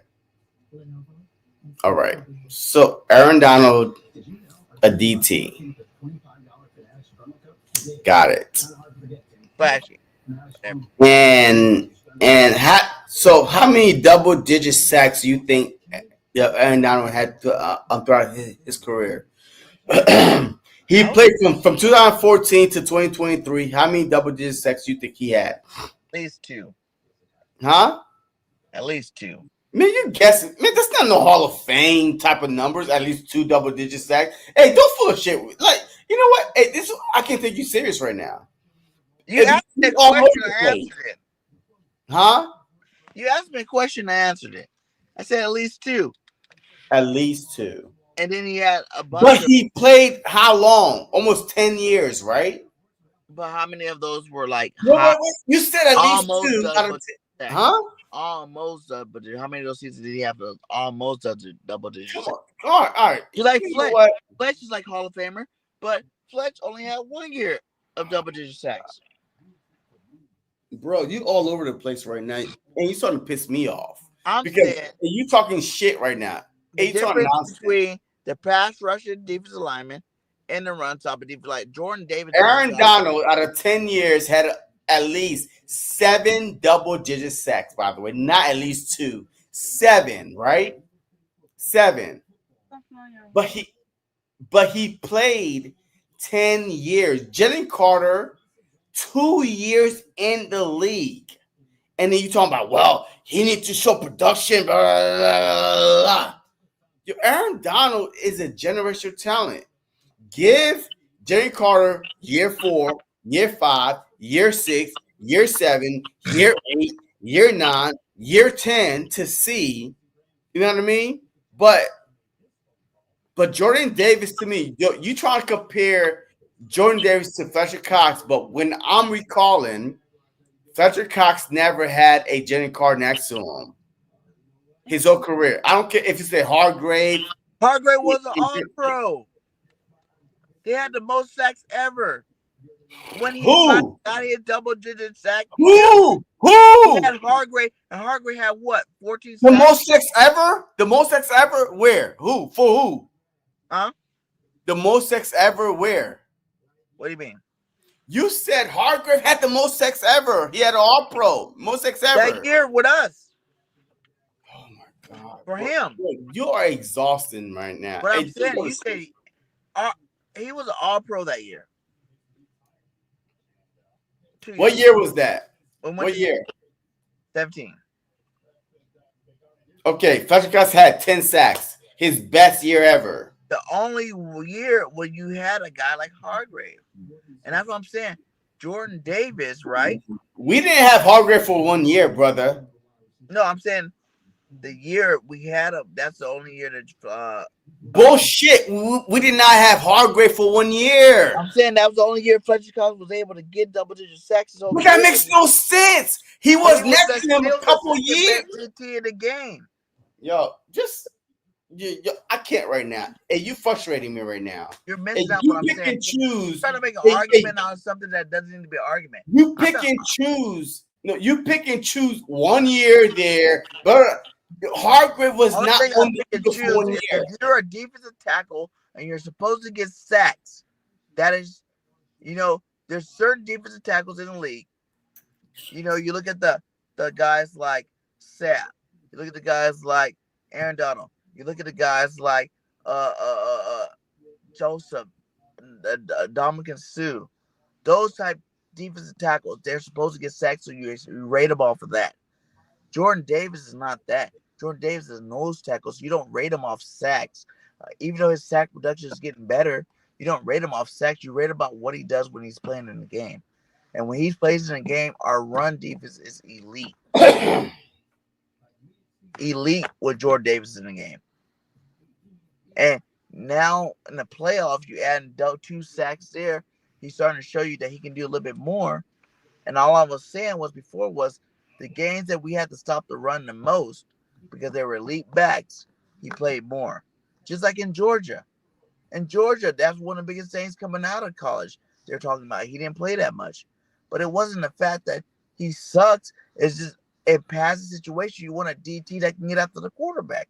And that wasn't his strong suit because he's so big. And all I'm saying is that carried over to the NFL too, where we played so many, pass happy type players that you don't need Jordan Davis out on the field. You want to get your guys to go get out the quarterback. But that makes no sense to me. That's a little bit faster. At all. How could you? That makes no sense. But I'm tired of just going backward with you. Like, you're not even thinking right now. That makes whatever is coming out your mouth makes 0 sense. How? He barely played 17 games. He barely played 40% of the snaps. Barely played. We still was good in stopping the run. So how much are we going to miss? You know why we're good at stopping the run? Hold on. I let you speak. Games, I let you speak. I let you speak. You know what? Yo, I let you speak because, hey, I let you speak. They If didn't he win the football though. Go ahead, man. Let's go. Go ahead. All I'm saying is like those games they didn't run the football that much. So of course you didn't see him that much. It's just like Jalen Hurts. Just because you didn't see it don't mean he can't do it.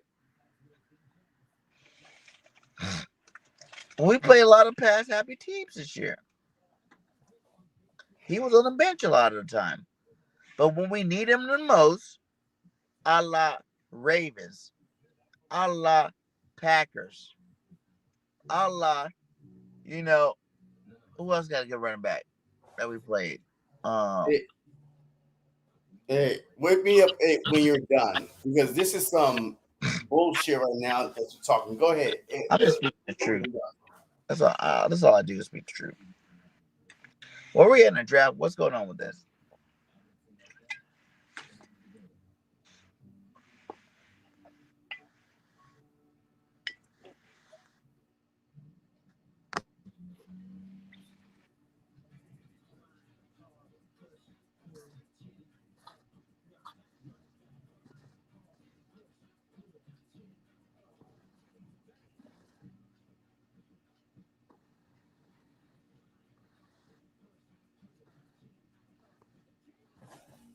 Oh, you done? Well, are you done? Yeah, I'm done. Golly. Like, man, you just talking nonsense, a whole bunch of bullshit out your ass right now. A whole bunch of bull. Are you done? Hey, yes or no? I don't want to hear from you no more. I'm done. No, like I can't even see your face. Like, you know what I mean? Yo, I don't even trust somebody. I can't even see their face. I can't even see your face. Yo, you've been on there for an hour and a half. I can't even see your face still. Like, what? Like, yo, how can I trust you? I can't even trust what's coming out your. Like, I can't even see your face to trust what's coming out your mouth. Anyways, what I was saying is this: before this nonsense just came on the air, is Jordan Davis. I'm not saying that he's not good or blah blah blah blah blah, but you're talking like that. Jordan Davis has not been on the Eagles going on 4 freaking years. 4 freaking years. This dude has not played more than 38% of the snaps and 4 freaking years. Fletcher Cox was there. He has some talent next to him. 4, even Hargrave was there. 4 freaking years has not played a certain percentage of the snaps. But you want to make me feel like that I'm over exaggerating. Oh, yeah, he's definitely, when he's on the field, availability is the best cure for anything. Show me, don't tell me, show me. Are you available? Can you, can you take 2 steps without huffing and puffing on the sideline? You can't. Jalen Carter is playing 100%. 17 games, 4 quarters. He's playing 100% and weigh maybe 40 pounds less than Jordan Davis. And then you want to make me feel like that I'm overreacting because this dude can't play 40% of the snaps. Stop it. But I'm not saying he can't. I'm saying we didn't need him. He can't. We don't need him to. You sound like the guys that like Jalen Hurts can't put up 4,000 yards. We don't need him to. And you keep going back. We don't need him to. If we needed him to play, I'm pretty sure he'd play. Like no, he would not. He'll be passed out in a hospital. They would have played him more. He will be in a hospital about to have a heart attack. Listen, if we didn't have a guy like Ben Williams who just got the biggest bag in Patriots history, even though they had Tom Brady, right? If we didn't have these other star players around him, we would need him to perform a lot higher than what he does, but we don't need him to do it. We're going to need him to do it this year, but we haven't needed him to do it. That's what I'm saying. Hey, pop him, Vincent. Pop it. Because listening to Bird Game, hey, shoot, I might get me some sense in my house. Because yo, he talking some shizer right now. Like, yo, I don't even know what to say. But anyways, all right, yo, enough about Davis, Carter. The Eagles are in a great spot. And Davis is on the clock. Davis Dean is on the clock. If they don't perform, both guys were drafted the same year. If they don't perform, both guys, they both are gone the following season unless they take a team friendly deal to stay on the Philadelphia Eagles because both guys won't want one is a fat ass, can't breathe past 2 seconds on the field, and the other one can't stay healthy. I So promise you, Jordan Davis is a better athlete than you are. Than me? Yeah. Oh shit! How did you guess that? How did you guess that? Because I'm on my couch right now. I'm on my couch talking because to you. He's in the NFL. Wait. Oh Jackass. shit! Yo, matter of fact, Bergen is a psychic. That is a hot take right there. Jordan Davis is a better athlete than JC. That is a hot take right there. Damn, BG. You Military elite. Military elite. JC. Joey Shake is in the house. He said, if the Eagles do not pick Davis' option on May 1st, I think his days could be numbered.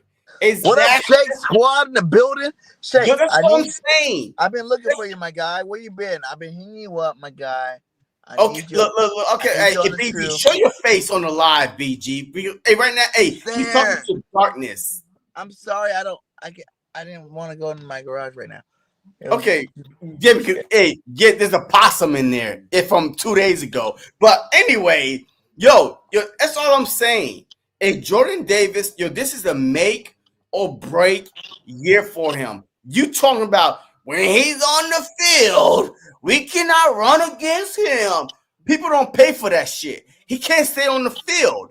So this is a make or break year for Jordan Davis. I don't care what you say about when he's on the field, we are elite. He was barely on the field last year, and we were elite in stopping the run. So we were elite because the teams weren't really running the ball on us. They running ball on us. Start the first quarter, JD's in the game. They stop it. They get behind because our offense is putting up points. You don't need JD in the game no more. Yeah, when it started first quarter, JD's in the game. Yeah. When it's first quarter, first quarter. What, the first 5 minutes of the game? Shit, you've been resting all week. I hope you can play 5 minutes of the game. But when you make your presence felt in those 5 minutes, guess what? The team's got to pass the rest of the game, and that's when you take them out of the game. Come on, guys. This is football. This is chess, not checkers, guys. It's very easy to see that Jordan Davis is well above what he should be doing. The Philadelphia Eagles right now, lately, has been playing checkers, not chess. We need to hurry up and win this shit. Yo, hey, we ain't got time to wait 3, 4, 5 years, man, trying to move pieces around. We are ready to win every year right now. Every day is checkers, not chess. Chess take too damn long. If you play chess, you know chess is a long-term thinking game. We need it shit right now. Today. Bingo. Move the checker pieces. Win. Shoot. We've been playing chess with Jordan Davis 3 years ago. Chess. Okay. Hey, he's going to lose weight. He's going to play more than 40% of the snaps. He's going to be on the field. He's going to do this. That was chess 3 years ago. This is checkers right now. I don't need no. We ain't got time to wait for him to lose weight, to gain none of that. Because Jalen Carter came in year 1 and played more snaps than he ever played, and he came in a year. And his stats should be a lot higher. If you play every goddamn down, Why the hell aren't you double-digit sacks yet? I love Jalen Carter. But at the end of the day, you're calling him elite. You're calling him generational. You're calling him all this stuff. But his numbers do not say that. But you know who will be elite? This guy right here. Man, I'm coming back home. Philly, y'all know what's up. We got to turn up. We got to get lit. We got to win another freaking Super Bowl next year, man. It's on. Never give up the microphone unless you're giving it to a draft pick that's going to a Super Bowl champion. What was it like to receive that phone call from a general manager that constructs a championship roster? Man, it was just a real feeling, just getting that call and just being here and, just having that opportunity and, maximizing my opportunities when I was younger and, just leading it to this point. So I'm just extremely grateful and I'm honored. And you have a future in television when you're done playing. Congratulations. You're damn right. Sign him up, the kid from Camden County in New Jersey. Yo, that thing just went bloop, bloop, and fell. But hey, I'm back, man. Yo, Jason was like, yo, he's too hot to listen to you, BG, man. Yo, he's getting higher and higher the more he listens to you. Brennan Swenson from LSU. Yo, what's your thoughts on the Andrew Makuba? I like that pick. He's beating out Brown day one. I don't think it's going to be that easy. Like, for real, y'all underestimating Brown, man. Shut up. Like, I think y'all underestimated Brown, man. Like, he showed flashes of greatness so far. The 100-yard interception. He's made big hits. He's made big plays. It's like he was hurt. He had to heal. They played easy with him last year. You had Chauncey Gardner. You had Blankenship. You didn't have to rush him back. This is going to be the year Brown shows you why he's going to be the starting safety for the Philadelphia Eagles for the foreseeable future. Cool. Yeah, look. Hey, because Carter's double. But goddamn, all the best generational talent DTs are doubled and tripled every single snap. Where's the numbers? His year to win. I'm not even a Carter hater. I love the fact that we got Jay Carter. He is a beast. He does do big things popping when Jalen Carter's in the game. But at the end of the day, I'm just saying, like, y'all crowning this guy like the best defensive tackle ever. He is. He hasn't put up the numbers to show me that. The problem is the only number that you're looking at is sacks. That's your position. That's what you got drafted the first round. Bullshit. That's bullshit. Jordan Davis was drafted to stop the run. When Jordan Davis is in the game, the run stops. Jalen Carter was drafted. When Jordan Davis in the game, run stops. He doesn't sack the quarterback. Okay, all right. So entertain me here. So if I told you that Jordan Davis had not played more than the 40% of the snaps, we played 17 games. We played a lot of good NFL professional running backs, but we were still good at stopping the run. So Jordan Davis is not a key overall because he doesn't play 40% of the snaps. So how are we so good in stopping the run when Milton Williams, when Josh Sweat, when Nolan Smith? They didn't run the ball. Hold on, I'm not done. I let you speak. So when Milton Williams, Jaren Carter, Ajomo, Booker, all those guys are in, but we're still managed to be good in stopping the run without Jordan Davis playing more than 40% of the snap throughout the whole season, and we still was a number 2 run stuffing team without his fat ass on the field. So explain that to me, how we could be good at stopping the run. It's very easy. His ass is not on the field. It's very easy. You thought you had me, Mr. Truth. You thought you had me with that soliloquy. I'm waiting. It's very easy because, like I said before, that makes no sense. We didn't need them to. They didn't run the ball that much. That's a cop out. That's a cop out. We had the number one rushing attack for one. We were scoring touchdowns for two. And when you score a lot of touchdowns on a team, that's false. Wait. Yo, the Eagles went. Yo, the Eagles was 32nd. Hold on. The Eagles was 32nd and scoring offense to start the game. They weren't putting up. The Eagles were not starting up a front. They did not score in the first quarter for the first freaking 7-8 games of the season. They didn't score in the first quarter. So you can't tell me that we were the leading rusher. None of that. Your teams were getting out ahead of us. And we had to catch up. So games this year where teams really were out ahead of us? It was this year. What do you mean? It was really down. Think about it. How many games were really down? Huh? We had the most games ever, probably in Eagles history, where backups played. Yo, you're talking nonsense. Or backups played. Because we were that dominating on offense, guy. I get it. You want to say that JD sucks because he doesn't I didn't say anything about him being sucked. Nothing at all.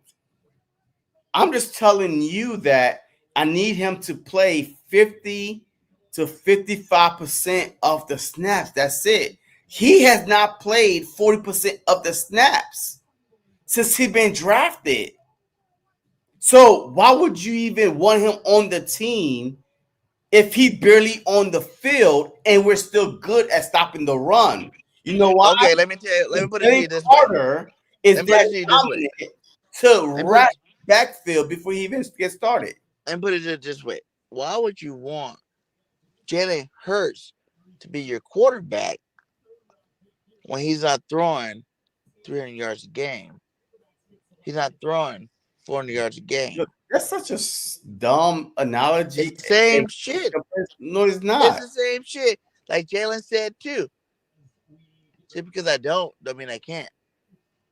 He can't though. But Jordan Davis can't keep his fat ass on the field. He can't. Just because he's out doesn't mean he wasn't needed. You know what I'm saying? What? Like he's not a pass rusher. Keep the tackle. He can't be on the field. That's the difference. Jalen Hurts wasn't asked to do that. Jordan Davis was too busy on the sideline catching his breath. His ass could not do that. So it's a dumb analogy of comparison. Stop it. Yeah. Let's agree to disagree. I tell you the truth. Yo, hey, you're losing this debate so bad. He tells you it's so bad. He tells you what you want to hear. People can't even tell who I'm debating right now.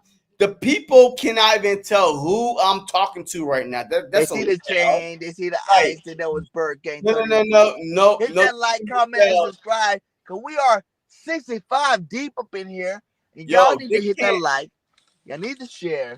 Yo, they can't even tell who I'm speaking to right now. That's a L. Number two, you've been gone for 3 hours and some change that I had to held this draft down.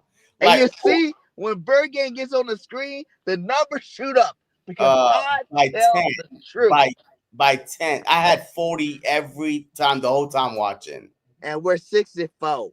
So that's not even half. You didn't even bring half the fan base with you. You didn't even have you didn't even bring half the fan base with you. Like you brought 20%. Congratulations. If I was here the whole time, we'll be up to 100. Like I said, no, you didn't even bring. But anyways, you know what I mean. So all right, so that's topic, and I'm going to bed because what happened to the draft? Is it over? Yeah, the draft been over. Damn. Yo, it's only round 2 and 3. I'm not going to do 4 or 5. I'm not doing none of that shit. No, I'm not Stop going to do that. none of that. But what we will I do watch it. is recap over the draft The on truth on Tuesday. on Tuesday. The truth, yeah, on Yeah, Tuesday. we could do So that. I mean, we definitely could recap the draft. And no, I want to do a open mic. You know what I mean? Just hear what people had to say. call-in show Tuesday Yeah, draft recap. yeah. So we definitely going to do a call-in show. I mean, just And to hear. just for any team too. If you're another team fan, just let us know what you feel about your team draft. If we do an overall draft, recap on Tuesday night. Oh, on Tuesday Yeah, night, I and mean, we just EC won so football. Eagles champ. You keep hitting me up, my guy, while I'm at work. I can't jump on, but Yo, so he come on. said AI overview. The Eagles playoff game against the Rams, the Jordan Davis played 17 defensive snap, representing 24% of the team's defensive snap. In the previous game, in 2024, the Eagles season, Jordan Davis played 380 defensive snap, which is 37% of the team's snap. According to Yahoo Sports, this was a decent 2019 he played in. Jordan Davis played 37%. I mean, so overall, look, Jordan Davis. All right, just to wrap this up, I would like him to at least help Jalen Carter out a little bit. Just be on the field for at least if it's 500 snap, just be on the field for 250, right? This dude is playing 500 snap. How Jalen many Carter won't come off the field. how many snaps did Carter? I mean, how many sacks Carter had last year? God, okay, all right. I No, know. listen, I'm going No, somewhere else with it. no, no, I'm no. going I'm somewhere not else going. with it. I'm going somewhere else with it. How No, many no, sacks? And if you no. look at I'm those not. sacks, I'm how many not. of those sacks You he Google was it. Milton You do the Williams' research. game? Google No, it. no. Go ahead. You How many Google sacks? it. I mean, Google it. I can't. I'm on my phone recording. Okay. Well, look. I'm not going down this rabbit How hole many again. I'm tired. I'm sacks exhausted. My was he mouth on the been field running with for Milton 5 hours Williams or in Jordan that. Davis? I promise you, those sacks came when JD was on the field because JD was taking up the double teams. What? Are you willing to bet $100 on that? That Are you JD willing was to on. bet $100 on that? Because I've seen a lot of sacks without Jordan Davis on the field. Milton Williams was on the field more than Jordan Davis. But hey, go ahead. Are you willing to bet $100 on that? That half of Jerry Carter's sacks came with Jordan Davis on the field. With the Rams, he had 2 sacks. Jordan Davis was not on the field in the playoff game alone. So do not start this BS with me. Even That though was that you're a Jordan Davis defender, I'm telling you, I watch every snap, every Eagles game, every snap, every me season. too. No, you don't. Every snap. No, you don't. I'm the Eagles truther. What was Jordan Davis sack when Carter wasn't on the field? hey, go ahead, Jordan Davis truther. He has 2 Answer that. sacks without Jalen Carter on the field. Yeah, go ahead. Because Carter never came off the field. So answer that. Exactly. So, hey, relax, BG. Relax. Hey, just go to sleep. That part was wrong. Carter never came off the field. But like I said, at the end of the day, Carter never came. Yo, he played all 4 quarters. This dude was on the field. And he only and that's why. weighed. And you know what? Look at that compared to Aaron Donald. How many times did Aaron Donald play? Stop comparing him to Aaron Donald, bro. Like Aaron Donald was in the league That's who for 10 everybody compares years. him to. You cannot. Aaron Everybody Donald do. was in a BG. Aaron Donald was in the league for 10 years. Carter just finished his 2nd season, and in the 1st season, he didn't even start full time. His 1st season, he didn't even start full time. So how could you even compare that? You can't. He couldn't even get on the field. Him and Huff were getting snap taken by guys like Booker. That's facts. That's facts, bro. I'm telling you right now. Yo, those are facts. Those are nothing but facts. By Eagles champ. But anyway, man, yo, I'm about to wrap this up, man. 5.5 hours I've been on this live. Throat is low. A little sore, but hey, this your boy, man. Yo, but BG, man, go ahead, man. Hey, just say your last word, man, because hey, you are frustrating me as much as Jordan Davis is the past 3 years. But go ahead, just hey, I'm gonna give you the floor for 5 minutes. Go ahead. Oh shit, BG's gone. The minute I decide to put him on the yo, I told y'all can't trust BG. Y'all cannot trust him. The minute I decide to tell him the floor is his, he run away. And look, I mean, you can't trust BG, bro. You can't trust him. Go ahead, BG, talk. You're mute. Can't hear you.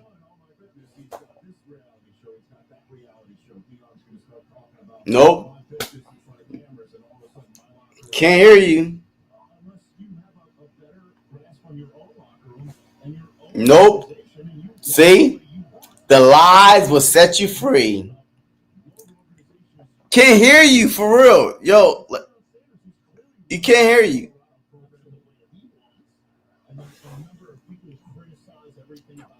No. Can't hear the lies.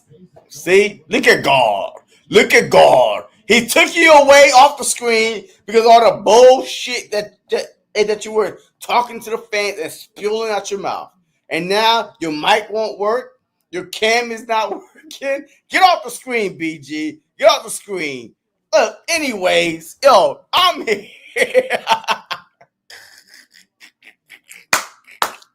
Yo, and you came in here, BG, man, but it's all good, man. Look, the same guy that won in Quest State, my guy, BG31. Yo, we should have kept Chris Watkins because he didn't have a fair shot.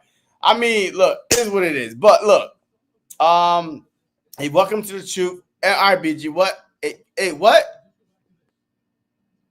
BG, you there? Hello? Hello? Hello? Yeah. Can't hear you, brother. Salute to BG31. But anyways, man, look, I appreciate all y'all tuning in, man. 5.5 hours, man. Hey, we've been here for round 2, round 3. Even though the Philadelphia Eagles did not draft, even though they traded out. Hello. Back. Can you hear me? Unfortunately. Yes. Okay. All right. So yeah, we're about to wrap this up. 5:32. The truth. Be there. Live call-in show. Tuesday night. Everybody's welcome. Every team's welcome. We will talk about what happens in this 3rd, 4th, 5th, and 6th round, 7th round we only got to round 5 for the Eagles because we don't have 6 and 7 round picks. So we'll see what happens. I feel a trade coming from Howie Roseman. Well, I don't know. We traded out the 3rd, but what did we get for it? So we might have get a 6. I don't know. Because we traded out the 3rd round completely. So I refuse to believe that we got another 5th round pick. You know what I mean? So so I don't know. But whatever it is, Eagles will be. Oh shit! Eagles got a 6. Eagles have a 6th round pick. They do. Yup. It's on the screen right now. The Eagles have for the Broncos. Yeah. So the Eagles do have a 6. So they have a 5th, a 4th, 5th, and 6th. So they do have a 6th round pick. They had pick number.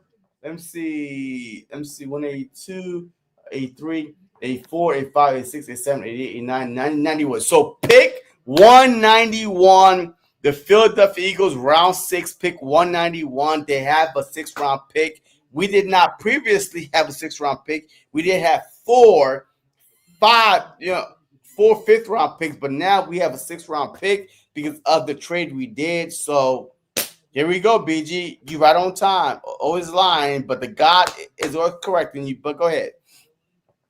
Like I said, welcome again to the truth. Where BG lets you know what it is.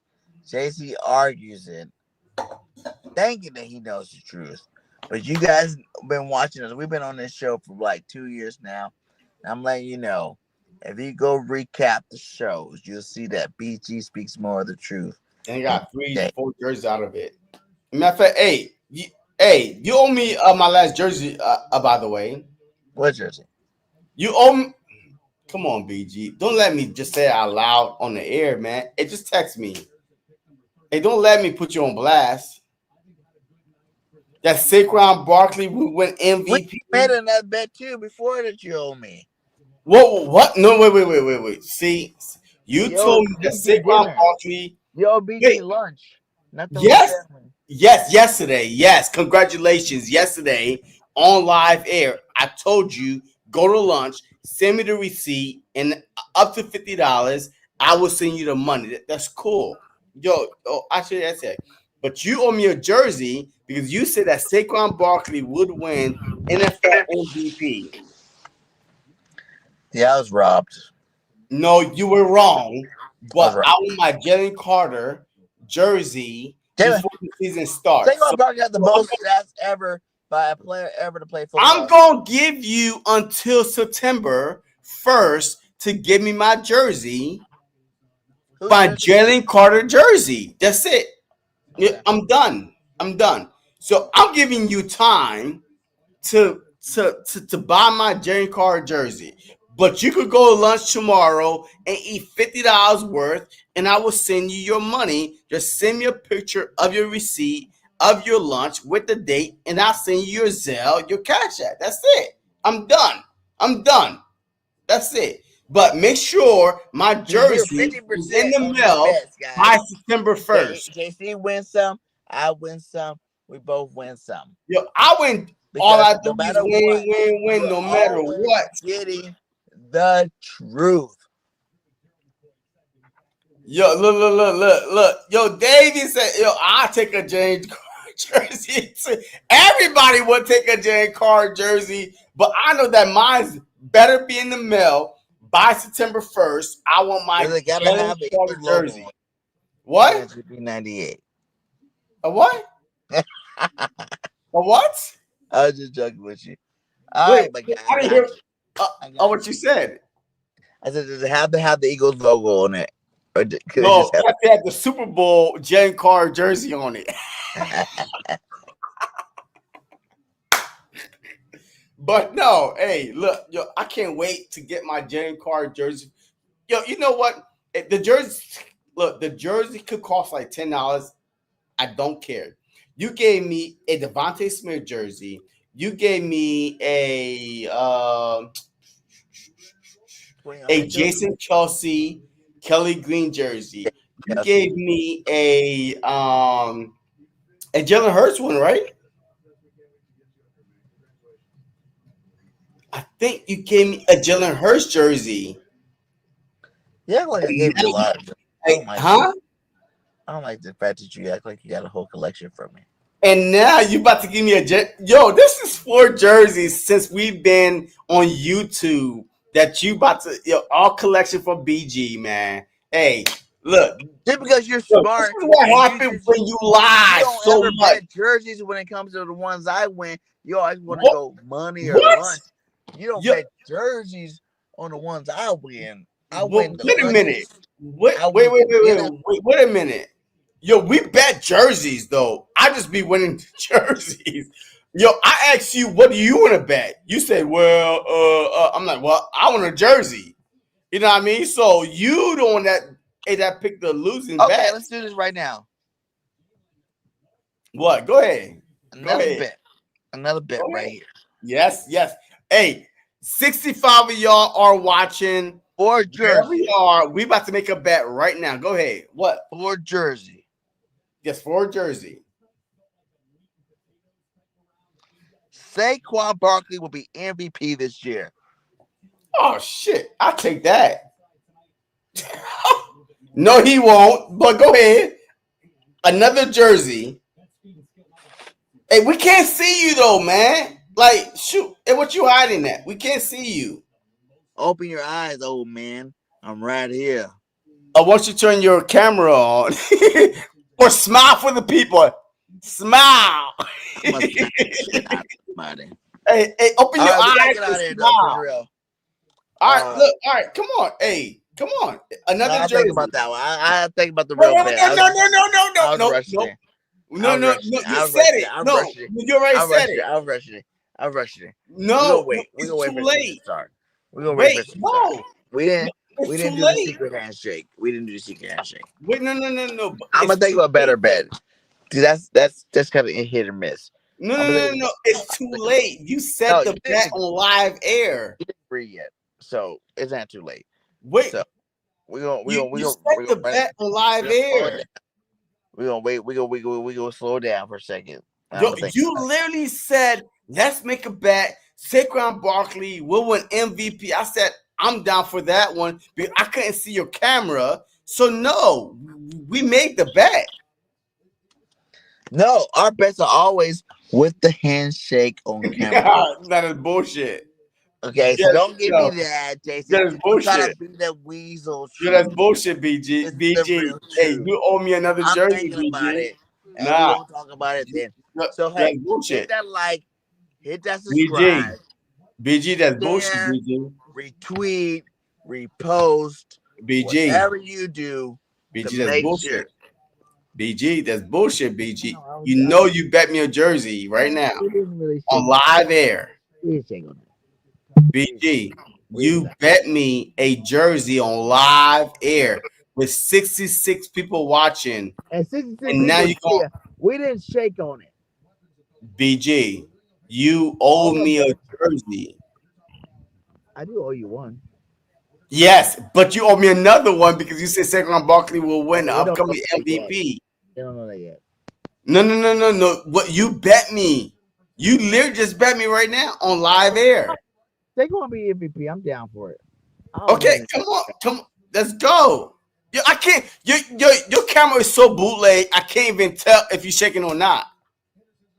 I can't see you, and now you're gonna be like, "Oh my god, yo, yeah, I didn't shake." But no, come on now. Oh my god, BG, I can't see you, BG.